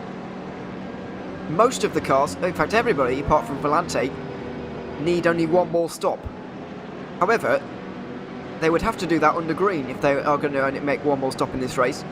Do they come in now while the safety car is out or not? That is the big question. I think it's safe to say that they need to consider doing that, since this will kind of give them the chance to get bunched back up with the competitors instead of having a huge gap like we saw during those green flag pit stops for most of this race. Even it's basically a free pit stop for some of these competitors. It certainly is. Volante will certainly be in. There's no question in my mind about that. There's no doubt in my mind that we will see Volante in the 96 car. But everybody else is a question mark here. I guess you could take tyres as well, I suppose, given it's under the safety car, and then you don't have to later on. No fuel saving towards the end of this race though as well if you do the 2-stop. But then again, you'll be saving so much now. I mean, if you do one stop, then you might not have to save that much anyway. So, bit of a puzzling one. Either way, we're going to find out a lot more when we pull around towards the front straight here, and everybody will be heading down towards the pit lane, all in one go, or indeed not, depending on how these guys decide to play it. More often than not, you'll see these guys coming in this situation, I would say. But you never know what it's going to be like on the day. Pressure of the finale may get to 1 or 2. Up towards the final 2 corners we go then. Volante are going to be in, but are they going to be leading a long train? Or are they going to be on their own? Survey says... Oh, Geodesic in, Maniti in, Orion stay out almost entirely by themselves. Orion race team have gone for a 1-stop entirely on their own almost here. Geodesic, Maniti are in, RPC are also in. I think I can see Pure Sims and Impulse there as well. We've got some GT4s in the background. We've got Hell Racers in as well. There are the championship leaders just in behind. I think the other Volante car has stayed out as well. So, Orion have been left out to dry. They're the only team to attempt to do this on only one more stop. Very interesting strategy call by Orion as well as the Aztec Sim Sports Volante team. Impulse also stayed out as the rest of the field will try to work their way through and continue on. So 3 cars in the Porsche class decided to, as I just say that, Marco Jaeger just comes off the pit road. So 2 cars choose not to pit. Yes, indeed. Let's see who's in third, though. Who's won the race here? Impulse Racing look like they've made a very short stop there. And they've got out in front quite possibly. Can't quite get a handle at the moment. T3 Match brought by Maniti 78 have made a short stop as well. Geodesic have got out in 5th. Very important for them to do that. Where have Pure Sims got to, though? I think they're in 8th at the minute, behind behind Volante and RPC. Well, take So the this point is the order. standings we talked about, Ewan, and just shuffle them all up even more so. So back to the calculators we go. Yeah, absolutely. I think at the moment Pure Sims would have it, because we've got the 3 championship, we've got 5th, 6th and 8th of the 3 championship contending cars. So Pure Sims are in a decent place here. New tyres on as well, I believe. They put new tyres on? Not sure at this stage. Can't see the previous pit stop times right now. But I think they might have done. Taking on new tyres. Impulse certainly didn't. That's their roll of the dice. And why not, I suppose. Why not at this stage? And yeah, what is going to happen? We're going to have one more lap under safety car, I think, while we get the Cup cars up towards the front. But we've done the wave around with the classes. Just got to get the Cup cars up towards the front of the field now, and then we will be ready to go racing one last time here in the Clubsport series. Will it be one last time? A few more pit stops being made. One of them for the Volante car. The 97 that stayed out decided not to go through with it anymore, and Semper Racing as well. They took the lead ever so briefly in sport, but they've decided to come in once more. So it's Orion, Impulse, then we've got Maniti, 78 Maniti though, and it's Geodesic, Volante, Pure Sims, I think. This is going to get exciting, more interesting as the laps continue to wind down. We're going to be going with about 50 laps to go, possibly when we go back green flag racing, or at least under 50 to go for sure. Yeah, they need to get the Cup cars towards the front of this pack first. Before we... here we go. The Geodesic car make it, and they've been ordered to get to the right positions. The idea behind this, by the way, being that in a less experienced field than the Endurance Series, where we do let them just go off wherever they land, if you like, we can ensure cleaner restarts. As Maniti finally get the right idea, and they move up along with Impulse. So it's Orion, Maniti, Impulse, Geodesic, Volante, RPC, Pure Sims. And at the moment, Pure Sims would hold on to that championship lead, but it is close.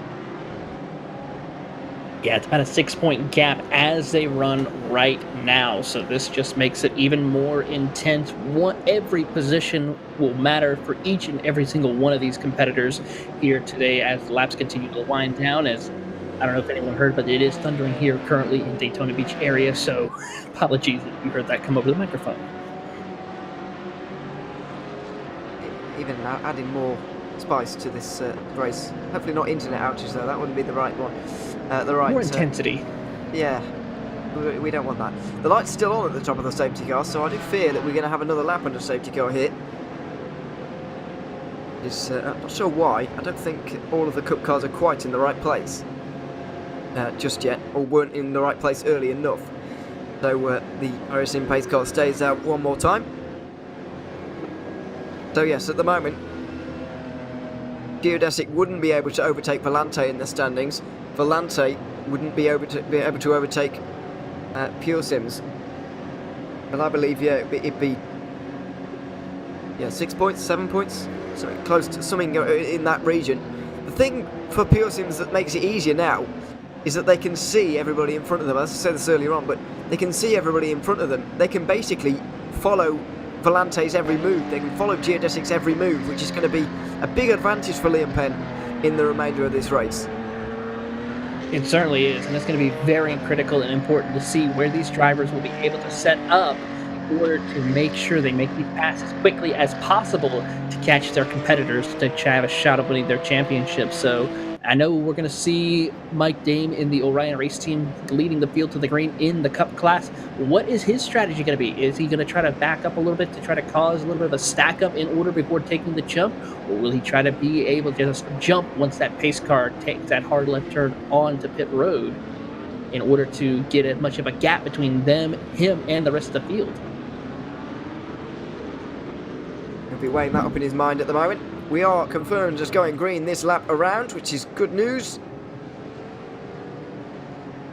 But Pure Sim's wishes have been answered here. They just need to finish on the podium. As if it's easy. It certainly isn't. But they're going to give it a go. They're going to try. Orion Race Team are also going to try here. They're leading. With 49 laps to go, they've got one pit stop to make. So has everybody else, but everybody else's pit stop will be a great deal shorter. Here in this race, about a third of a stint shorter. So that might hurt Orion a little bit later on. But you can't fault them for rolling the dice here. They're not a championship car, and so they might as well do something a little bit different to try and win this race. 49 laps to go at the line, and Orion Race Team will be in control of this field, ready to get racing. Pace car has the lights off at the top of it, and Orion Race Team will be in control of this field. 49 laps to decide the IVRA Clubsport Series for 2021 and 2022. It's a long hold from the 44. Everybody very eager to get going. A little bit too eager. A little bit further in the back. Now finally we go. It's Orion Racing Team from Impulse and then Maniti. The top three at the moment. Pure Sim's already looking to make moves on the outside line. Liam Penn on the outside of RPC into turn one. Trying to make things work already. And it looks like he might have done it here. He starts in 7th. This restart, he might be about to get into 6th. He's got the outside line though, up into turn 3, which is not the ideal line at all here, let's not forget. Although he does it. Penn up into 6th place, and he further extends that championship lead as they all further behind make their way through. It's Geodesic from Semper Racing, then Hugh Jackson fiercely forward, offer this restart in Sport, which is a real turn up for the Bucks. It has to be said, Hoising will still lead in TCR. Further forward, Pure Sims get overtaken once more. Pure Sims overtaken by RPC, and so they're still in control here, but not much longer, surely. Trek Esports trying to go down the inside. The pressure getting to Leon Penn, is it? Quite possibly. 7th position at the moment is still enough. But it's close as Trek Esports get all kinds of out of shape through the middle sector. Hell Racers benefit from that. Vulcan Sim Racing as well.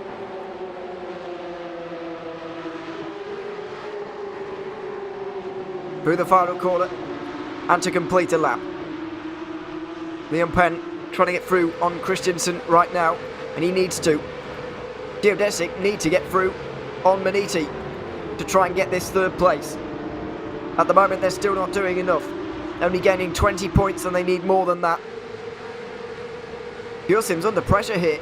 Vulcan Sim Racing applying the pressure, and once again they could well be changing the face of this championship.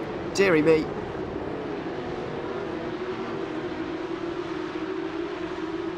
This could be big in terms of this championship. Orion Race Team and Impulse Racing running very close in the 1 and 2 at the moment. And Impulse indeed do go through. It looks like Impulse have made the move, have they? On Orion? I think so. I think they have made their way through. On Orion, who will be struggling in the latter portion of this race. I think it's fair to say. through the middle sector.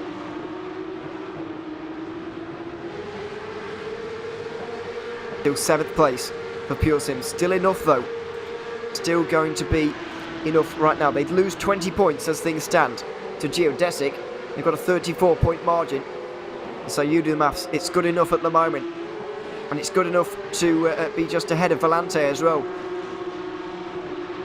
But look how close it is up front at the moment. Impulse have not exactly got a big lead.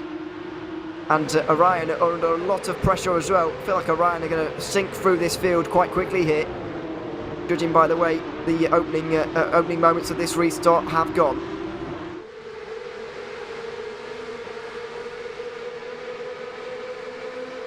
Vulcan Sim Racing currently 8th. Applying the pressure in this battle for 7th with Maniti on the inside of Orion now. Looking to make this move and further back. It's all going on in the sport category. Geodesic and Hudas have been able to get away from these lot who are really battling it out between themselves. For 3rd place in the sport category. Currently being headed by Fiercely Forward. There it is. Through the final, through the 3rd turn. Maniti did get that move done, by the way. Didn't quite see it in its full capacity, but they have got through. And Alpine Stars Geodesic did get through as well. Orion Race Team continue to fall back.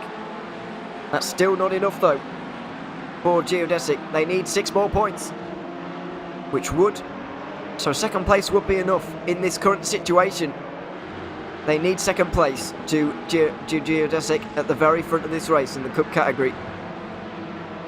46 laps to go at the line. Here it is. The pass for a championship, quite possibly. Graham Sanders. This would put them in a position to possibly do it. From 51 points behind at the start of the day, it's all of a sudden becoming more and more possible. It's a nice run through turn 1, it's the inside line. Coming up towards turns 2 and 3. The braking zone up the hill is where it's going to be won and lost here. He's got the inside line though, so surely this is done and dusted really. Here he goes, late on the brakes. The 78 Maniti car swings quite wide. And Alpine Stars Geodesic Racing get into 2nd place. They now have enough points to overhaul Pure Sims Esports car by only 3 points. They're going to have to go on the defensive though. Maniti tried to get through. Can't quite do it. Into turn 4. Now Pure Sims need a position. Now Pure Sims need a position. So, 45 laps to go when we get to the line.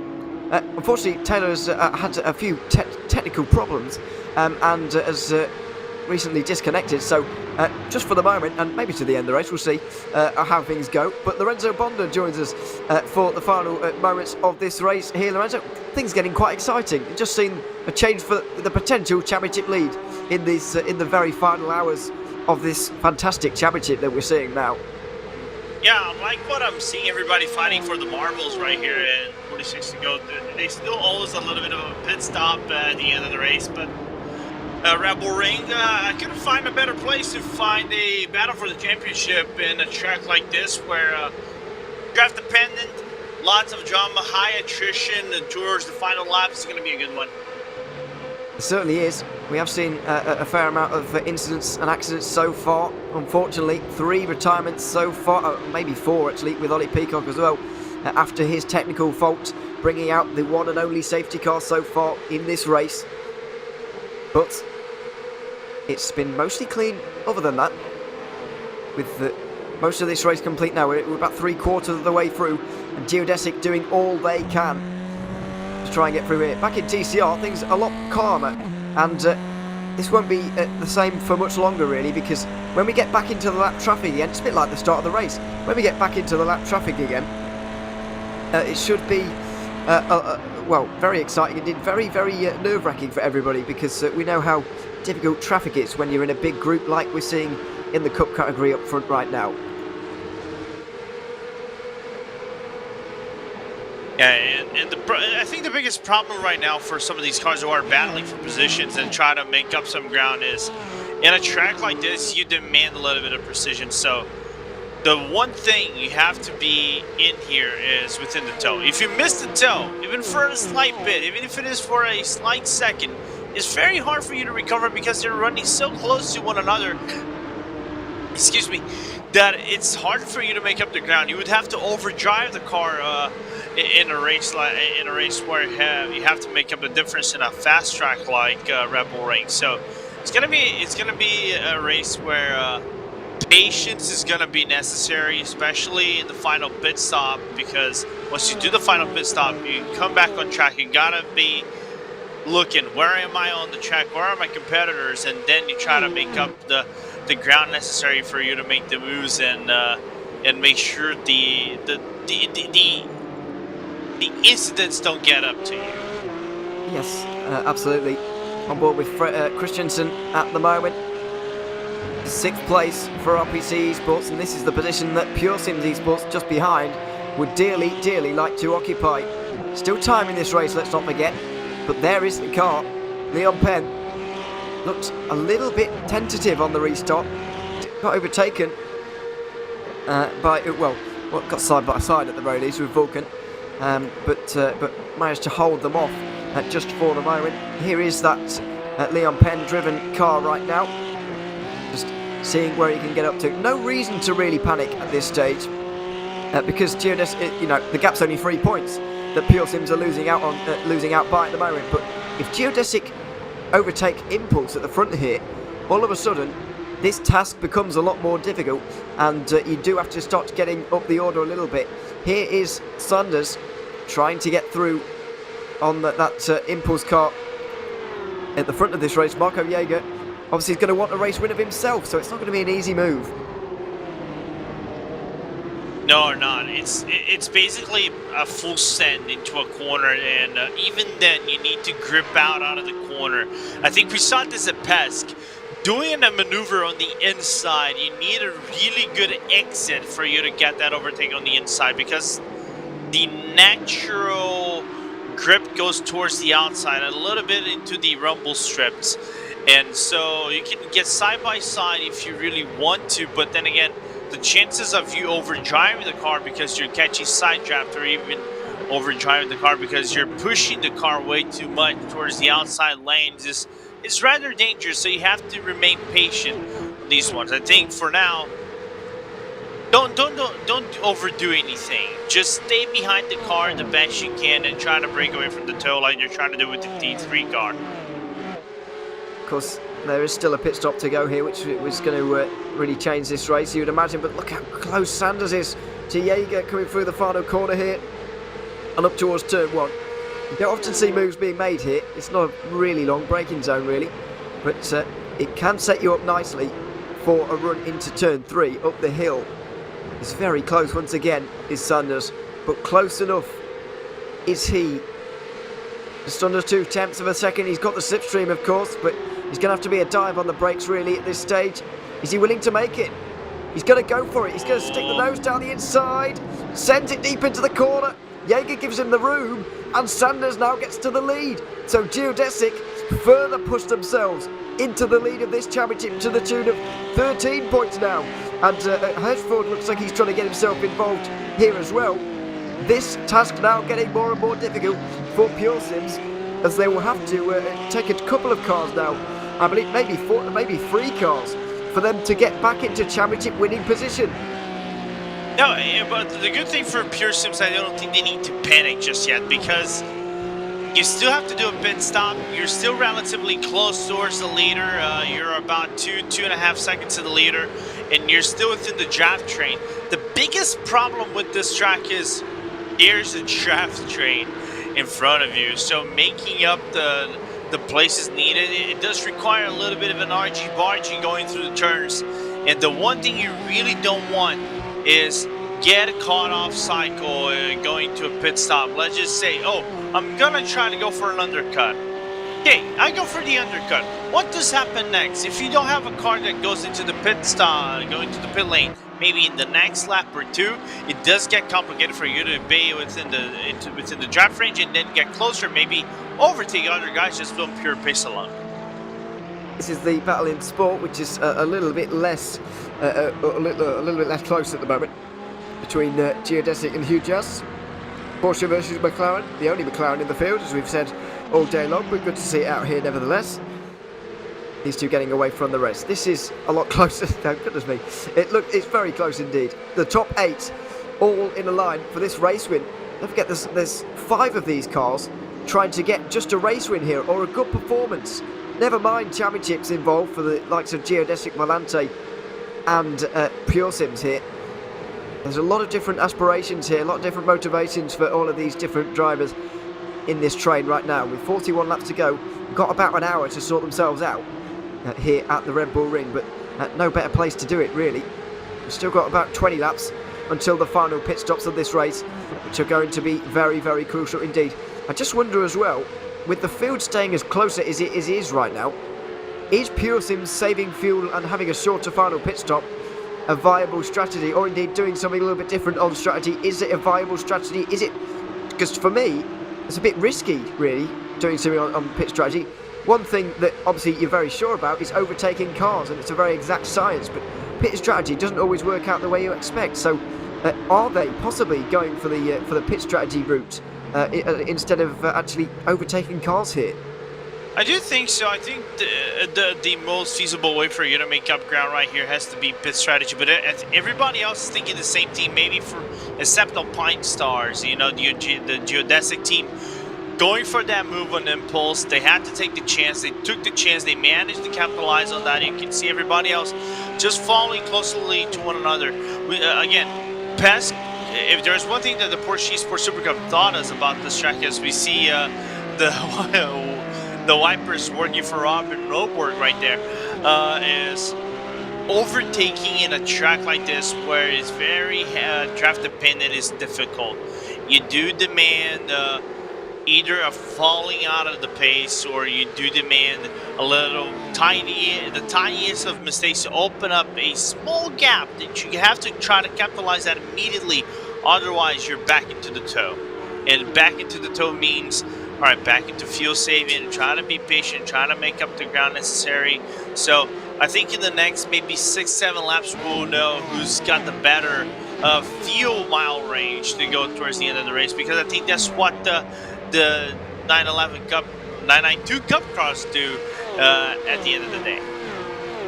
Now, one thing as well that's going to help, excuse me, it's going to help Pure Sims here.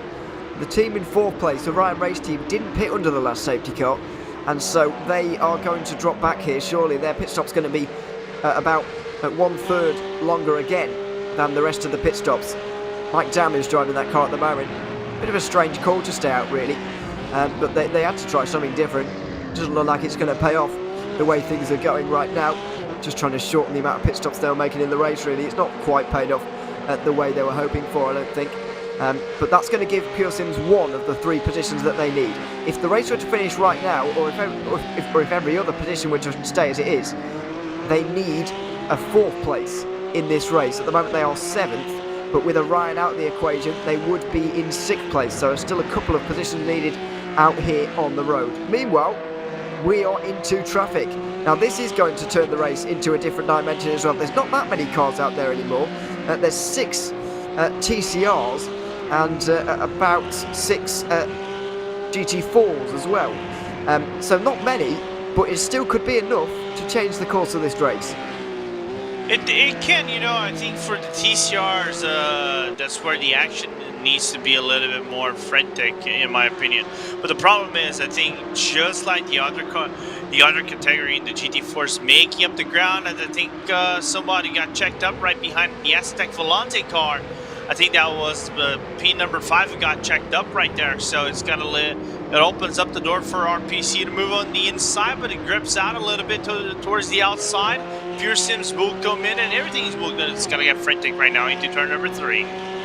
Certainly is. It looks like the Orion car's just stopped, to be honest. Vulcan Sim Racing have got through as well, so not sure what's gone on there, but Pure Sims are now into 6th place, and they're one step closer to recovering this title. Vulcan Sim Racing down the inside at turn 3 there, a little bit caught up on the curb, but they're still going. Back up front here. to these guys battling over second place. It's Impulse versus T3 Motorsport by Maniti, as Graham Sanders gets away. Speaking of leaders, Fabian Siegmann is leading in TCR. Basically just needs to finish here to be crowned champion in TCR. And I think even then he might be able to clinch it even without doing that. Obviously doesn't want to, but he just need to get to the end here and get classified, get the points, and he will be able to celebrate a victory with Team Huizingveld for their second championship in a row. So this field has spread out just a little bit. 1.3 seconds Sanders back to Impulse, 1.5 seconds very nearly between the two of them for the lead of this race. Then we've got second and third battling. Volante in fourth, just dropping off a little bit, and then we've got RPC and Pure Sims battling as well. So this is a little bit more spread out than it was previously, but still very close indeed. And still, Pure Sims have in control of their own destiny here. They do need to get fourth place, but at least they are in control of their own destiny. Yeah, but then again, this is a high attrition track, so everything can change in the blink of an eye, just like that. So don't count some of the other cars out. It's going to be a tricky one for you to navigate with 37 laps to go. Of course, some last laps for the lower tier categories, but still, it's going to be very frantic nevertheless how they're going to manage this one. Pure Sims, in my opinion, I'll be very honest. Even though they still have a close gap to RPC,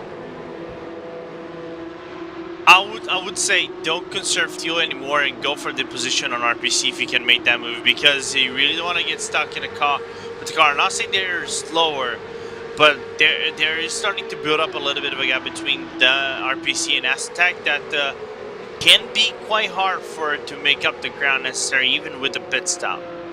Yeah, I think it's a very different situation, isn't it, from sitting in one long line with 8 cars involved, where you can still see the front of the race very clearly, to sitting in your own train or your own little battle of 2 cars, where you can see the leaders getting away. It's a very different situation that Pure Sims find themselves in compared to where they were 5 laps ago. As we go back to the sport category, the battle between Hujas and Geodesic, the McLarens.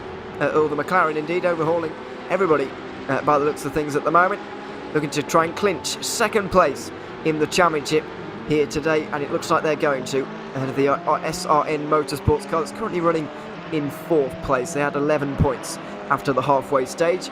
This Geodesic car as well, gaining enough points on Vector by RSR, who are now out of the race, to finish in 4th place in the championship. So most of the sport category positions are now indeed sorted in this championship. It's just a case of who's going to win this race between those 2 GT4 cars.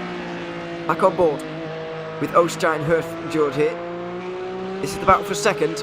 Impulse versus Manisi. Not really an important battle in terms of the championship at all, but in terms of this race, they could be important, because after all, they are stopping Volante from getting anywhere near the front of the race at the moment, which is important as well.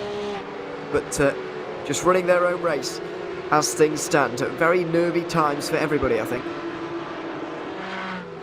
Yeah, and we saw glimpses of a battle between T3 and Volante at Road Atlanta. I think you covered pretty well what happened between those 2 cars going to the final turns and within the final lap of the American track. As still somewhat of a battle for position between both of them. You know, track position is going to matter quite a lot, but just to get a little bit of curiosity, who got better halfway of the race points between Aztec and T3? I think that was T3, right?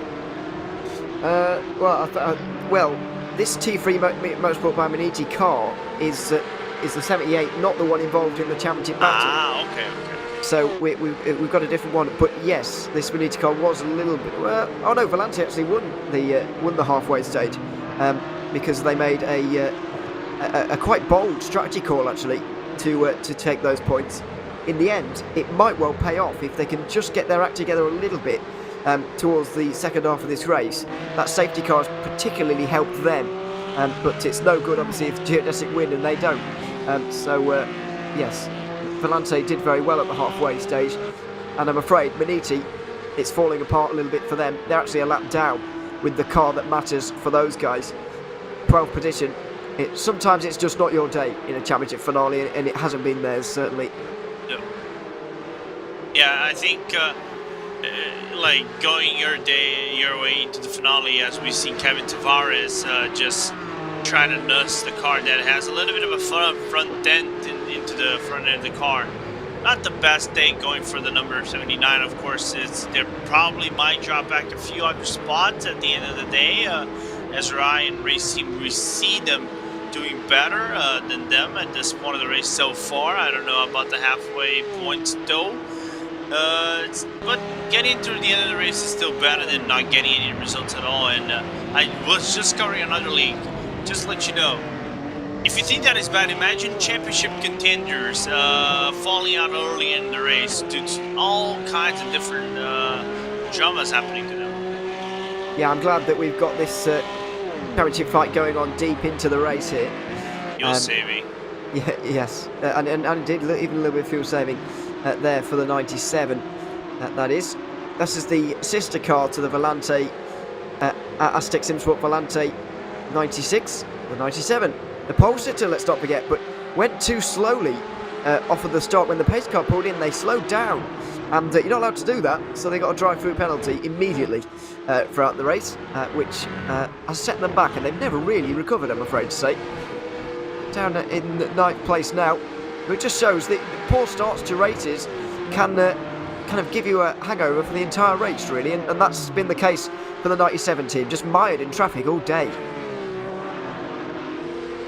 And soon we are approaching the final pit stop of the race. Of course, we still are, I would say, maybe 2 laps of the start of the final pit stop, depending on how aggressive you are going with the car. I do expect right about 30 laps overall if you're going to the full fuel range of the 992 class car of the Porsche. So it's going to be a very intriguing final 29 laps of this race as the pit lane opens for everybody one more time. Yeah, absolutely. A decent run there for Pure Sims on RPC, but not able to make their way through. Orion race team are certainly going to be the first team to come in from the lead lap. There's no doubt about that, because they were the ones who didn't come in under the safety car. But now we're certainly into the window of where drivers can make it to the end of the race if they would like to pit now. And yeah, I feel like somebody might try it. Somebody might just go, you know what?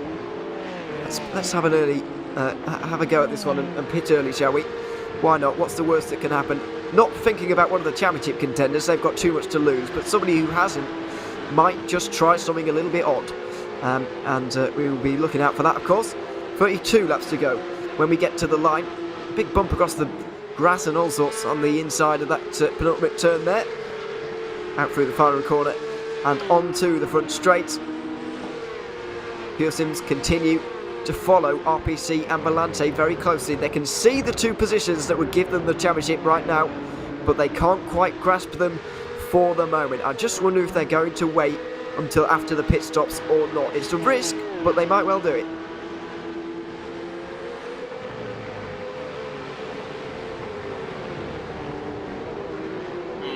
That is a really good question, which I might not have the answer for you just yet.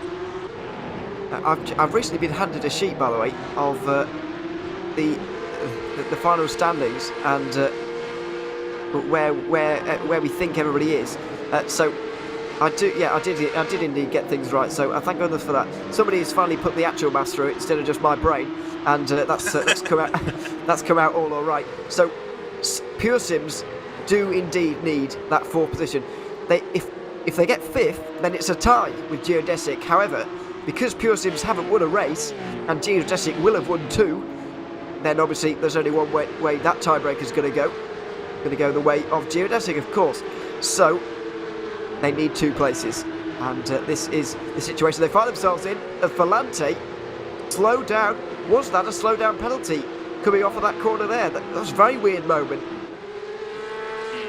Could have been, you know, there's a few places where you can get a slowdown in this track, especially towards the exit of turn number 6 and 7, where if you run way towards the outside or cut a little bit more of the curve, you can get up to a second of a slowdown. That's what could have happened over there to Robin Milmore again. That's why we saw Pure Sims moving through one more spot. Well, Geodesic and Pure Sims are now tied, but Geodesic with 2 race wins will still take the championship. So Pure Sims need that one more place. 4th place is enough for them to take this title. And RPC Esports, currently the team that may provide it for them. 31 to go. We're on board with T3 Matchbook by Maniti, trying to make some inroads here on Impulse Racing. These 2 teams not involved at all in the fight, which makes them very interesting prospects through the final moments of this race. Can they maybe do something? It looks like nobody's going to catch Graham Sanders' looks of things. When a championship's on the line, and you know when there's so much pressure on everybody here, it's hardly surprising that Sanders is producing a drive like this. He's absolutely, cruising away from the field at this stage. We haven't seen any leader get this much of an advantage pretty much all day. 2 seconds is the gap right now as Maniti coming to the pit lane. The first rolls of the dice in terms of the strategy are being made right now. Yeah, like I said, 31 laps to go is where we start to see the fuel window, the pit window, to start to open up for the 992 Class Cup cars. Going to be an interesting one how we're going to progress with the GT, with the sport cars and the TCRs. It's right about the same margin. TCRs, I think there's a little bit of a BOP, so it evens them out into the hour lane. So we do believe everybody to come into the pit lane in a little bit. But for the Cup class, I would say the number 78 is doing a really interesting strategy. Come in first, try to make up the ground, maybe an undercut with the traffic coming up in a little bit. And Alpine Stars basically full attack, try to maximize opening up a gap when they come to the pit stop and try to maximize their exit, as we see Mike Dent from the Orion race team into the box for his final service. Tyres being taken there. Yeah. Is something I wasn't expecting to see particularly, but there we are. I don't think Impulse took tyres last time around either, so they may take some this time, and that would gift Pure Sims the all-important 4th place. So who knows what everybody's going to do here. It's not going to be over until it's over, I think that's for sure.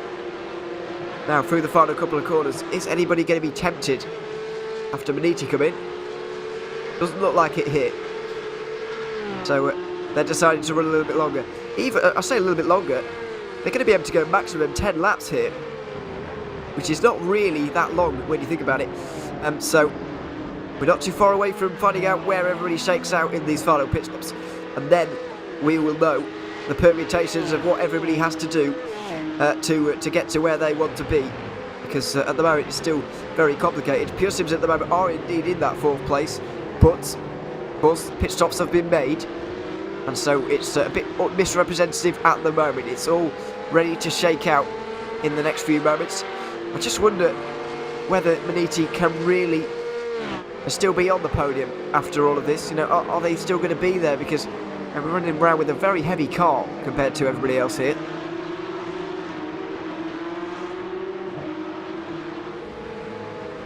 Not a strategy I would particularly go for myself, but they've decided to go for the early stop.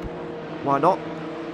As I say, they've got nothing to lose at this stage, and this is the trick with these cars that are not involved in the championship fight. They can just do anything they want because they've got nothing to lose.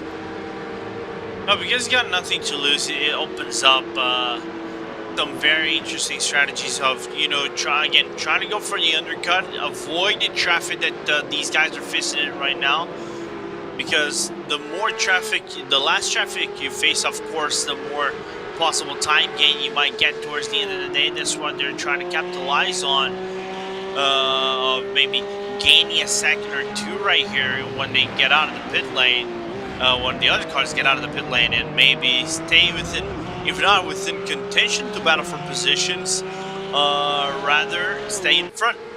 Make sure the undercut works as appropriately as they want to work it out. It's all a real headache, not least for us, but the strategists as well behind the scenes. Yeah, all of the teams. That's why I don't have. That's why we are commentators. I don't have my abacus out to try to calculate the differences, and A plus B equals C, then plus times D. I don't know. It's gonna work it out towards us at the end of the day. I just do whenever I race. I just do my racing and let the gaps do its job for me. At the end of the day, I don't try to strategize anything in things. But that's why I come. Yeah, absolutely.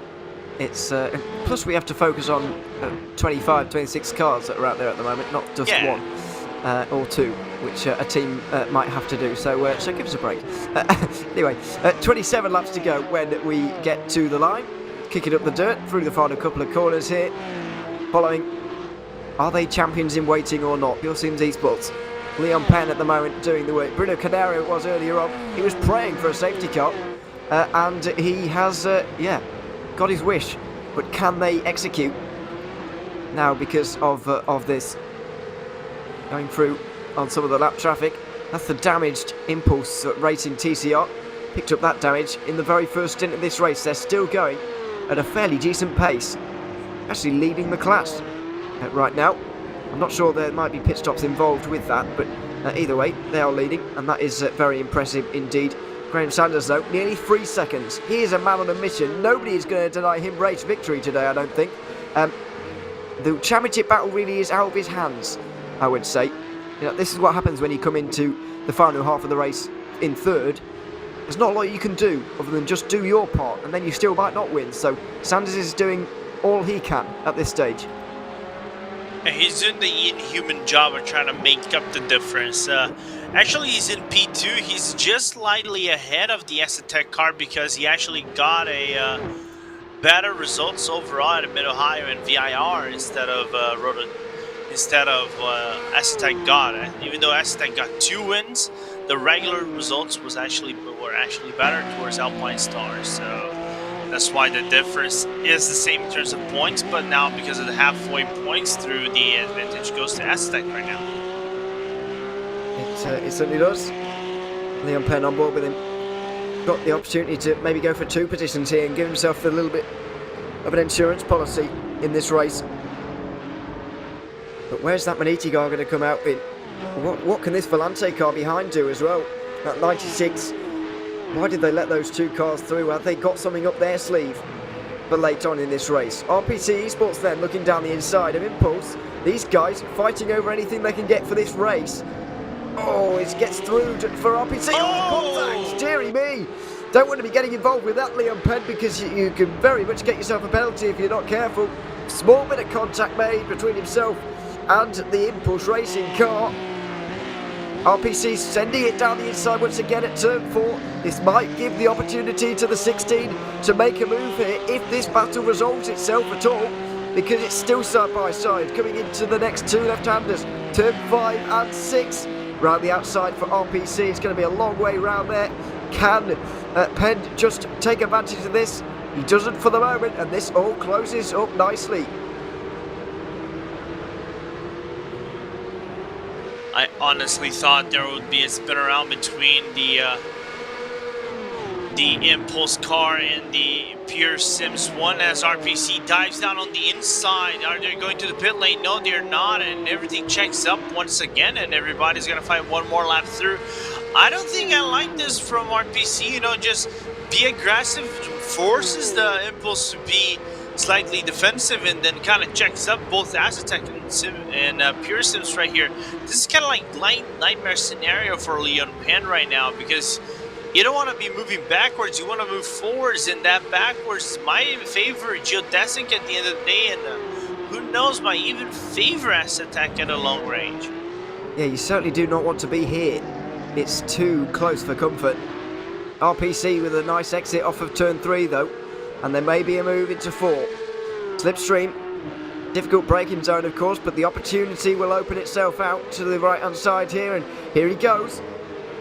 Fredriksson down the inside again. No, Christensen, excuse me.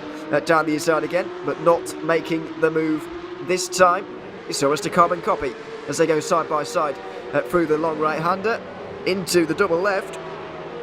But a little less closer this time, maybe an over and under from RPC to make that movement. Staying behind just for the moment. Yeah, this is a real nightmare situation for Leon Penn here.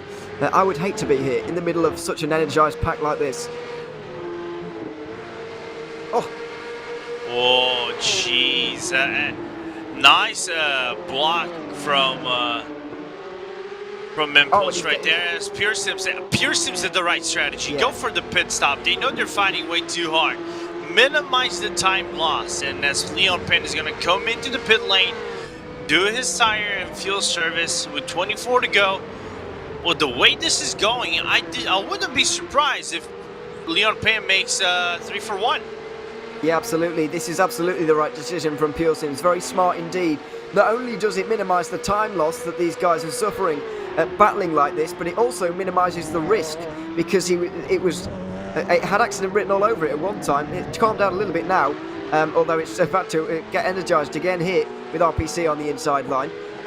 But he's minimised the risk of getting involved in an accident as well. That was certainly put paid to his chances of actually winning this championship. So, yes, certainly this is a bit of a risk, pitting off strategy. However, I think it is a good idea to be in at this stage in the race as they make their way through on one of the TCR cars. Now, does anybody here react in these three? Will Volante react? They are championship rivals after all. Are they going to follow the Pure Sims car in here at this stage? Is Impulse or RPC going to react to this from Pure Sims, or are they not going to worry about that car at all? Let's find out as they go towards these final two corners. It looks like they're going to be pushing quite hard, to be quite honest, and staying out.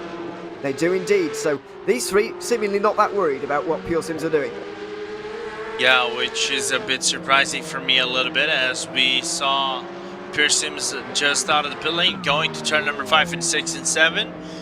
So as Leon just overlapped the Impulse leading TCR. So it's going to be an interesting one how this move soars right now, because gap is widened up a little bit naturally because of the pit stop, but where does all the 992 Cup class cars stand on this one, as RPC now tries the outside lane? It will favor towards the tracking, near contact between both of them, Ewan.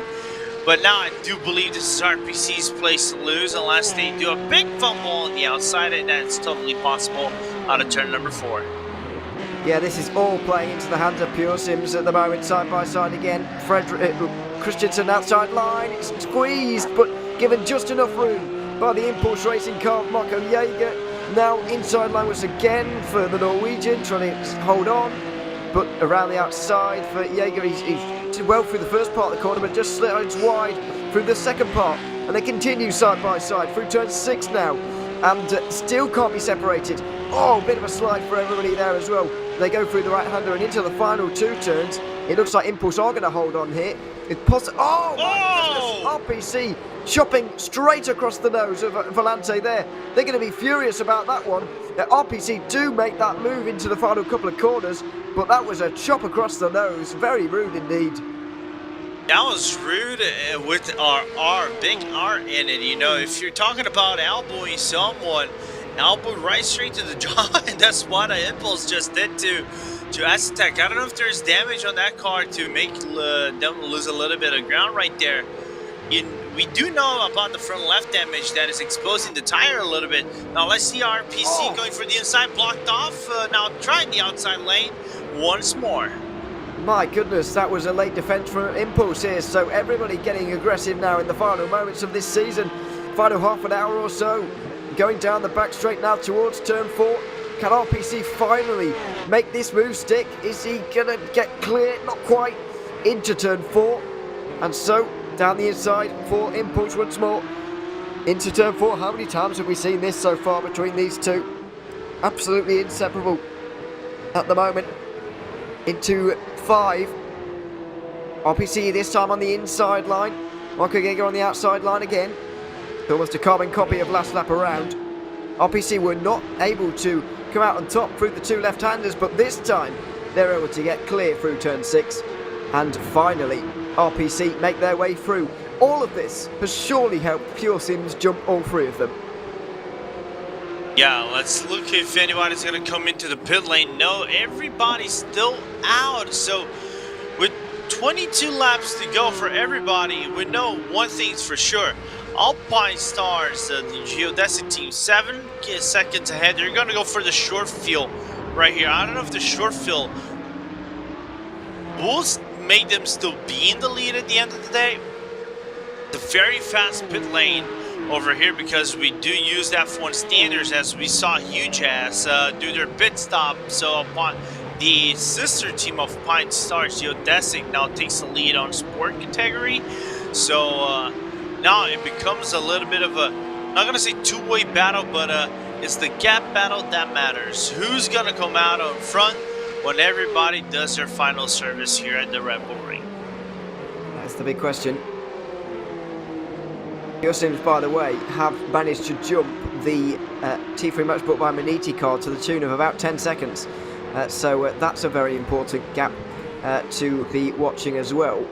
Yes, very easily got through there, did Pure Sims. So expecting him to do the same on these three here, the RPC, Impulse and Volante cars.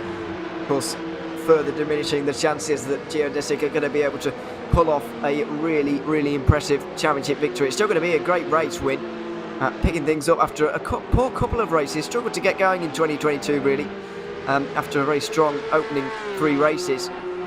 But it doesn't look like it's quite going to be enough. 20 laps to go of this season. I'm sure there are a few more twists and turns in this tale just yet. 7 seconds is the lead right now, and we're still yet to see a good 6 cars or so come into the pit lane.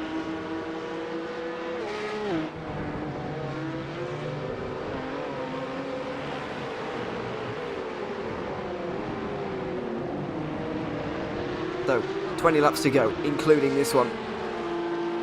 Christensen very pleased that he's been able to finally dispatch of Jaeger here, with Robin Norborg just behind. Volante. Let's just remind you that if Geodesic win the race, as they are doing right now, Pure Sims need to be in the top 4. Geodesic winning 2 categories, by the way. Saw a brief glimpse of the GT4 there. 3 seconds is the advantage in that category. Here is the 162. John Butchfoot now going to be taking that car to the end of the race. Not too many seconds over Fiercely Forward though, but that might be why. Fiercely Forward into the pit lane. Geodesic may have another pit stop. Yeah, I think they might have to come in as well. Not sure. Yeah. They were due to pit everybody up to, I think, Huge Ass has to pit right in front. So Riscaro, John Bader for Semper Racing as well. Owings a pit lane. Leaders also in Cup class doing their pit stop as well. So yes, Geodesic in from the very lead of this race right now, leaving RPC Esports to take the lead, because we've also seen Impulse in. They're not being hounded any longer, but this is going to be very telling now with the gap to Pure Sims. Where is the gap going to be? Geodesic are going to get out in front of Pure Sims, but that's not exactly a surprise. Pure Sims have indeed jumped Impulse, and they have got through on Hail Racers. They've got through on everybody there by the looks of things.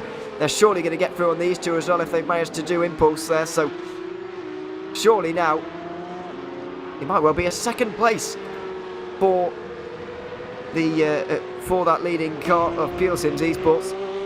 On board with the T3 Motorsport by Maniti car. They've made a driver change, presumably tyres maybe as well.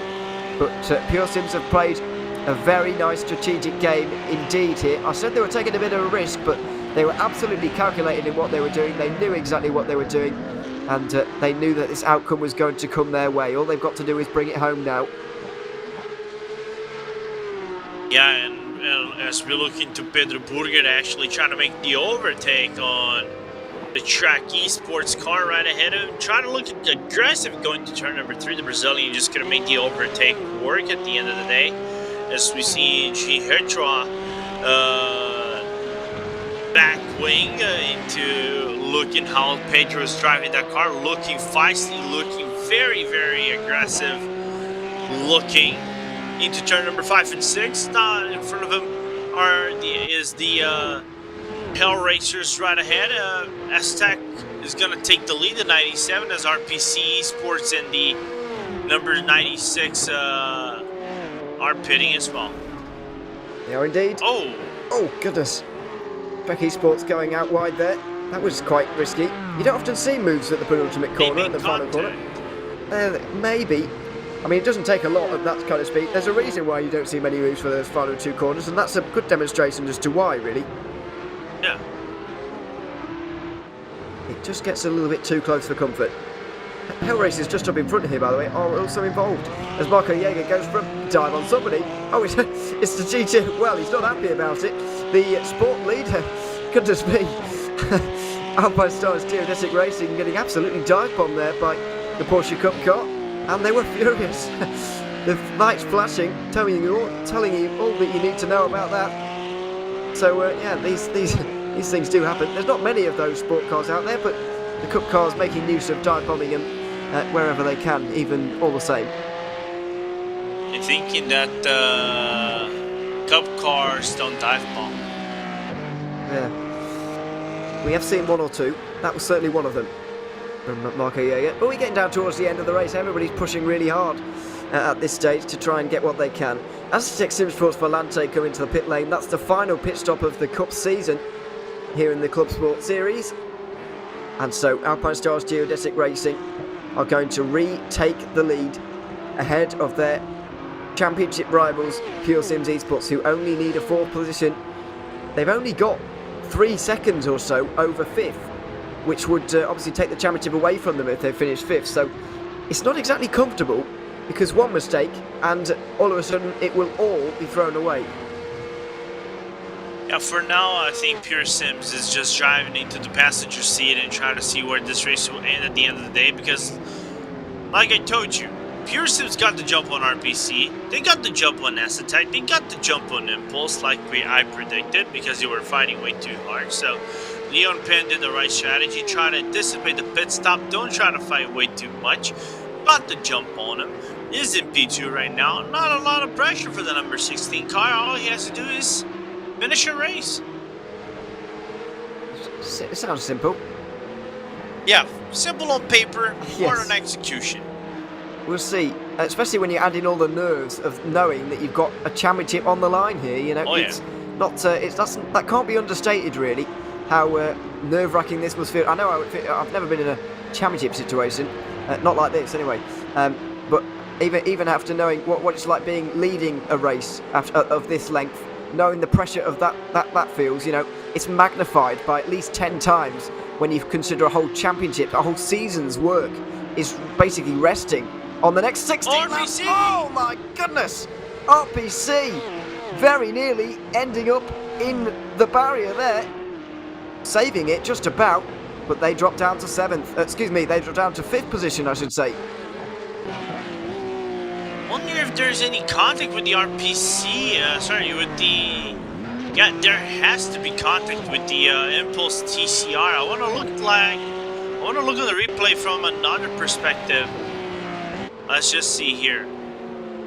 Open up turn number 9, going to the entry of number 10. Yeah, clip the curb a little bit. Oh, lost on their own. So. I think it was purely on their own, yeah. Car just bottoms out into the transition of turn number 10 to turn 0. And yeah, there we are. A good save from Christensen to not find himself in the barriers. That could have been, well, not race over, but certainly a good result over, because the top 5 for them will be very solid indeed at this late stage in the season. Liam Penn, though, trying to hold on here. Now, are Geodesic going to do anything about this? Because in theory, they could slow down here and try and slow down the Pure Sims car. As unsportsmanlike as you may decide that is at home, that option is always on the table. I remember back to, I'm sure you'll remember, 2016 Formula 1 and all that. Oh yeah. I somewhat doubt that would happen. because if they were going to do that, I think it will be happening already, if you see what I mean. But you know, it's the options on the table. Pure Sims, let's not forget, they've got a job on their hands holding on these places anyway, because Volante are in this championship fight in the 96 car. They will not let Pure Sims have an easy ride of things here. Norborg will want this place. He will want it any way possible, any way, shape, or form possible. My only question is, how are we looking at the TCR championship battle? Is Impulse Racing in any possibility able to get the championship points? Because the gap is 4/10 of a second between Team Hoisingfeld, which is the leader of the championship, in them. Yeah, in terms of the points for TCR, 59 at the halfway stage. After the halfway stage, 59 points was the advantage that Hoisingfeld actually held.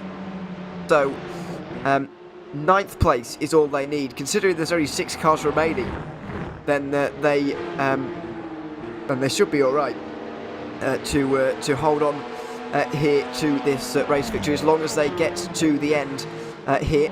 I think they have actually completed the 90% distance as to what it will be, but obviously they want to try and take the race win here all the same. A race win's a race win after all, and so it looks like they are indeed going to fight over this.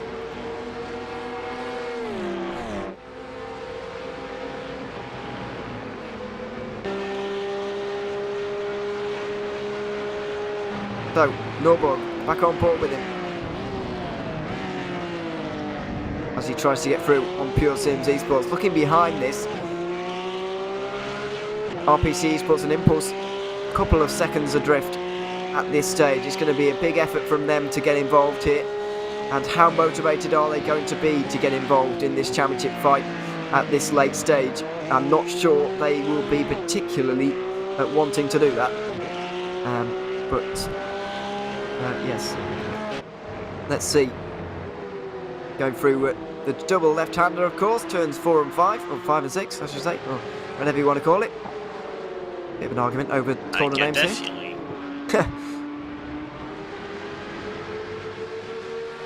Norborg, though, very close indeed. How aggressive is he going to be? That's the real question here. At the moment, it doesn't seem like he's too eager to get through, or there's not much urgency in that Volante car. Kind of biding their time at the minute, really.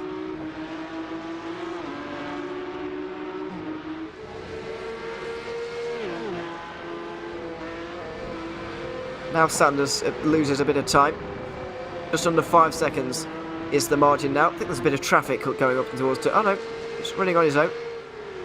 Just under 5 seconds between the two, though. You can see these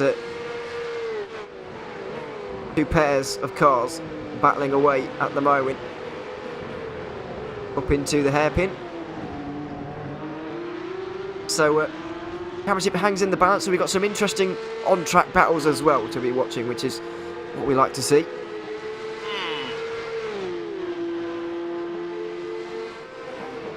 Is this a sort of a L plan for them?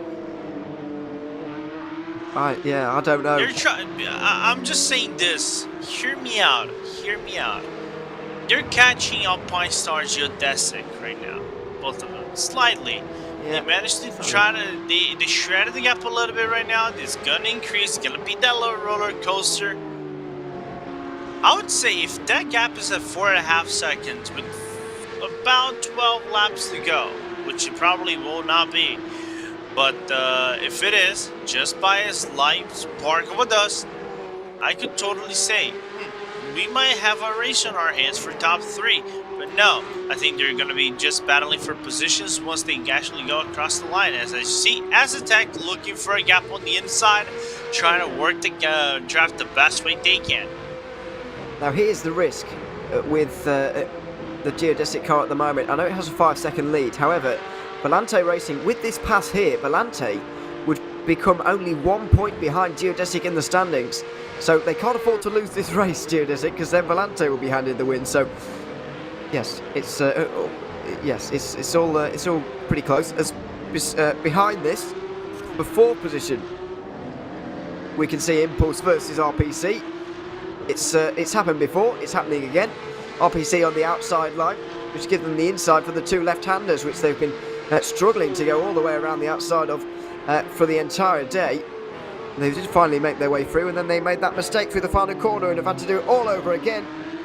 But it's no problem. Around the outside of turn 4, and it looks like they've got the place. Although, oh dear, it's not quite decisive. Side by side, still through the two left-handers, and they still continue at it. But finally, RPC managed to make their way through there. A nice move in the end, a lot nicer than some of the moves we've seen just in the recent past. Could not agree with you more on that, Ewan. As we watch on here, continuing to see this battle for position with the Volante number 15, or the Impulse Racing number 15 of Marco Jaeger, who's just had a pretty decent run for the most part as he's trying to get into that 4th position. He's going to go to the inside, see if he can maybe send it up as they enter into turn 1 at Niki Lauda. Not close enough to really make a pass as they continue on here to watch this battle for the 4th position, but still some great opportunities as they are approaching some lap traffic, and Robin Noberg in the 3rd position. So we could have a battle for that final step of the podium. We certainly could. RPC did look very quick as things stand. So yes, we'll see whether any gaps can close in here, because it's 3.5 seconds between RPC and Volante now, which is a little bit big. But you never know what can happen in these races. So Geodesic lead in 2 of the categories, both in Cup and Sport. Then in TCR, we've got Hüttingveld leading as well. Looks like the Sport and TCR race winners, it looks like the TCR winners are going to be champions. Looks like Geodesic are somehow going to steal the race win away from Fiercely Forward, and if you'd have said that about 60 laps ago, it would have been a big surprise, because Fiercely Forward were absolutely dominating until that safety car, which has really unravelled their race. It certainly has. They're now 6.4 seconds back from the Alpine Star Geodesic Racing Black team. Michael Yanni behind the wheel of the Fiercely Forward GT team, Porsche 134, the champions in the GT4 category. So still able to take home the main prize of winning the championship, but unfortunately will not get the clean sweep this weekend with the win and championship.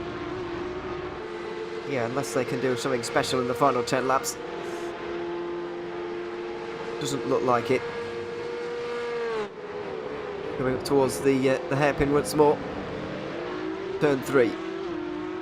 Just to remind you of the situation, Pure Sims Esports would currently take it by 24 points ahead of Geodesic in the Cup standings.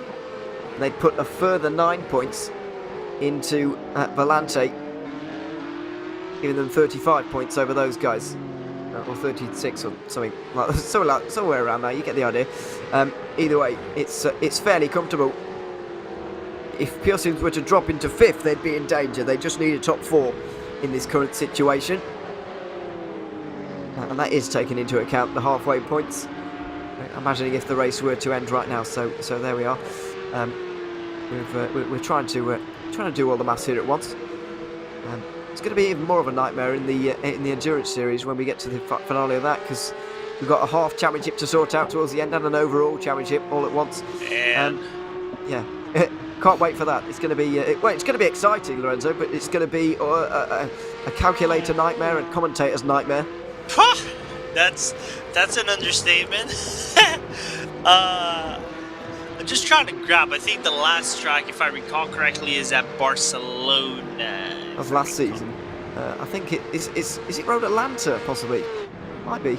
Hold up. I got the schedule up. I'm always ready for these kind of occasions. Yeah, it's Road Atlanta. It's 1,000 kilometers of Road Atlanta. Yeah, it's gonna be enticing, because it is gonna be basically what we are seeing over here, a little bit upgraded with the fact that the prototypes cannot use the clutch anymore. They're going to have to use the engine braking a little bit more. It might get a little bit more clustered with the fact that you have 3 categories, much like the OG days of IMSA going around Petit Le Mans, so it's going to be quite intriguing to see how the contenders of this championship will navigate through the track. Just remembering contenders in this championship, just to let you guys know, I'm grabbing the results and Sydney specifically. It's basically a two-way fight, in my opinion, between Pure Sims and Team RSL. Alpine Stars have a chance to clinch this one, but in Satellite 2 in the prototypes, but I think it's still a long shot that requires some mathematics and intricacies, but halfway points, I think, are what is going to dictate everything. I think the fact that we have halfway points as a factor basically opens up the championship quite a lot. Yeah, absolutely. That's all to look forward to in the endurance side of things, coming up very soon. What is that? 16th of April. So what are we? A couple of weeks away from that now, which is going to be very exciting indeed. 4 categories, a winter season to sort out at the end of, and a grand season as well. I did just have a brief look through the overall championships as a whole. I think 3 of the 4 are actually sealed already, which is helpful.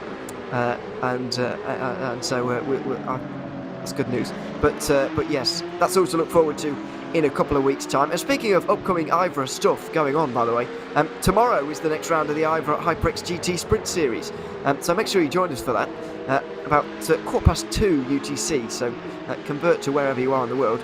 But yeah, looking forward to that. Long Beach. That's going to be tight and twisty. So interesting. Couple of hours of racing there, of course. Look forward to your company for that one. But just 7 laps to go here in this one, and it's very much Pure Sims to lose in the Cup category. Fiercely Forward, obviously already champions in sport. Pushing Belt all but confirmed as long as they make it to the flag here in TCR. So things are starting to settle down towards the end here. The likes of Volante that we're on board with right now, and Geodesic, you can see just up in front there. They've done all they can, but it's not going to be enough. It's going to be Pure Sims Day, surely. It certainly is, and it's just so amazing to see how Pure Sim has been able to overcome so many obstacles. They had to deal with a penalty, then they had to stay inside the top 10 before that halfway point. They got those points that they needed to try to be in somewhat of a contention. Now they're doing what they need to do, staying within the podium. They might not be able to win this race unless something were to happen to Graham Sanders in that Alpine Star Geodesic Racing Porsche, but he is there to capitalize on anything, and holding off a hard-charging Volante Racing Robin Nolberg, who is right there on the back bumper of him as they work to the final few sections of the course as they're coming up to 6 laps to go. Yeah, really not long. About 10 minutes remaining of this season now. So, some of the most nerve-wracking 10 minutes of Leon Penn's life, you'd imagine, because it's never nice to be in this situation in terms of the nerves, the relief, and obviously the enjoyment at the end will obviously make it all worth it, as long as he makes it there. TCR, dude. Yeah, here we go. There's possibly a move down here into turn number 1. Pure Sims surely don't need to fight this one too hard. It's very close in this battle for second position. Inside line for Robin Norberg, and he gets through into second place. Volante make their way into second. They're going to lose out even on second in this championship, I do believe, by the end of this, by just a point. It's not going to matter too much to Pure Sims. They can afford to let this position go. But Volante make that move, and in the end it was fairly easy, set up really by that TCR. Yeah, it certainly is. The TCR traffic is coming up in front of your competitors. That's the 258 machine, Mikel Garcia, I think. Very clever that Lorenzo. I'll tell you one thing. TCR. This is nightmare scenario for both cars, especially Pure Sims, and I'll tell you why.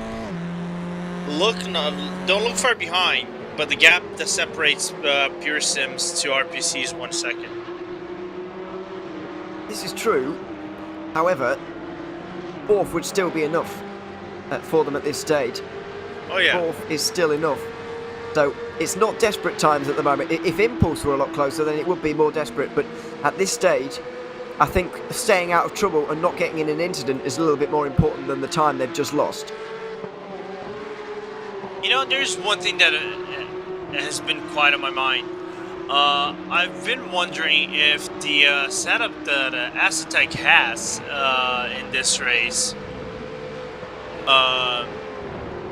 is similar to what they had in the Endurance Series. Because, if I recall correctly, Aztec was having a phenomenal race at the Red Bull Ring.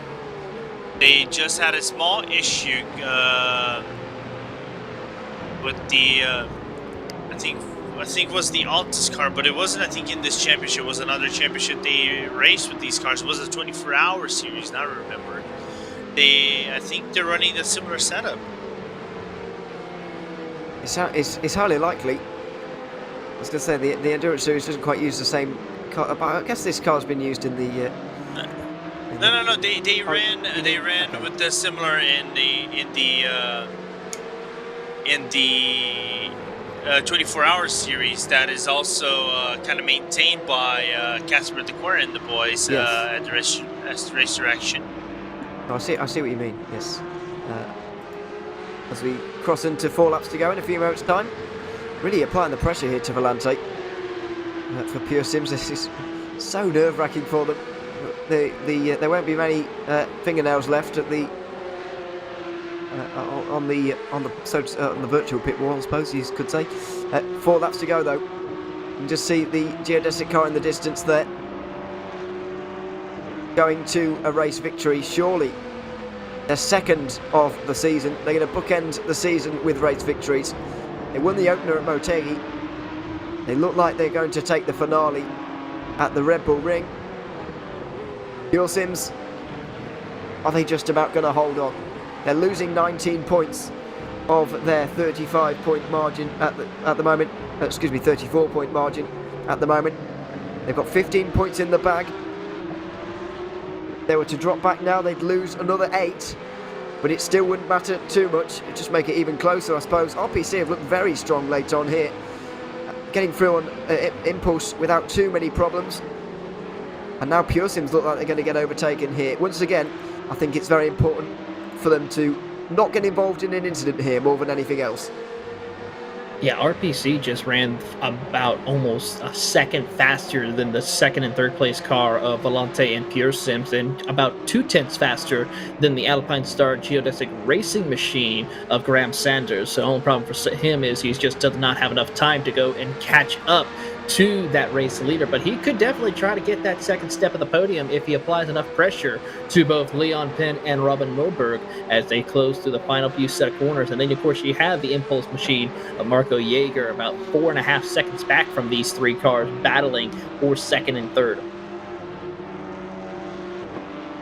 3 to go now.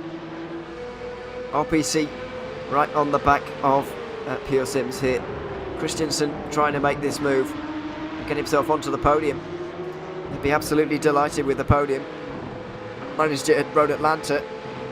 Haven't actually finished below 4th since a VIR, which is a long time ago now. They're having a fantastic end of the season. Here we go, inside line at the final, at the third turn, excuse me. Very nearly contact. Pure Sims just give the room though, and they hold on. Good traction from the Pure Sims car there, and just able to hold on. Very close though. I have to say, I'm a little bit surprised they even fought it as much as they did there. If I'm honest, if I was them, I would have pulled over by now. But deciding to go through with this battle, just hold on for as long as possible and try and hold on to this podium at least, as well as the championship. Yeah, it's a lot of stuff happening right now between these 3 competitors as they are coming to get the 2 to go. The Popsicle 6, as we call it here in the States, as we get ready to see what will happen in these final 2 laps between these 3 competitors. For Graham Sanders, he just got to hold on as we ride on board with the RPC Esports machine of Rogers as he comes to the final few corners here to try to see if he can have a shot to get on to the third step of the podium. It's got a few more chances to do so. A little bit of weaving around as well from Norberg here, trying to break the slipstream. Going to turn 1, which is not an overtaking opportunity, but there's certainly one coming up now at turn 3.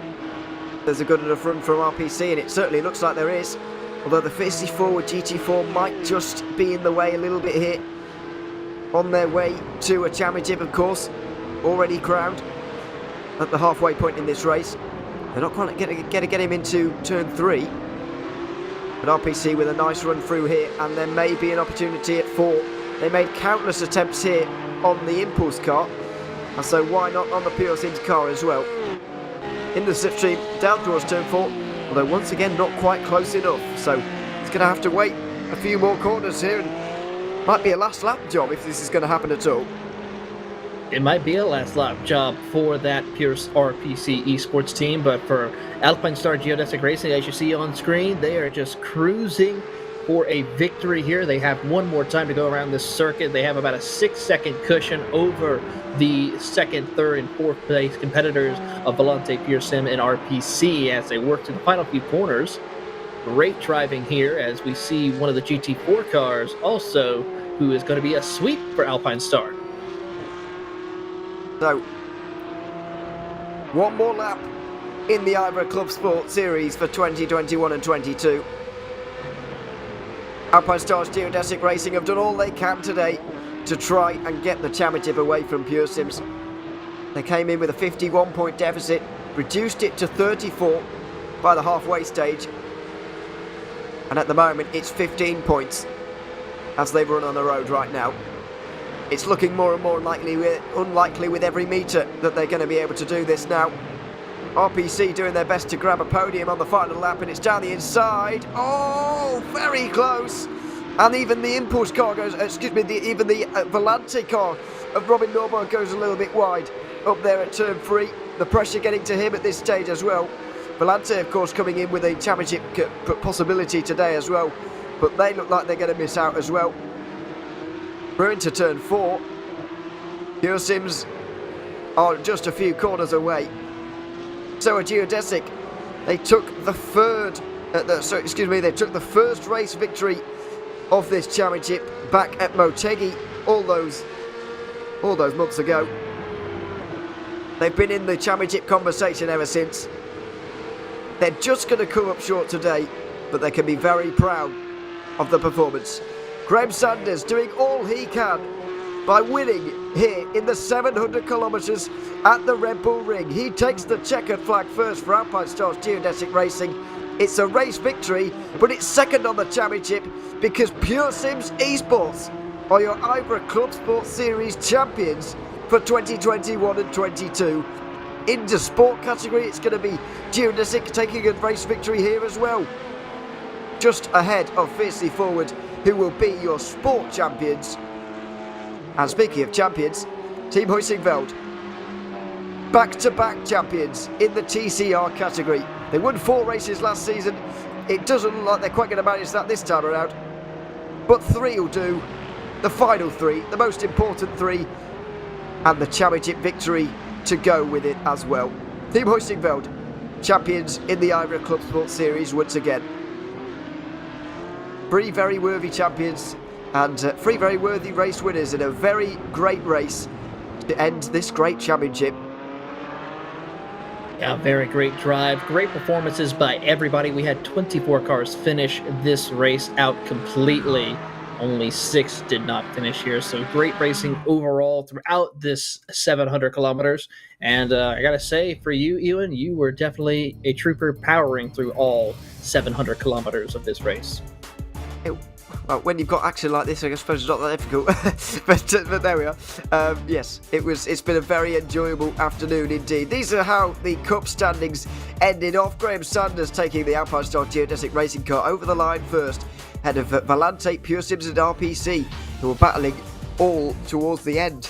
Impulse Racing, a rather lonely 5th in the end. There was a bit of a battle going on behind as well with the other Volante car, Vulcan Sim Racing, and the first of the T3 Motorsport by Maniti cars. Not really their day today.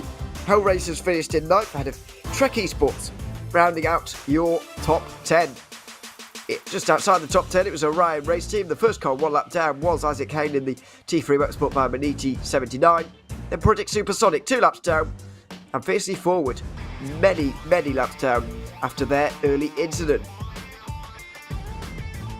In the sport category, John Butterford had the pleasure of taking the checkered flag there 4.7 seconds ahead of Fiercely Forward. Semper Racing rounding out your podium ahead of Hujas, who could seal second place in the championship. SRM Motorsports 5th and 6th, they finished 3rd in the championship. Vector by RSR finished many laps down in the end, and so do the other geodesic car. So does the other geodesic car, I should say. Finally, the TCRs, where Team Huysingveld take another victory. They're 3rd of the season by 4.1 seconds ahead of the 2 Impulse cars. Full Send Racing were 4th and 5th. T3 Motorsport by Maniti didn't quite get to the end of the race, but will be classified. Possibly. We'll have to see on that one. And Full Send Racing, Ollie Peacock certainly won't. Not their day either. After coming into today, 2nd place in the championship. Well, there we are. The Clubsport series is finished for 2021 and 22. Been very enjoyable indeed. All 6 races have been very good indeed, and we had a very worthy finale there indeed. And yeah, hopefully we'll get to speak to the champions from our season here. But yes, it's been great to be here for the Clubsport series, and great to be here for the championship finale in particular. It's been particularly exciting. It certainly had a lot of great racing here today, some great action, great storylines, and of course we finally get to crown the respectable champions in each of these classes. And of course it's a great combination of all 3 of these cars, the Cup cars, the GT4s, and the TCRs. I can only imagine what the IVRA has in store for their next season when they return. Yeah, absolutely. Let's hope that the Clubsport Championship will continue to go from strength to strength and continue on forwards. Because it's been very enjoyable indeed. Of course, as we mentioned earlier on in the broadcast, a lot more variety potential if it were to start now with the new GT4s and the new the new TCRs that have been added since we got through the opening part of our season, where we started way back when. Was it August 2021 or something? A long time ago when we started this championship. We're starting to get a few of these guys joining us now for interviews. We haven't got the champions of any of the categories just yet. Pure Sims are just getting themselves ready, I think. So while we're waiting, we might as well bring in Miguel Vigo. Let's do that while we're waiting. Miguel, good to have you here. Race winner, of course, from this particular round. Wasn't quite enough for the championship, but just talk us through what you feel at the end of this race, despite the victory here today. Are you a little bit disappointed, of course, that you weren't able to quite get that championship? Oh, there we go. Yeah, it's we unfortunately had that end of line, and I mean, I don't think it would have mattered anyways, just because we had that safety car, and that just pretty much brought everybody else in. So right then we kind of just knew that kind of our chances were kind of dashed. Just because Volante, obviously, they went for the halfway points, but the end of race points they would have suffered on. But I'm pretty happy we were able to get the win, double win actually. So I'm happy for the team, and not so bad of a season after all. No, absolutely. And Graham Sanders also joins us as well from the same car. Graham, you were able to take the car over the line there. You had a fantastic final couple of stints, I have to say. What was the feeling like though? Was it almost a helpless feeling? I guess you were doing all you could, of course, but in the end, it wasn't quite enough, despite all that.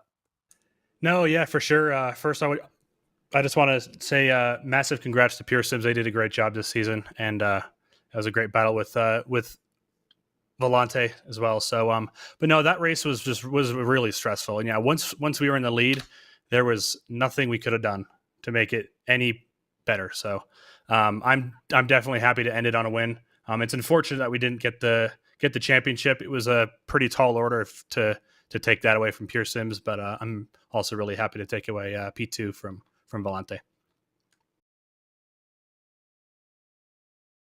Absolutely, you guys gave it a very good go indeed. So commiserations on the championship, but congratulations on the race victory, and congratulations on the season as a whole. It's been great to have you here, and thanks for coming to join us after the race, of course. Thank you, guys. Yep, thanks, guys. Take it easy. Thanks very much to Graham Sanders and Miguel Vigo, who joined us, who have joined us from the 62 team.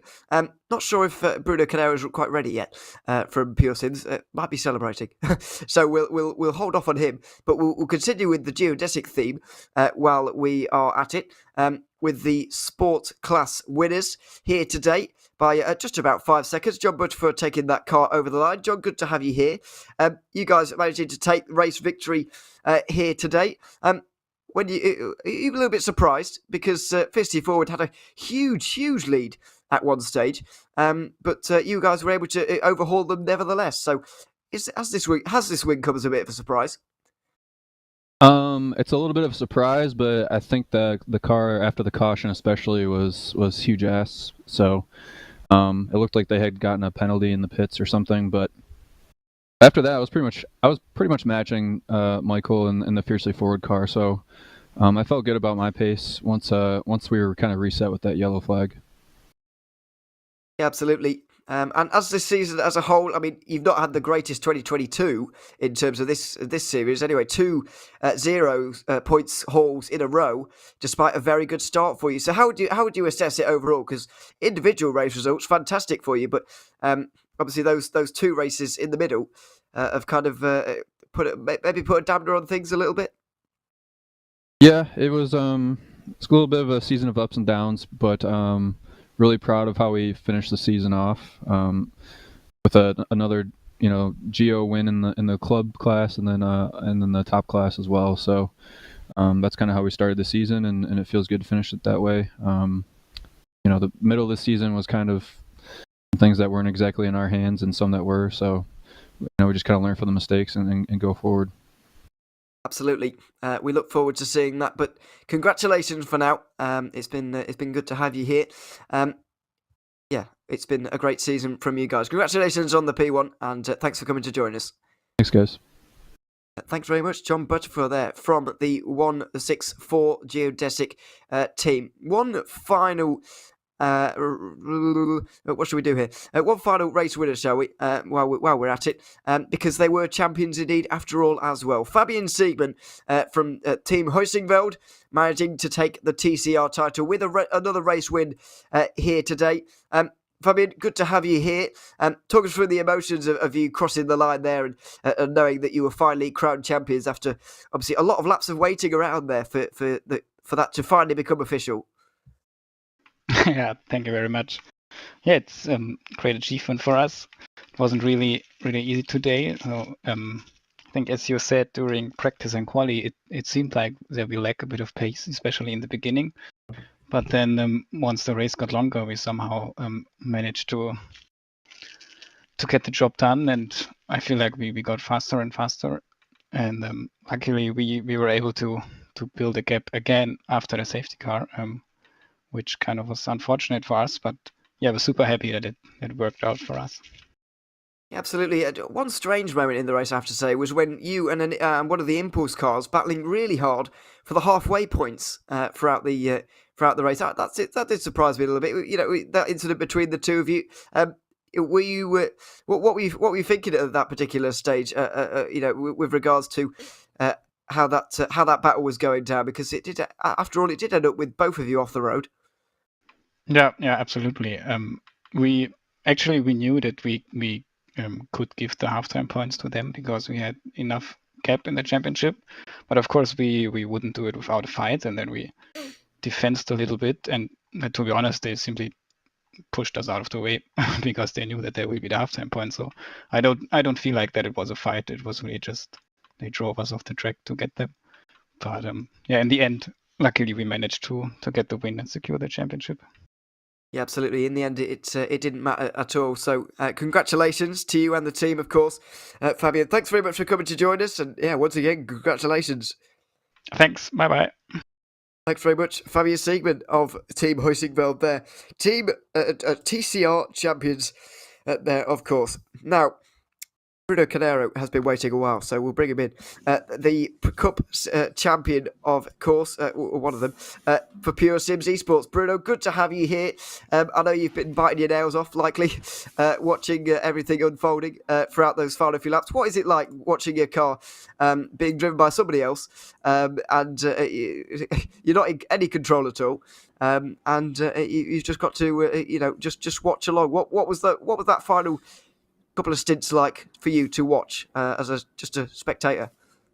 Well, firstly, thanks for having us. Leon can't make it in just because he can't download TeamSpeak for some reason, so that's kind of a little issue we have. But he's on my Discord call. If anything needs to be said, he'll tell me and I'll transfer it over. But it was very stressful, to say the least. I had my little puppy next to me for most of it, and then I kind of needed to put him away because it was getting just nerve-wracking of just, trying to see what was going to happen. We had a really good strategy call by pitting early while RPC and Impulse were fighting, and ultimately we were able to get a jump on both of them in the pit stop, and that was super beneficial and super crucial.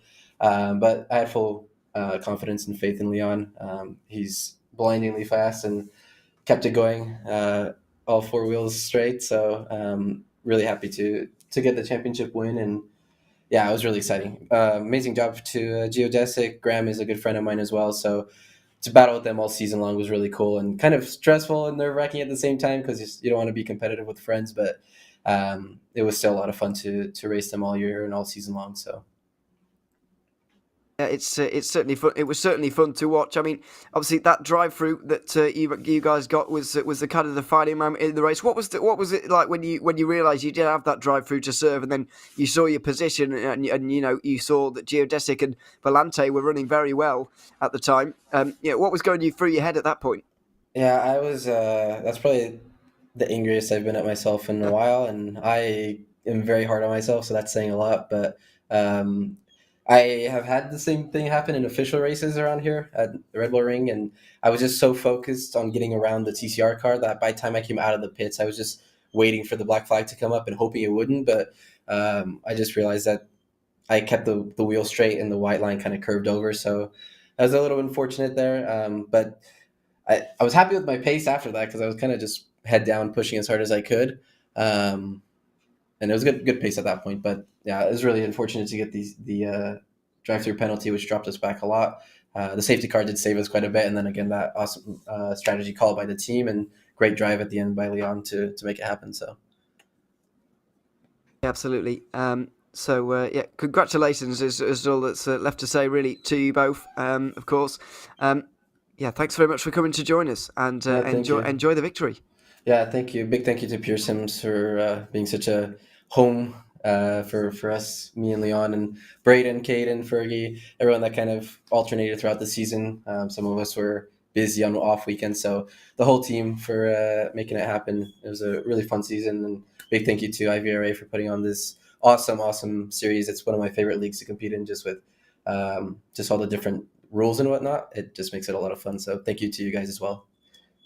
Absolutely. Thanks very much, Bruno, for joining us here, and we'll congratulate you once more on the victory here this afternoon. Now then, one final interview to do.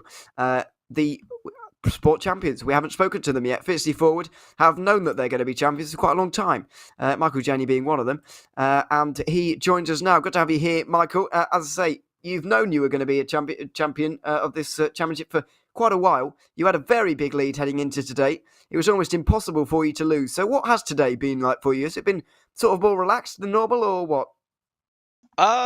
Yeah, it's, as I guess relaxing as a 6-hour or 4-hour race can be. But we had the huge lead, our pace was there, felt really comfortable, and ultimately I think Geodesic did a little bit better on the strategy. I think the safety car may have helped them out a bit more than it helped us. But John had really good pace there at the end, so even with the gap, it was, at that point they had already got the victory. But I mean, we knew from the halfway point that we were gonna have the title just based on points, but you don't really, I guess, feel like it's actually happened until the race is over. And after a bit of oh, we didn't win, we got P2, then I was like, wait a minute, we won the championship. So I was like, that's even better. Yeah, absolutely. I was going to ask you that actually, because you had over a minute's lead, and the safety car came out. All the chaos kind of kicked off, and you've ended up at second. So it just, I can't imagine the disappointment is too large for you at the moment, because obviously you remind yourself that you've won the championship. But it must be a little bit annoying to have not won the race, albeit a very small bit of annoyance, I suppose. Yeah, definitely. It's in the back of your mind because you know exactly what you did incorrectly to get to that point. But I mean, if anything, it shows you that I think the reason why IVRA is so successful is because of that safety car. And I think that example may be one of the best of the race is not over, because if a safety car comes out, the whole thing can get shuffled around. So it's, a fair bit of luck, but yeah, not really upset at all. It happened, but overall had a lot of fun. Yeah, exactly. I totally agree, and good to see you taking it in such good spirits as well. To be fair, but then again, you are champions, I suppose. So congratulations on that. It's been good watching you all season long. We'll let you go now and enjoy the victory. But thanks very much for coming to join us. Yep, thanks, guys.